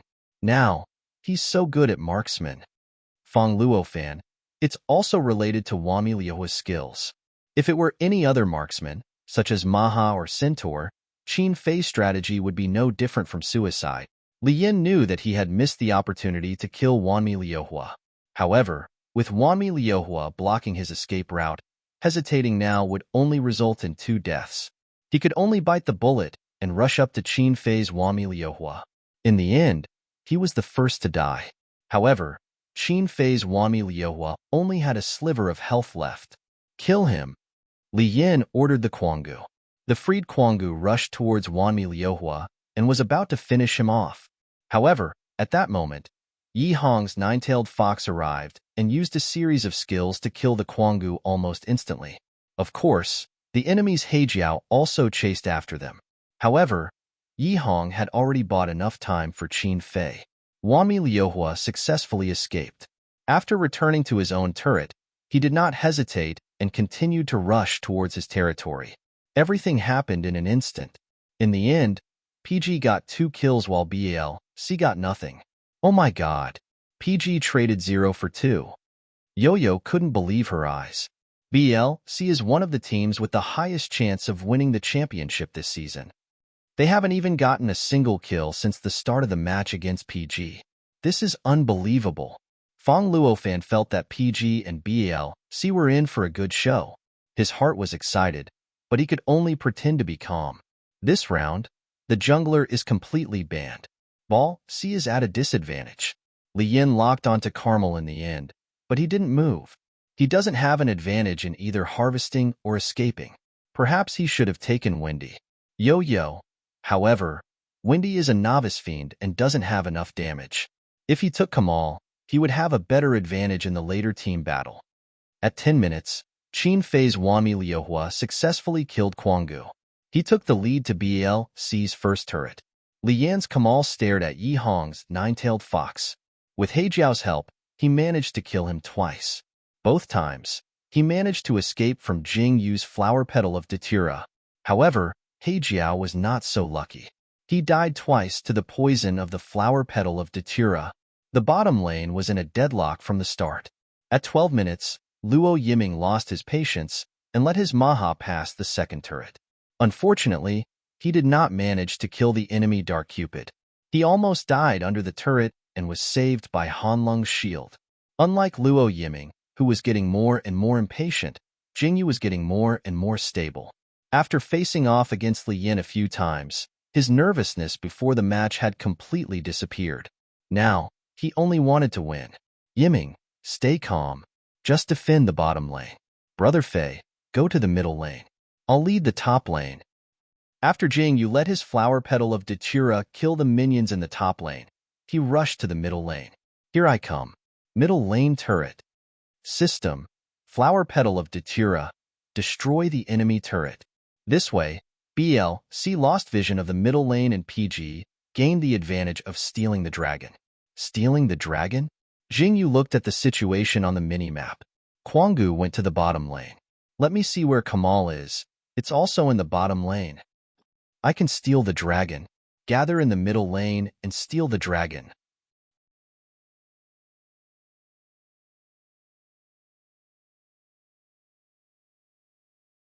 Chapter 116.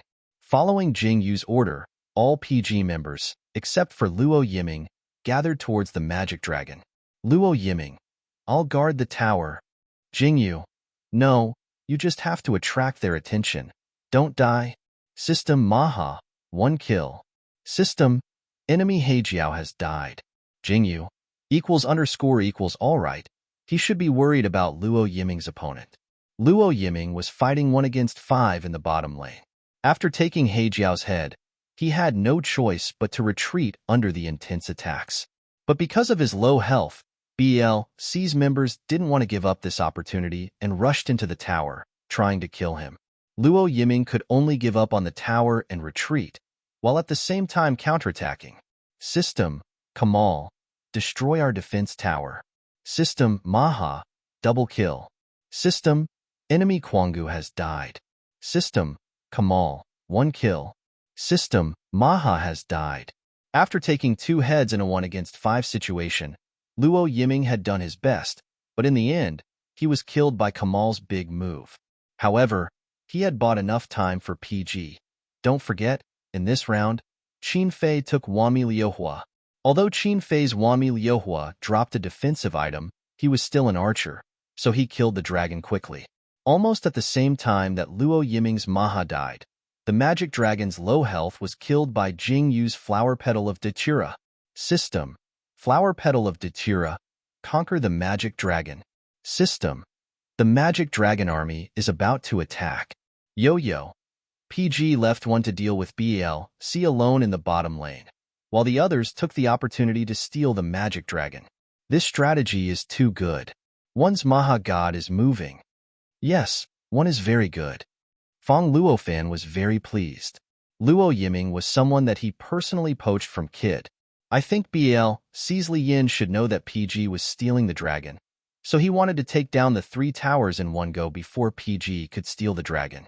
But he didn't expect 1 to be able to kill 2 in a 1v5 situation, so he only managed to take down the 2 towers in the bottom lane.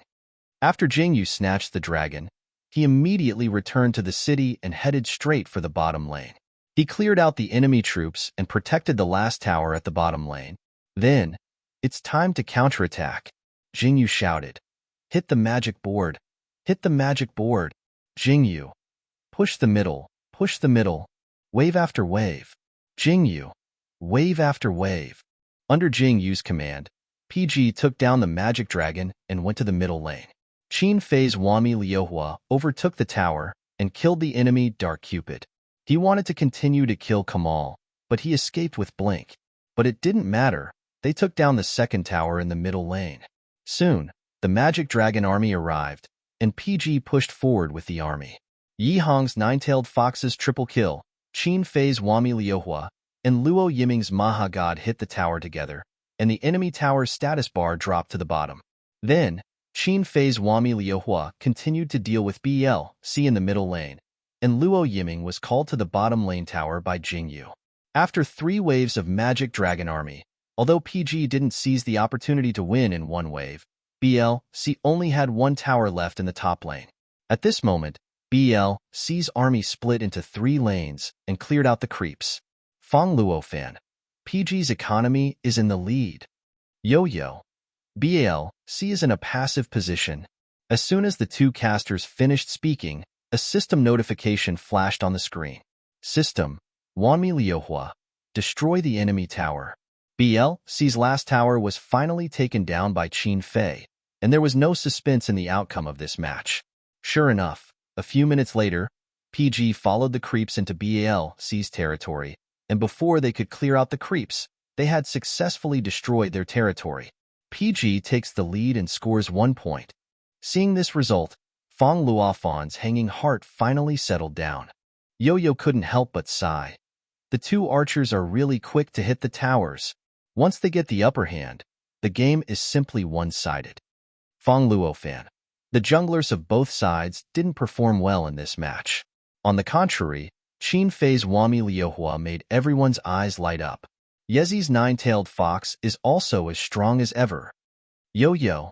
There's also one's Maha, who killed 2 of them in a 1v5. That's really amazing. It's obvious that PG's 5 players are a bit stronger than BLC's side is completely centered around Li Yan. At this moment, the live audience was a bit silent. In today's match, a lot of people were here for Li Yan and Jingyu. Moreover, most of them didn't only support one side, they liked both junglers. Now that they saw BLC being suppressed by PG, and the reason was that Li Yan's teammates were too weak, how could they accept this? People couldn't say anything too extreme in the live audience, so the comments on the live stream were unrestrained frowny face haha, Li Yan is leading 4. I feel bad for Li Yan. All the creeps he's good at are banned, but his teammates are still killing him. To be honest, I don't see how Jingyu is better than Li Yan. It's just that PG's overall strength is a bit stronger. Yes, Jingyu's teammates are stronger, or rather, their lineup is stronger. Jingyu couldn't see the comments, but his own thoughts were similar. Our lineup was the key to winning this round. If Li Yan gets a warrior in the next round, it'll be hard to say. Luo Yiming was as optimistic as usual. What's there to be afraid of? I can get a double kill in a 1v5. Qin Fei, don't be arrogant. Your double kill can only be attributed to luck. Yihong, are we still going to ban 6 junglers in the next round? Jingyu, let's see how BLC bans them. We have to leave at least 2 junglers in the next round. I'm sure I'll get one. As they spoke, the MVP of the previous round was announced. It was Luo Yiming's Maha. This was because the technical judges thought that if Luo Yiming's Maha hadn't stalled BLC, PG wouldn't have been able to steal the magic dragon that decided the match. Yo-yo. But PG's other members also performed very well in this round. Fong Luofan, yes. Qin Fei's Wami Liuhua 1v2. Yezi's 9-tailed fox triple kill, and Jingyu's gank that narrowly escaped death were all very exciting. Yo-yo. Let's take a break. We'll come back for the second round. The break between the 2 rounds was very short, only enough for them to go to the bathroom. Soon, the second round began. The loser took the first move, so BLC chose to ban the monster first. Then BLC's first ban spot was given to 9-tailed fox without any hesitation. Yihong raised his eyebrows. Oh, this wasn't unexpected. After all, his 9-tailed fox had dealt more than 100,000 damage in the previous round, which was twice as much as Luo Yiming's Maha. What should we ban? For the first time, Jingyu was confused about the ban spots. They couldn't let Li Yan get sword burial, which he was best at, so sword burial had to be banned. But what about the other 2 ban spots? Seeing Jingyu's hesitation, Qin Fei calmly said, first, we'll ban sword burial. The other 2 ban spots will be decided based on the opponent's ban spots. Okay, Jingyu replied and banned sword burial. Soon, BLC's second ban spot was given. It was Fleeting Shadow. An assassin jungler was gone. However, BLC had already banned 9-tailed fox, so there was only 1 ban spot left. Hanlong said optimistically, if that's the case, at least one of Heart of Ice and Moonshade Spider will be released, right? Yihong immediately poured cold water on him. The problem is, BLC made the first move. We don't know if he'll steal the Moonshade Spider. Yes, this was also the reason why Jingyu was hesitating.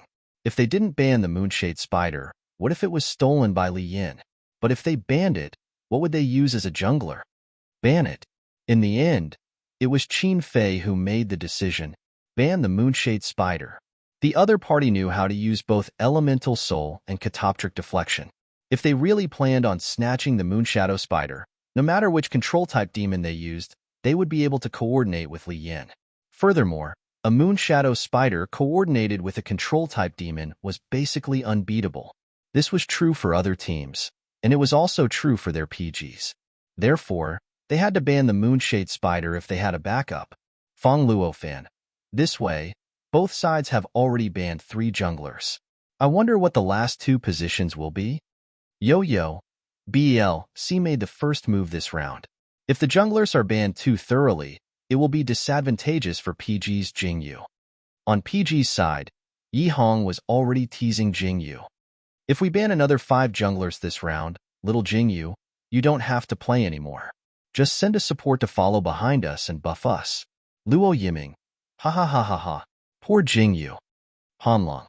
Or you can support Yiming, and I'll send a support jungler. Jingyu secretly rolled his eyes and didn't want to bother with them. In the end, BLC's last pick was Heart of Ice. PG had no choice but to ban Satan. Yihong was right, there were 5 junglers. Then, it was BLC's turn to pick a demon first. They almost instantly banned Flower Petal of Datura as if they were taking revenge on PG. For the first time, Jingyu gave in. I don't care. You guys go first. He could count with one hand the number of demons that he could use as a jungler. Then we'll go first. Luo Yiming unceremoniously targeted Dark Cupid. Qin Fei followed suit and targeted Lilith. It was BLC's turn again. They chose a pair of bottom laners, Wind of Condensation and Flower in the Mirror. On PG's side, Yi Hong chose Scarlet Fury and Han Long targeted Sarier. BLC's last 2 picks were Azrael and Peacock Plume. Now, out of the 10 players on both sides, Jingyu was the only one who hadn't chosen a demon. He looked at the darkened avatars on his list and didn't want to say anything. The avatars on the list were arranged according to their proficiency. Jingyu's list was Heart of Ice, Moonshade Spider, Flower Petal of Datura, Sword Burial, Satan, Azrael, Plunder Shadow, Wami Liuhua, Maha. Now, Wami Liuhua's 7 demons had either been banned or robbed. Their avatars were all darkened. Jingyu thought that his Wami Liuhua and Maha weren't qualified to challenge the number 1 jungler in the country. I finally understand how Li Yin felt in the last game, Jingyu said and sighed helplessly. Fine, I'll carry your shoes for this game. As he spoke, he scrolled down and found a demon at the bottom of the list and selected it. A tornado immediately appeared on the screen. After it dissipated, the girl with gray pigtails spun around in the air. Facing the screen, she opened her blue eyes. Wendy, you deserve the newbie gift pack.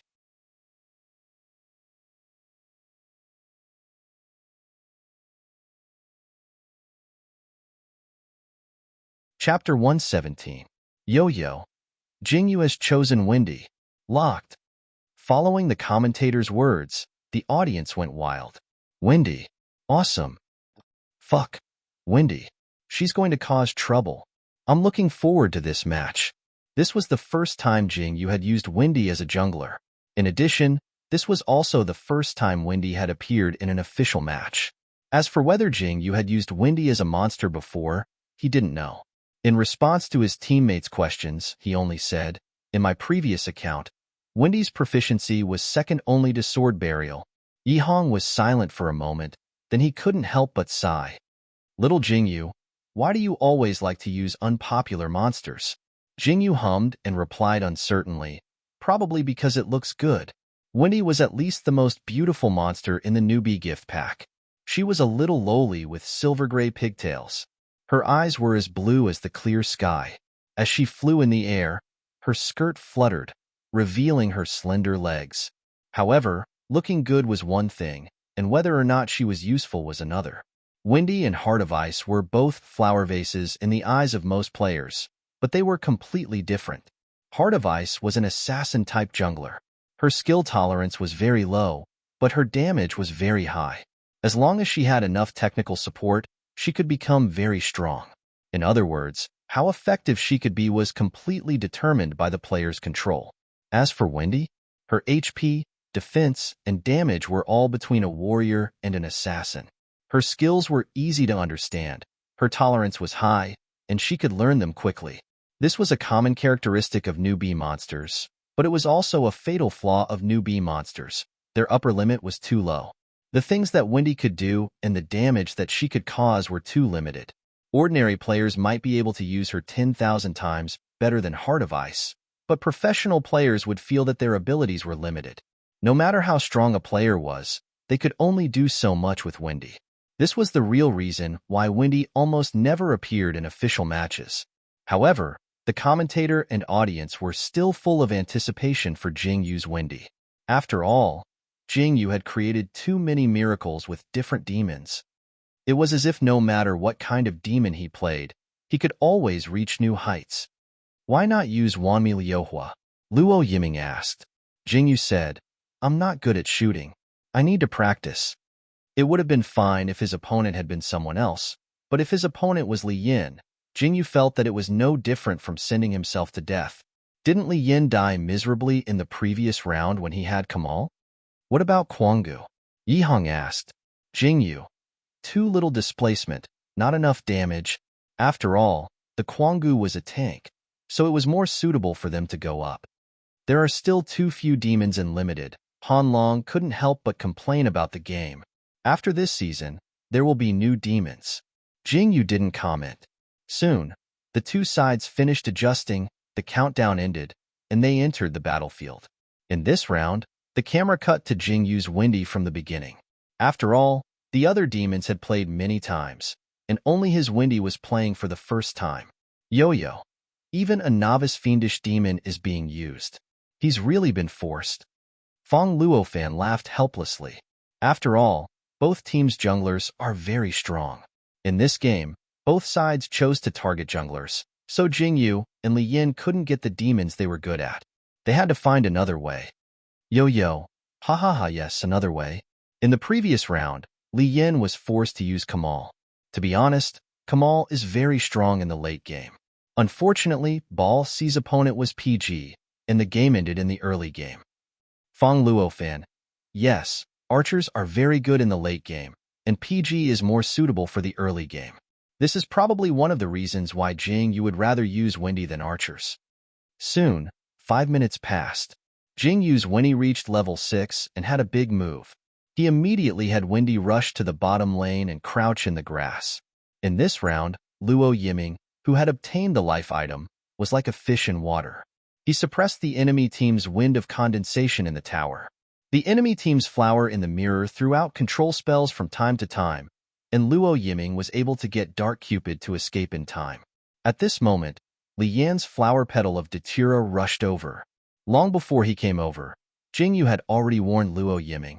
Therefore, Luo Yiming wasn't too surprised to see flower petal of Datura. He almost reflexively used a displacement spell to hide behind Sarier. Han Long immediately had Sarier use her big move, and the two of them retreated into the tower. However, the enemy team's flower in the mirror blinked out of the tower and used disorienting steps to crowd control Dark Cupid and Sarier. Luo Yiming. It's over. Jingyu, save me. Jingyu. I'm not saving you. Since Dark Cupid was crowd-controlled, the enemy team's wind of condensation and flower petal of Datura naturally wouldn't let go of this golden opportunity. They rushed over together and attacked like crazy. Jingyu waited patiently. When the three enemy monsters were almost in the same place, and Dark Cupid was about to break free from the crowd control, his fingers began to type on the keyboard. Wendy's big move, Whirlwind Thousand Blades. Her entire body turned into a tornado and directly swept towards the three enemy monsters. While dealing damage, she also caused them to freeze for a moment. Almost at the same time, Dark Cupid broke free from the crowd control, and Jingyu yelled, Flower Petal of Datura. Luo Yiming immediately had Dark Cupid attack Flower Petal of Datura. Originally, Flower Petal of Datura was the one with the most health among the three enemy monsters. However, under Dark Cupid's constant attacks, it was quickly reduced to critical health. On the other hand, Wind of Condensation's attack was blocked by Saryer's shield, and Luo Yiming's Dark Cupid was still able to dodge. After Jingyu finished using Whirlwind Thousand Blades, he immediately followed up with Wind Blade and Wind Return. After using these two skills, Wind of Condensation's last bit of health was taken away. System: Windy, 1 kill. System: enemy team's Wind of Condensation has been killed. Then, he used Displacement and ran over Flower in the mirror's body and obtained another kill. System: Windy, 2 kill. System: enemy team's Flower in the mirror has been killed. Li Yin realized that the situation wasn't good. He had his Flower Petal of Datura teleport and flash, and jumped over the wall to escape. Almost at the same time, Jingyu had Windy teleport and flash, and chased after him. Seeing this, Fong Luofan's heart started beating faster. Can Jingyu kill Flower Petal of Datura? This was also the question in everyone's mind. Whether it was the audience in the stadium or those watching the live stream through their computers or phones, everyone held their breaths and broke out in cold sweat for the two players. Li Yan's Flower Petal of Datura wasn't in a good position. He couldn't return to his own tower, so he decisively rushed into the PG jungle. When he passed by a monster, he used Discipline and used Lifesteal to raise his health and then continued to escape. He had to think of a way to escape from Jingyu's sight. Only then would he be able to shake off his pursuit. Soon, the two used Displacement at almost the same time. One was escaping, and the other was chasing. The distance between them was still the same. Yo-Yo was so nervous that his heart almost stopped beating. Flower Petal of Datura and Windy's movement speed are about the same. Can Li Yin escape from Jingyu? Before the start of the match, the moment they saw Jingyu lock onto Windy, the image of Windy being chased by Flower Petal of Datura appeared in the minds of both the commentators and the audience. Who would have thought that Flower Petal of Datura, who was now at low health, would be chased by Windy, who was at full health? The Flower Petal of Datura's poison stack could only be used on players. It was ineffective on monsters. However, he couldn't use invisibility if he couldn't stack it 3 times. Li Yin could only rely on his flashy movements to circle around the jungle, trying to increase the distance between him and Jingyu's Windy. However, one of Windy's skills had an acceleration effect. Even if she couldn't hit Flower Petal of Datura, she could still increase her speed for a short period of time. So, Li Yin wanted to get rid of Jingyu? That was impossible. The two of them, one running and one chasing, seemed to be evenly matched. But don't forget, this was a PG jungle. Soon, Yi Hong's Scarlet Fury arrived. He predicted Flower Petal of Datura's movements and released a crowd control skill, but Li Yin avoided it. Then, Li Yin suddenly changed the direction of Flower Petal of Datura and rushed towards Scarlet Fury. Oh! Yi Hong really admired this player. Was he going to fight him head-on? Sure enough, Li Yan's Flower Petal of Datura threw a flower at Scarlet Fury as he rushed forward. The skill Flower Strike hit. 1 stack of Poison Stack. Don't attack him, Jingyu said as he rushed forward, but he was still a step too late. Yi Hong threw a skill right at Flower Petal of Datura, lowering his HP again. At the same time, his passive skill Flower Rage was triggered, 2 stacks of Poison Stack. At this moment, Li Yan's displacement skill refreshed and directly pressed down on Scarlet Fury. 3 stacks of Poison Stack. 3 stacks of Poison Stack. Invisibility. The audience was in an uproar. Li Yin is awesome. However, almost at the same time, Jingyu's Windy used Displacement and appeared at the position where the Datura flower's petals had disappeared. She used 1 skill and 2 skills in succession, and the gray wind blades flew out and returned, fighting a battle of wits and courage with the air. The result? System: Windy, triple kill. System: the enemy Flower Petal of Datura has been killed. The audience let out an even more intense cheer. Jingyu is awesome. It turned out that the audience was fence-sitters. No, the junglers of both teams are too good. Yo-Yo couldn't find a more appropriate adjective. Too good. They're really too good. Fong Luofan felt like his heart was about to give out. Li Yin is too calm. While being chased in the enemy jungler and having only a sliver of HP left, he actually took the initiative to attack Scarlet Fury in order to escape with 3 stacks of poison stack. Logically speaking, if his opponent wasn't Jingyu, he would have succeeded just now. Yeah, Jingyu's reaction at the last moment was too fast. Yo-Yo looked at the replay on the live screen and said, from Li Yan's perspective, we can see that the 2 skills Jingyu used after displacing barely grazed the flower petal of Datura. If they were just a little bit more to the side, he wouldn't have been able to take the flower petal of Datura's head. I think Li Yan must be feeling terrible right now, right? Indeed, at this moment, Li Yan's face was constipated in the arena. It could be said that he was feeling quite terrible. His teammates comforted him. You did your best. Yeah, it was very good. Just a little bit more. I'll avenge you later. What could Li Yan say? He could only shrug and pretend to be relaxed. Jingyu, we'll see.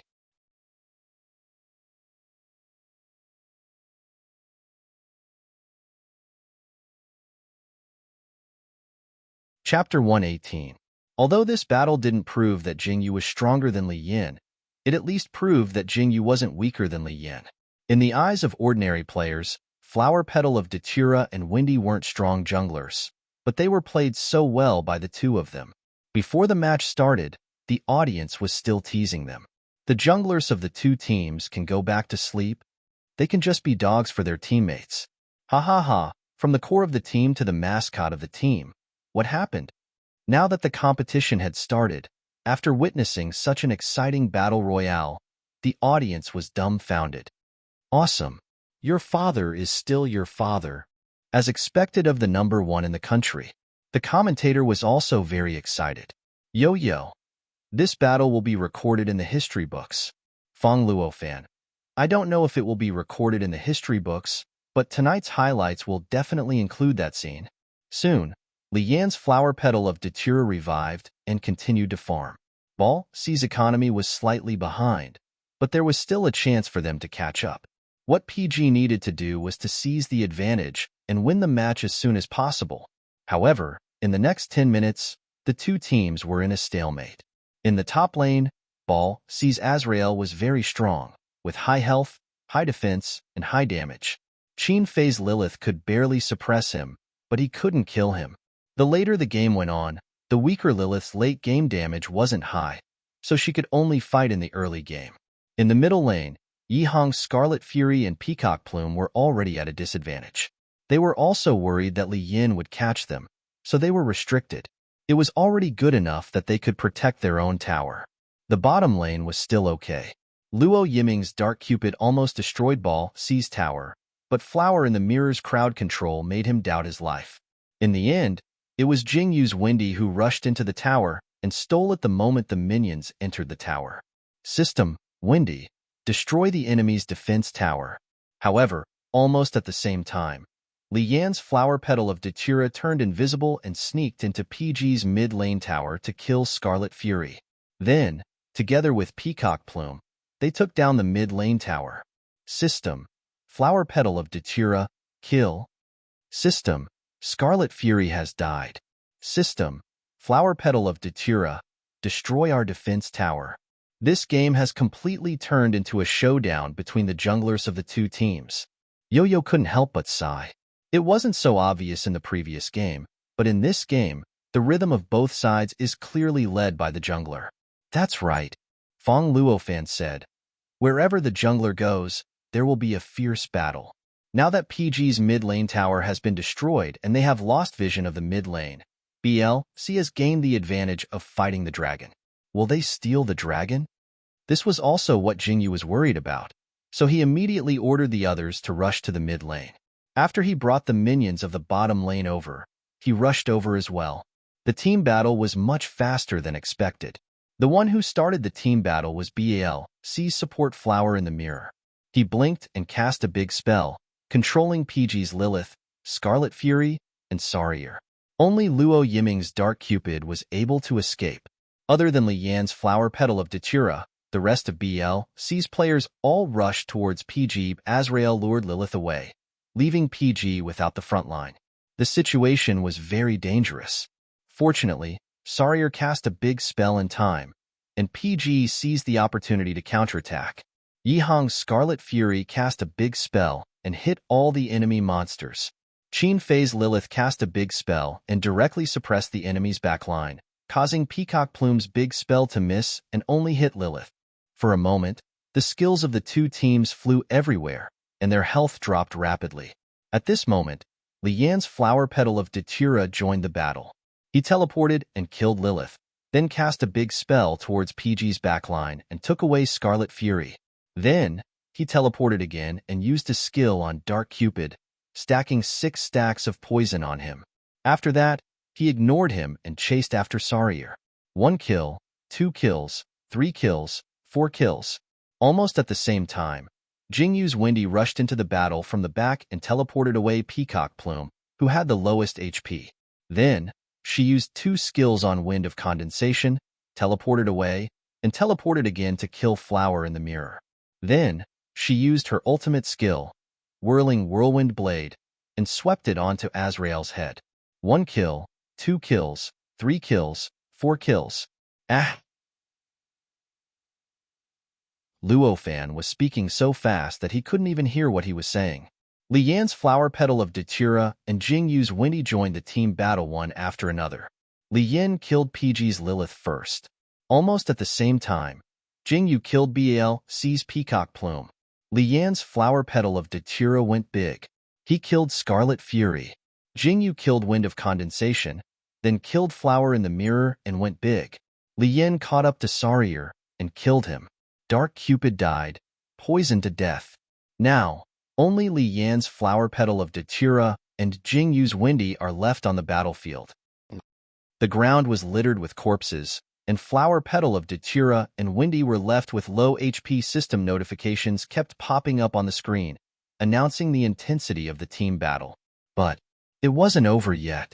Jingyu's Wendy was the first to move over and attack Flower Petal of Datura.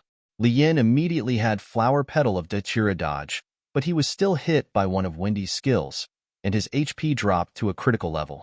However, he didn't retreat, and instead used Flower Strike. Jingyu quickly had Wendy dodge the attack with Blink, and at the same time, Blink behind Flower Petal of Datura. Just a normal attack. Just one last attack, and Flower Petal of Datura's HP would be gone. However, Wendy's normal attack missed, because Flower Petal of Datura had also used Blink, appeared behind Wendy, and attacked her with a normal attack. Both of their HP had dropped to a critical level, and it all depended on who could deal the final blow. Jingyu had Wendy turn around and attack Flower Petal of Datura. Just as she was about to succeed, Li Yan used Blink, and Flower Petal of Datura ran over Wendy with a flying flower. System Flower Petal of Datura, Pentakill. System My Wendy has died. At that moment, Jingyu almost smashed his keyboard. What he didn't know was that on the other side of the arena, Li Yan smiled at the camera. Revenge? Yo-yo. Oh, Li Yan's Pentakill. Fang Luofan. This team battle ended with Li Yan killing Jingyu. C traded 4 for 5, and won the team battle. Fang Luofan excitedly explained, but his heart was bleeding. PG could only watch as Li Yan returned to the city. Qin Fei's hands left the keyboard, and he leaned back. After taking a deep breath, he raised his hand and patted Jingyu's shoulder. Don't worry about it, you're already very good. Yihang also comforted him softly. Little Jingyu, you're already very good at using Wendy. Really? Hanlong, yeah, we were caught off guard in this team battle. If it wasn't for you, it would have been a 0 for 5. Luo Yiming wanted to say something, but Yihang and Hanlong covered his mouth at the same time. Jingyu smiled helplessly. It's okay. We still have a chance. Let's win. Yihang. Yes, let's win. Hanlong. Fuck them up. Luo Yiming, who could finally speak, said, 6 stacks of poison. Fuck. I'm so fucking aggrieved. Li Yan, I'm going to kill you. Unfortunately, PG didn't have a chance to take revenge. After Li Yan's Flower Petal of Datura recovered in the territory, he directly rushed into the dragon pit and single-handedly took down the magic dragon. By the time PG's team revived, The magic dragon army had already rushed over.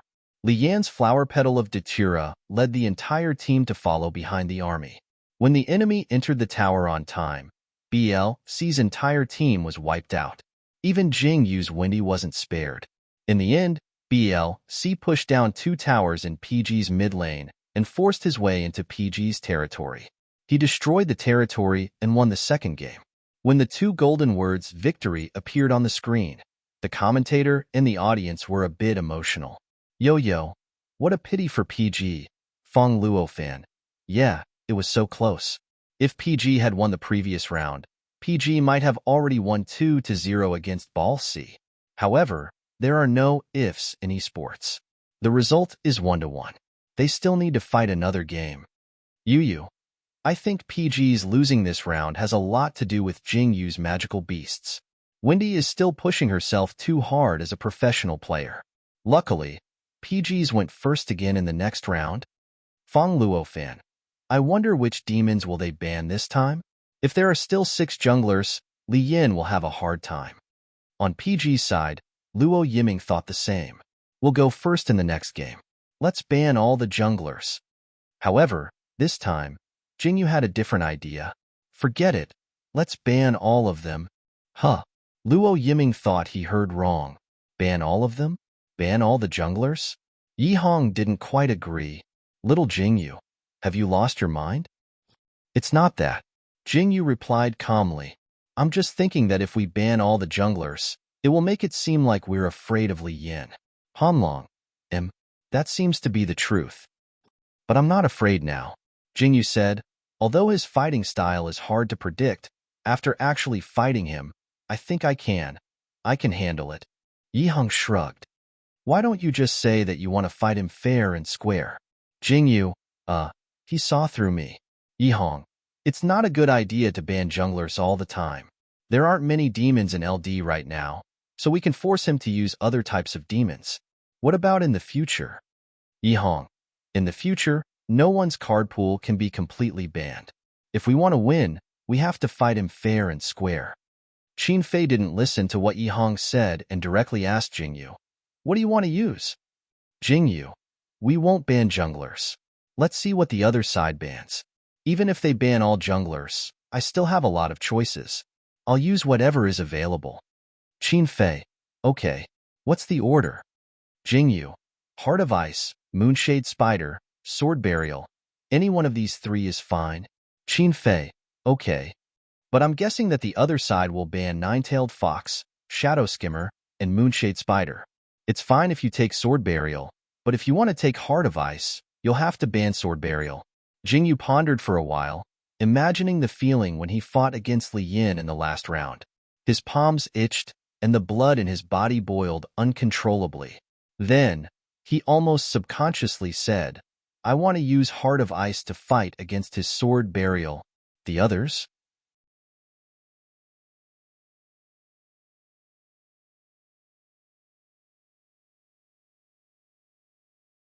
Chapter 119. What the fuck?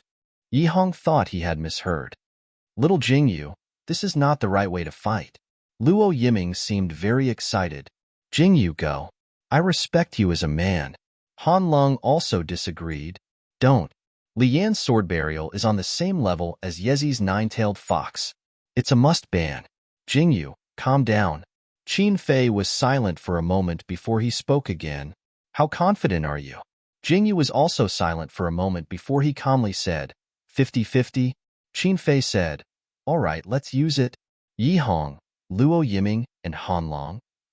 Since the captain had agreed, the others naturally did not say anything. But, Yi Hong said, give us a reason? Qin Fei replied calmly, if Jingyu and Li Yan are on par, the winner will be decided by us. Do you think that we can't beat the rest of BLC except for Li Yan? Yi Hong said, I suddenly feel that it makes sense. Qin Fei said, in the first round, Jingyu's flower petal of Datura suppressed Li Yan's Kamal, so we won. In the second round, Jingyu's Windy couldn't beat Li Yan's flower petal of Datura, so we lost. In the third round, if they are evenly matched, it will be our turn to shine. Luo Yiming said, oh. Hanlong said, I actually believed you. All right. Yihang smiled helplessly. One wanted to cause trouble, while the other wanted to spoil her. What could they do? He could only follow the pet. Thus, in the third round, PG gave 3 bans: Azrael, Heijiao, and Flower in the Mirror. The 3 demons that Ball C killed were similar to what Qin Fei had predicted: the 9-tailed fox, the moonshade spider, and the fleeting shadow. Then, it was PG's turn to pick the magical beasts first. Jingyu instantly locked onto the Heart of Ice. Yo-Yo, Heart of Ice. Fang Luofan, Heart of Ice. The 2 commentators exclaimed at the same time, unable to believe their eyes. Yo-Yo was the first to voice his doubts. PG went first. Why didn't they snatch the sword burial? Fang Luofan really wanted to reply, how am I supposed to know if you're asking me? Even he, the coach, couldn't predict the lineup of PG's bastards. Seeing that PG instantly locked onto the Heart of Ice, the entire Ball C team was stunned. It took them a while to come back to their senses and lock onto the sword burial and Wanmi Liuhua. Wanmi Liuhua? Luo Yiming was surprised. He had already locked onto the Dark Cupid. Then, Qin Fei snatched the other spot from Satan. To be honest, I'd like to see you guys use Wind of Condensation and Flower in the Mirror, Jingyu said to Luo Yiming and Hanlong. I'd like to see Yiming support triple kills. Hanlong. Ahem, Jingyu, you've learned bad things? Jingyu. It's because you guys taught me well. Yihang didn't know whether to laugh or cry. Little Jingyu, it's okay for you to talk dirty, but don't hurt your teammates. While they were talking, Ball C locked onto the Quangu and Ariel. Seeing this lineup, Fang Luofan raised his eyebrows. Quangu, Ariel, Wanmi Liuhua. They're all monsters with strong survivability. It looks like Ball C is going to defend this round. Jingyu obviously saw it as well. If that's the case, my target is clear. Nakano Tandem. Okay. Yihang gestured with his left hand and locked onto the Scarlet Fury with his right hand. In the end, the lineups of the 2 teams were PG, Satan, Scarlet Fury, Dark Cupid, Sarier, Heart of Ice BL, C, Quangu, Peacock Plume, Wanmi Liuhua, Ariel, Sword Burial. The opening was the same as the previous 2 rounds. Jing Yu and Li Yin helped their respective archers get red. The difference was that after Jing Yu helped Luo Yiming get red, he started killing monsters nearby. On the other hand, Li Yan's sword burial snuck into the PG jungle before both archers were in position. Li Yin is going wild. Fang Luofan was scared out of his wits. He's heading straight for Jing Yu. Yo-Yo. He's going to fight head-on. On the big screen in the stadium, Sword Burial charged straight for Heart of Ice with his 40-meter-long sword. Where's Heart of Ice? As if he knew that Lu Zilong was coming, he crouched down in the nearby bushes after killing a monster. In fact, Jingyu wasn't sure if Li Yin would come.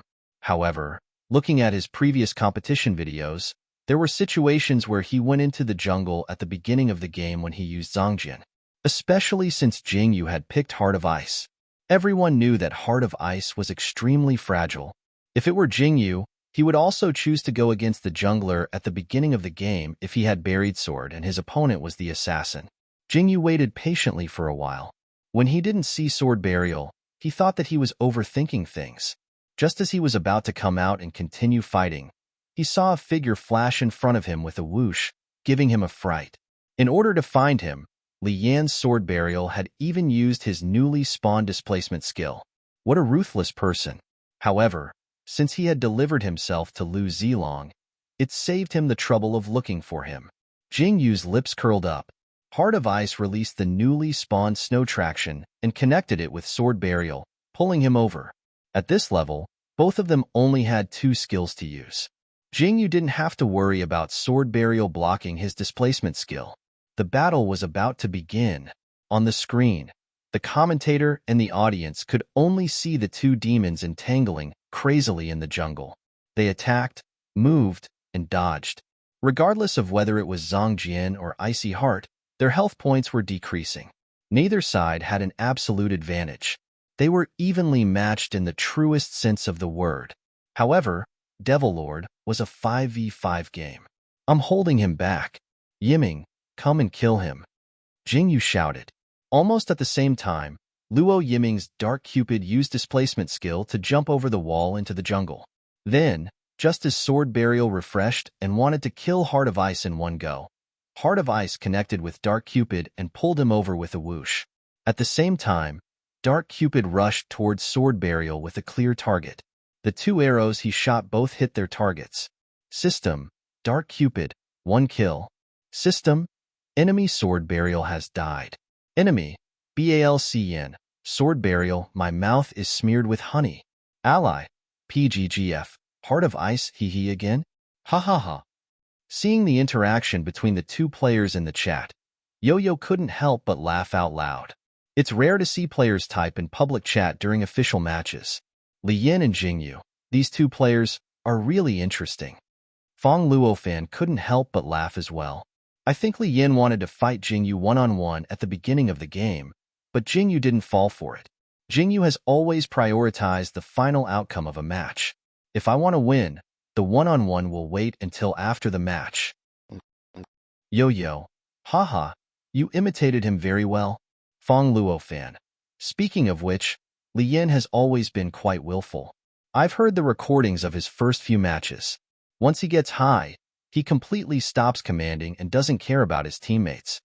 Yo-Yo, yes, I'm going to have fun. You guys take care of yourselves. Ha ha ha. Li Yin really did have fun just now because he really wanted to fight Jingyu one-on-one. Ever since he entered the esports scene, he had never met a jungler who could suppress him to this extent. In the past, he lost to Kid and Mai because his teammates weren't good enough. However, today, he lost to PG. Li Yin admitted that he had underestimated Jingyu. The #1 assassin in the Chinese server lived up to his name. After dying once, Sword Burial didn't go into the jungle again. Instead, he obediently farmed the monsters in his own jungle. The finances of the two teams increased at the same time. There was no way to increase the gap between them. At the 8th minute, Sword Burial ganked the middle lane. Heart of Ice connected with Yi Hong's Scarlet Fury. Scarlet Fury quickly retreated under the tower and dodged Sword Burial's attack. He used a crowd control skill, but it was successfully blocked by Sword Burial. Jingyu's Heart of Ice rushed over and tangled with Sword Burial for a while. Both of them retreated with low health. At the 10th minute, Heart of Ice ganked the middle lane. Just as he connected with the enemy's Peacock Plume and rushed over, Sword Burial moved out of nowhere and blocked him before he could use a skill. Jingyu slowed down. When Sword Burial's block disappeared, he used a skill and hit Sword Burial right in the middle. The enemy's Peacock Plume wanted to kill Heart of Ice, but it was controlled by Yi Hong's Scarlet Fury in time. Jingyu's Heart of Ice was blocked by Sword Burial and couldn't kill Peacock Plume. He could only continue to tangle with Sword Burial. In the end, both of them retreated with low health. Yo-Yo couldn't help but sigh. Li Yan's Sword Burial and Jingyu's Heart of Ice are really evenly matched. Fong Luo fan. Heart of Ice has more options after being strengthened. He's no longer a vase that can be trampled on. However, to be able to use Heart of Ice to fight so well with Li Yan's Sword Burial, Jingyu is really quite good. To be honest, this result was completely out of his expectations as a coach. He thought that Jingyu's Heart of Ice would be destroyed by Li Yan's Sword Burial. Now, let's see how the team battle will turn out. Fong Luo fan continued to explain. From the looks of it, C's survivability is stronger. However, PGG has sorrier. The cooldown effect of his ultimate skill is very useful in team battles, so it's hard to say. Due to Jingyu and Li Yan's constant gank in PGG and C's mid lane, the mages of both sides didn't develop well. In the end, C's mid lane tower was first stolen by Heart of Ice. However, PGG's mid lane tower was quickly destroyed by Sword Burial. Both sides lost sight of the mid lane at almost the same time. If they wanted to fight the dragon, they had to team up. At the 15th minute, PGG was the first to crouch in the bushes near the dragon pit. Then, Yi Hong's Scarlet Fury threw a blood entanglement at C's alley when he was passing by. The team battle was on the verge of breaking out. Qin Fei's Satan immediately went for a big kill, squeezing Abel's HP to the point that his health dropped. Then, he activated his Demon King aura and crushed him like a hot knife through butter. He took the kill without giving Abel a chance to recover his HP. System: Satan, 1 kill. System, enemy ally has been killed. With the death of ally, the healer, Ball, C's players were hesitant. They couldn't advance or retreat. However, hesitation could be fatal at this time. In the blink of an eye, Qin Fei Satan was in the middle of them. Yi Hong's Scarlet Fury also blinked over and activated his ultimate. Ball, C threw caution to the wind. Everyone counterattacked. They used all the skills they shouldn't have. Then, Li Yan's sword burial rushed into the battle and used a displacement skill to take away Scarlet Fury's remaining health. System, sword burial, 1 kill. System, Scarlet Fury has been killed. After killing the enemy demon, the displacement skill respawned. As soon as it respawned, Li Yan used it again. He wanted to kill Luo Yiming's Dark Cupid. However, at this time, a cold light connected with Dark Cupid. Luo Yiming dodged Sword Burial's displacement skill with the acceleration buff from Snow's Traction. Then, Jing Yu's Heart of Ice floated over with a whoosh. He closed in on Dark Cupid and threw an ice blade at Sword Burial. Li Yan reflexively used block. Then, he screamed in his mind. Sure enough, not long after he blocked the ice blade, Heart of Ice activated its ultimate. A blizzard engulfed him and froze him. Li Yan hurriedly used Dispel, but he was still a step too late. Dark Cupid was constantly attacking him. The archer's normal attack damage was no joke. Within minutes, he was left with only a sliver of health. Knowing that he was going to die, Li Yan made a final struggle. He flashed over the wall and rushed to the nearest monster. He wanted to use Retribution on the monster to raise his health bar. However, how could Jing Yu give him this opportunity? He decisively used Heart of Ice to catch up and give him a normal attack. System, Heart of Ice, 1 kill. System, enemy sword burial has died. Jing Yu, we won.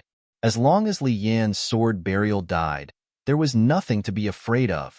Luo Yiming, we won. Dark Cupid directly flashed into Ball, C's encirclement under the buff from Sarier's lock, health boost. System, Dark Cupid, 1 kill. System, enemy Peacock Plume has died. System, Dark Cupid, 2 kill. System, enemy Wanmi Liuhua has died. In the blink of an eye, only the top laner Quangu of Ball, C was still alive. Quangu knew that he couldn't beat PG, so he decisively flashed over the wall and escaped. He was lucky to survive. However, PG didn't plan to chase after him. Jing Yu, fight the dragon. Yiming, hurry up. Luo Yiming, I'm on it. After Qin Fei's Satan tanked the damage, Luo Yiming's Dark Cupid furiously attacked the magic dragon and took it down before Jing Yu's Heart of Ice could return. System, Dark Cupid, conquer the magic dragon. System, the magic dragon army is about to attack. This time, they really won. Jing Yu, let's go, brothers. Luo Yiming, Yi Hong, let's win in one go. Hanlong, let's go. Qin Fei couldn't help but laugh. Let's go back to the city and recover first.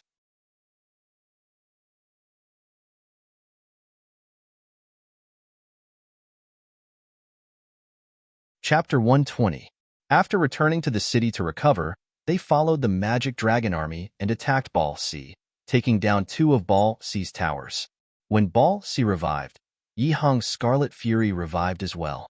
He returned to the PG army and used a big move on Ball C's territory, killing 2 players. The enemy team's sword burial healed Quangu and Li Yan.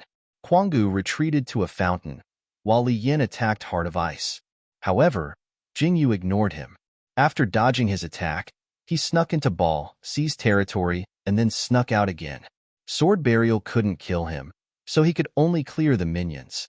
During this process, Luo Yiming's Dark Cupid had been frantically attacking the territory, and the status bar of the Ball C territory quickly dropped. Yo, I'm so nervous.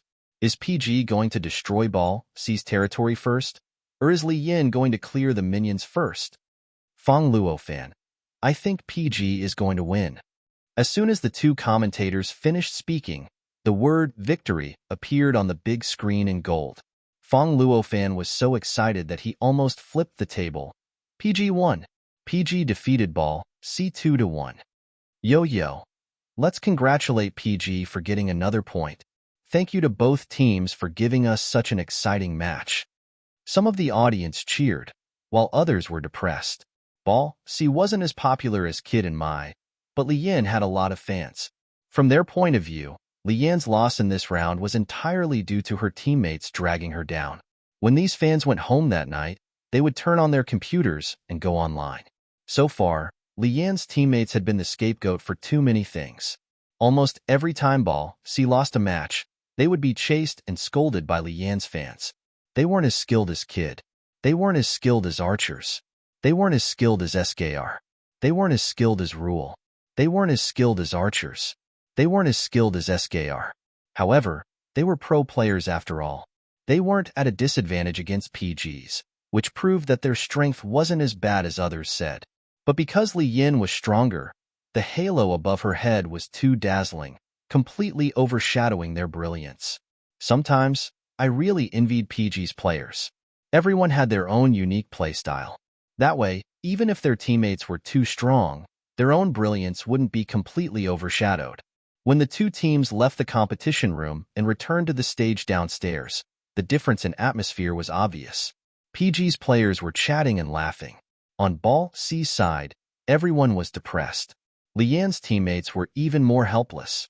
We're going to be scolded again. You're still not used to it? Li Yin sighed. I'm sorry. His teammates quickly comforted him. It's okay. It's not your fault. Yeah, Yin, you were great. We didn't do our best. I made a mistake in the last battle. I deserve to be scolded. The host handed him the microphone. Li Yin, what do you think of Jingyu? Li Yin was still depressed. When he took the microphone, a confident smile appeared on his face. He wasn't stingy with his praise for Jingyu. Jingyu is very good. He's the best jungler I've ever met. The host smiled triumphantly. Does this mean that he's qualified to compete with you for the title of the best jungler? Hearing this question, the audience went into an uproar. Someone directly scolded, "Fuck off, host. Are you trying to start a fight by asking this?" However, amidst the slightly noisy noise, Li Yin continued to smile and replied frankly, "The title of the #1 jungler was originally given to me by everyone. It can be considered an affirmation of my strength, but after all, I can't play so well with any jungler, so I feel ashamed to accept it. As for the title of Goldfish's #1 assassin, he really lives up to his reputation. His Devil's Snare Flower and Heart of Ice are both very powerful." After he said this, some of Li Yan's female fans burst into tears. "My husband/son is too warm." Jingyu was also stunned by Li Yan's words. He suddenly felt that he was a little petty for being so obsessed with a title before the competition. While he was still in a daze, the host handed him the microphone. "Jingyu, did you hear Li Yan's words? Do you think he's right?" Jingyu took the microphone in a daze. After a while, he found his voice. "Li Yan is very good. His playstyle is very unique. I can predict most people's movements, but I can't predict his." After a pause, he continued hesitantly. "The title, it's just a title. I believe that everyone has seen Li Yan's strength. You won't doubt that he's not worthy of the title of the best jungler in the country just because of one match." That doesn't sound petty, but why do I feel a little guilty? Jingyu pursed his lips and hesitated for a moment. He couldn't help but add, "However, I don't think I'm inferior to Li Yin. I hope to have more opportunities to play against Li Yin and BALC in the future." Ha ha ha, what a courteous speech. When the host took the microphone, he couldn't help but laugh. He felt that Jingyu was really soft and honest. After praising each other, he declared war. He really wanted to pat his head. Unfortunately, as the host, he couldn't do something so inappropriate in front of so many people. He also didn't have the right to pat someone's head. When he took the microphone back, he saw Qin Fei naturally raise his hand and place it on Jingyu's head. The host was stunned. Before he could react, the MVP of the third match appeared on the big screen. It was Luo Yiming's Dark Cupid. In this round, Jingyu's Heart of Ice and Li Yan's Sword Burial were restraining each other. Both of them had their hands and feet tied, giving their teammates more space to perform. However, Luo Yiming didn't get the MVP because he dealt the most damage, took the most kills, or knock down the most towers. Although these were all facts, the most important thing was that he had escaped death more than once. He was the demon with the highest survival rate in this match. Most archers relied on their teammates to survive, but he relied on his own movement and positioning. This undoubtedly made the technical judges' eyes shine. Speaking of which, before Jing Yu joined PG's MVP had always been Luo Yiming. However, it didn't mean that the MVP was the strongest in the team. Just in terms of awareness, Luo Yiming's awareness was definitely the worst in the team. It was mainly because his movements were gorgeous, which was more in line with the technical judges' criteria. Jing Yu didn't have any complaints about this. Then, the current total points of the two teams popped up on the screen. PG originally had 2 points. After beating BLC, it gained 1 point. Total points, 3. BLC originally had 4 points. After losing to PG, it deducted 1 point. Total points, 3. It was a tie. It's a tie. The host's eyes widened in disbelief. This way, PG also has a chance to compete for the championship. Hearing this, the audience burst into loud cheers and applause.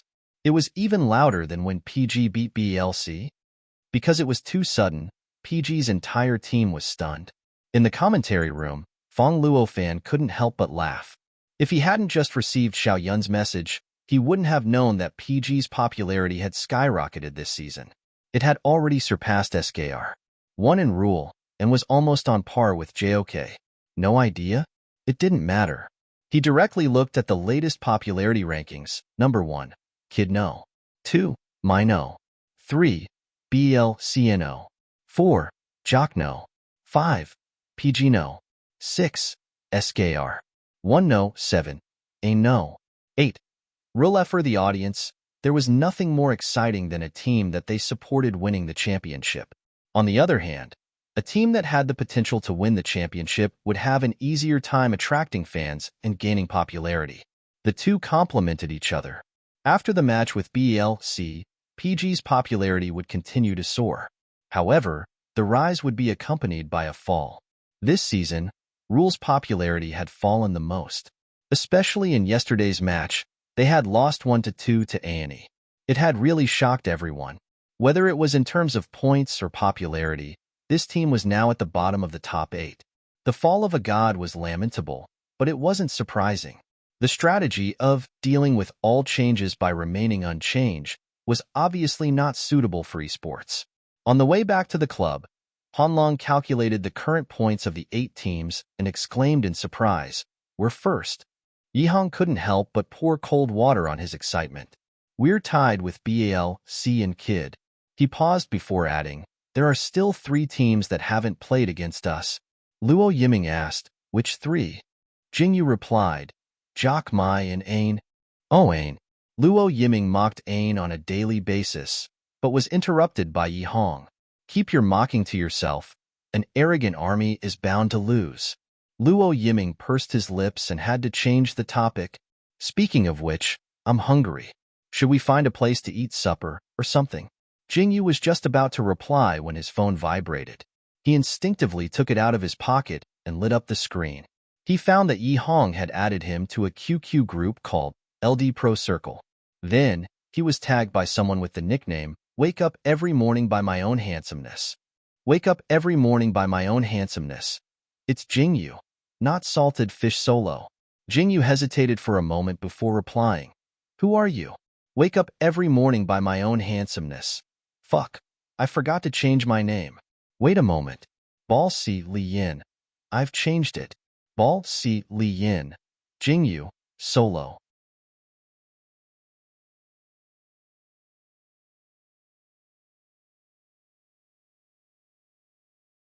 Chapter 121. Jingyu looked at the members of the group and saw that his teammates were all there. More importantly, Qin Fei was there too. Jingyu let out a sigh of relief and changed his name in the group. "PG Jingyu. I'm on the train. I'll solo when I get back." "Ain't Xiao Fei. Wow. So you accepted the challenge? Can you share your room number in the group when you solo? I want to watch." "SKR. Wanna sure. Me too. SKR. Wanna sure. I want to watch." Jingyu recognized them at a glance. They were Ain and SKR1's junglers. He could not help but laugh. PG Jingyu. I'm fine with it. Ball C Li Yin. I'm fine with it. Ain Xiaofei. Then it's settled. Jock Xiaofei. Oh, there's a group? Who created it? Ball C Li Yin. Me. Ball C Li Yin.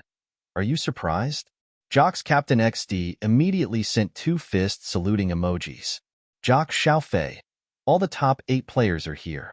Awesome, awesome, awesome. Ball C Bonehead. Actually, this is what happened. After today's match, Ra Yin wanted to solo against PG's Goldfish, but we didn't have his contact, so we asked a few other teams. As we asked, everyone discussed and decided to create a professional chat group. That way, it would be much more convenient to find someone to solo or to arrange for a training match. Then, Yin created this chat group and let the other teams invite each other to join. PG Jingyu equals PG Jingyu, Li Yin. How much do you want to solo with me? Ball C Li Yin. Cough. You said you wanted to have more chances to play with me. Ain Xiaofei. Ha ha ha. I'll watch your match. No wonder it's a match between the #1 players in the country. It's so intense. Jock Xiaofei. Love and hate. PG Qinfei. Xiaofei, you're finished for tomorrow's match. Jock Xiao. Jingyu was just about to reply when he suddenly saw Qinfei's message. He froze for a moment and looked up. Sure enough, he saw Qinfei poking at his phone. PG Qinfei. Killing each other is real. Love doesn't exist. Ball C Li Yin. That's right. I have a girlfriend. Jock smile. Just kidding. Look at how serious you guys are. Jock smile. Wait, having a girlfriend is too much. Ain Xiaofei. That's too much. SKR. 1H sure. That's too much. Following that, a group of single dogs strongly condemned Li Yin, who was already in the game. Jingyu smiled helplessly. He thought that what happened next would have nothing to do with him. He didn't expect that just as he set the group to receive messages but don't remind, he would be tagged. Jock smile. Jingyu, do you have a girlfriend? I asked for a friend. Jingyu looked conflicted, not knowing how to respond. Could he reply that he didn't have a girlfriend? But did he have a boyfriend? Qinfei saw this message and his forehead twitched. He almost impulsively typed something like, Jingyu is mine. Considering that Jingyu wasn't ready to come out of the closet, he could only resist this impulse and reorganize his words to send. However, almost at the same time, Jingyu also replied, PG Qinfei, Xiao, he's not ready to have a girlfriend. You can shut up. PG Jingyu, Xiao, sorry, I'm not planning to have a girlfriend. Jock smile. Oh, so why did you send it together and tag me twice? There was silence in the group. Not a single person replied to him. Qinfei directly turned off his screen and couldn't be bothered to reply. Jingyu didn't dare to reply, afraid that he would accidentally expose something. As for the others, it seemed like they accidentally found out something. By the time PG and the others returned to the club, it was already very late. They washed up and went to bed. The next morning when Jingyu woke up, he opened the QQ group called Professional Circle of LD and found that the screen was filled with messages from Li Yin. Ball C Li Yin. Jingyu, are you back at the club? Ball C Li Yin. Jingyu, where are you? Ball C Li Yin. Jingyu, where's the solo? Ball C Li Yin. Jingyu, are you asleep? Ball C Li Yin. Jingyu, you big liar. Jingyu didn't know whether to laugh or cry. Hey, it was already early in the morning last night. Solo my ass. PG Jingyu. BALC Li Yin. Wait for me to get up and eat breakfast. After Jingyu sent this message, he was just about to go downstairs to buy breakfast when he received a reply from Li Yin. It was an instant reply. Ball C Li Yin. I won't believe you again. You're a fucking pigeon. A few seconds later. Ball C Li Yin. I'll get up right away. Wait for me. PG Jingyu. Thus. When PG and the others finished washing up and went downstairs, they saw Jingyu sitting alone in the practice room, using Heart of Ice to fight Li Yan's sword burial. They looked at the group and instantly understood everything. Ain Xiaofei. They're fighting? So early? Ain Xiaofei. I just woke up. How's the situation? Ain Lin Hai. Li Yin is leading 4-3. Ain Xiaofei. Holy sh*t, they're really evenly matched. Ain't Lin high. By the way, this is the third round. In the first round, both of them used Moonshade Spider, and Jingyu won. In the second round, both of them used Sword Burial, and Li Yin won. In this round, Jingyu used Heart of Ice, and Li Yin used Sword Burial. Looking at the direction of this round, Li Yin was probably going to win. Sure enough, a few minutes later, Li Yan's Sword Burial overpowered Jingyu's Heart of Ice, and followed up with the minions to destroy Jingyu's territory, winning the solo match 5-3. Then, Li Yin directly shared the results of the battle in the group. Ball, C. Li Yin. Awesome. PG Jingyu, again. PG Qin Fei. My ass, let's go to training. PG Jingyu. Oh. PG Jingyu. Captain Li Yin asked me to train. I'll come again next time. After sending this, Jingyu tossed his phone aside and turned to look at Qin Fei, who was chewing on a bun as he sent a message. After seeing the reply, Qin Fei tossed his phone aside and sat down next to Jingyu, continuing to eat the bun in his hand. Jingyu wanted to say something, but hesitated. Then, he said tentatively, "Good morning, Brother Fei. You're up so early today." Qin Fei looked at the time on the bottom right corner of his computer. It was almost 10 o'clock. After swallowing the food in his mouth, he couldn't help but laugh. "You're really something. You forgot to wake me up in order to solo Li Yin?" After saying this, he swallowed the remaining half of the bun, chewing and chewing. Jingyu looked at his puffy cheeks and couldn't help but want to laugh. He forced himself to hold it in and replied seriously, "I didn't forget. Everyone went to bed late last night, and I was worried that you wouldn't get enough sleep, so I wanted you to sleep a little longer." Okay, Qin Fei believed him. After swallowing the bun, he took a sip of water and logged into the game. Without turning his head, he said, "I don't object to you playing against Li Yin. He's pretty good, so playing against him will only benefit you. However, I want to have breakfast with you." Hearing this, Jingyu's face instantly turned red. He hurriedly looked at his teammates' reactions and saw that they were all wearing headphones, focused on ranking. In the entire training room, the only two people who weren't wearing headphones were him and Qin Fei. In addition, Qin Fei's words were spoken so naturally and quickly that if he wasn't the one talking to him, he wouldn't have been able to react to what he had just said. After Qin Fei said that sentence, he turned his head and looked at Jingyu. He smiled and added, "Every day?" Jingyu coughed awkwardly. "All right, starting tomorrow. I'll wake you up." Qin Fei. "Okay." After Qin Fei replied with an okay, he stopped teasing Jingyu and put on his headphones to start training. Their match started at 5 in the evening, and their opponent was Jock. Jock's team was a Magic Burst team with XD as their core. Jock XD, also known as Jock Smiley in the League of Legends group, was currently the only mid laner other than Yi Hong who could make Nine-Tailed Fox into a bug. He was even once known as the #1 Nine-Tailed Fox in the country. However, ever since his Nine-Tailed Fox pentakill carried Jock, no team dared to use Nine-Tailed Fox. This caused his title of the #1 Nine-Tailed Fox in the country to become more and more distant. Gradually, it became a legend. This season, he didn't get Nine-Tailed Fox even once. However, if he could play Nine-Tailed Fox so well, the other mages would naturally be able to play it well. XD was also able to play Scarlet Fury well. In Jock's and Rule's first match, XD got Scarlet Fury. Jingyu even livestreamed the match and witnessed the tragedy of XD's Scarlet Fury pentakill wiping out Rule. Thinking about that scene that would definitely be edited, Jingyu couldn't help but turn his head to look at Yi Hong. He saw that he was staring at the game interface on the computer screen, seriously training. Jingyu remembered how excited and uneasy he was before his match with Li Yin. He wanted to defeat Li Yin and prove his strength, but he was also afraid of being beaten by Li Yin. He didn't know if Yi Hong was feeling the same as him. Now, his match with Li Yin was over, and Yi Hong and XD's match had just begun. However, Devil Lord was never a two-player game. It was a 5v5. Therefore, he would also work hard. Win together. With that thought, Jingyu looked away, looked at his screen, and clicked on the ranking. At 5 p.m., all the PG members came to the competition venue for the 5th time, and they were all a little emotional. "Hanlong, every time we come, we'll have one less chance."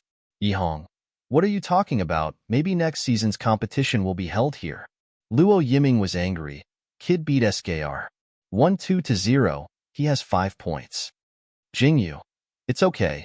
We'll beat Jock 2-0-2. Luo Yiming. That makes sense. Yihong. Ha ha ha. Little Jingyu always says things that are asking for a beating with a calm face. It's inexplicably interesting. He's not wrong. Qin Fei lazily said. From this match onwards, we can't be left behind by Kid by even 1 point. The championship was never something that could be won by just talking about it. If they wanted to win the championship, they had to show the momentum and strength of a champion team. That's right. Yihong smiled. Win. Whether it's Jock or Mai, let's win in one go. Luo Yiming, 2-0. We can do it. You're tuning in to the Romance Rendezvous YouTube channel. We're so grateful for your support, and don't forget to subscribe to join us on this incredible journey through captivating stories. Your generosity through donations truly makes a world of difference, as it's the primary source of revenue that allows me to expand and enhance this channel for you. Thank you from the bottom of my heart for being a part of this adventure.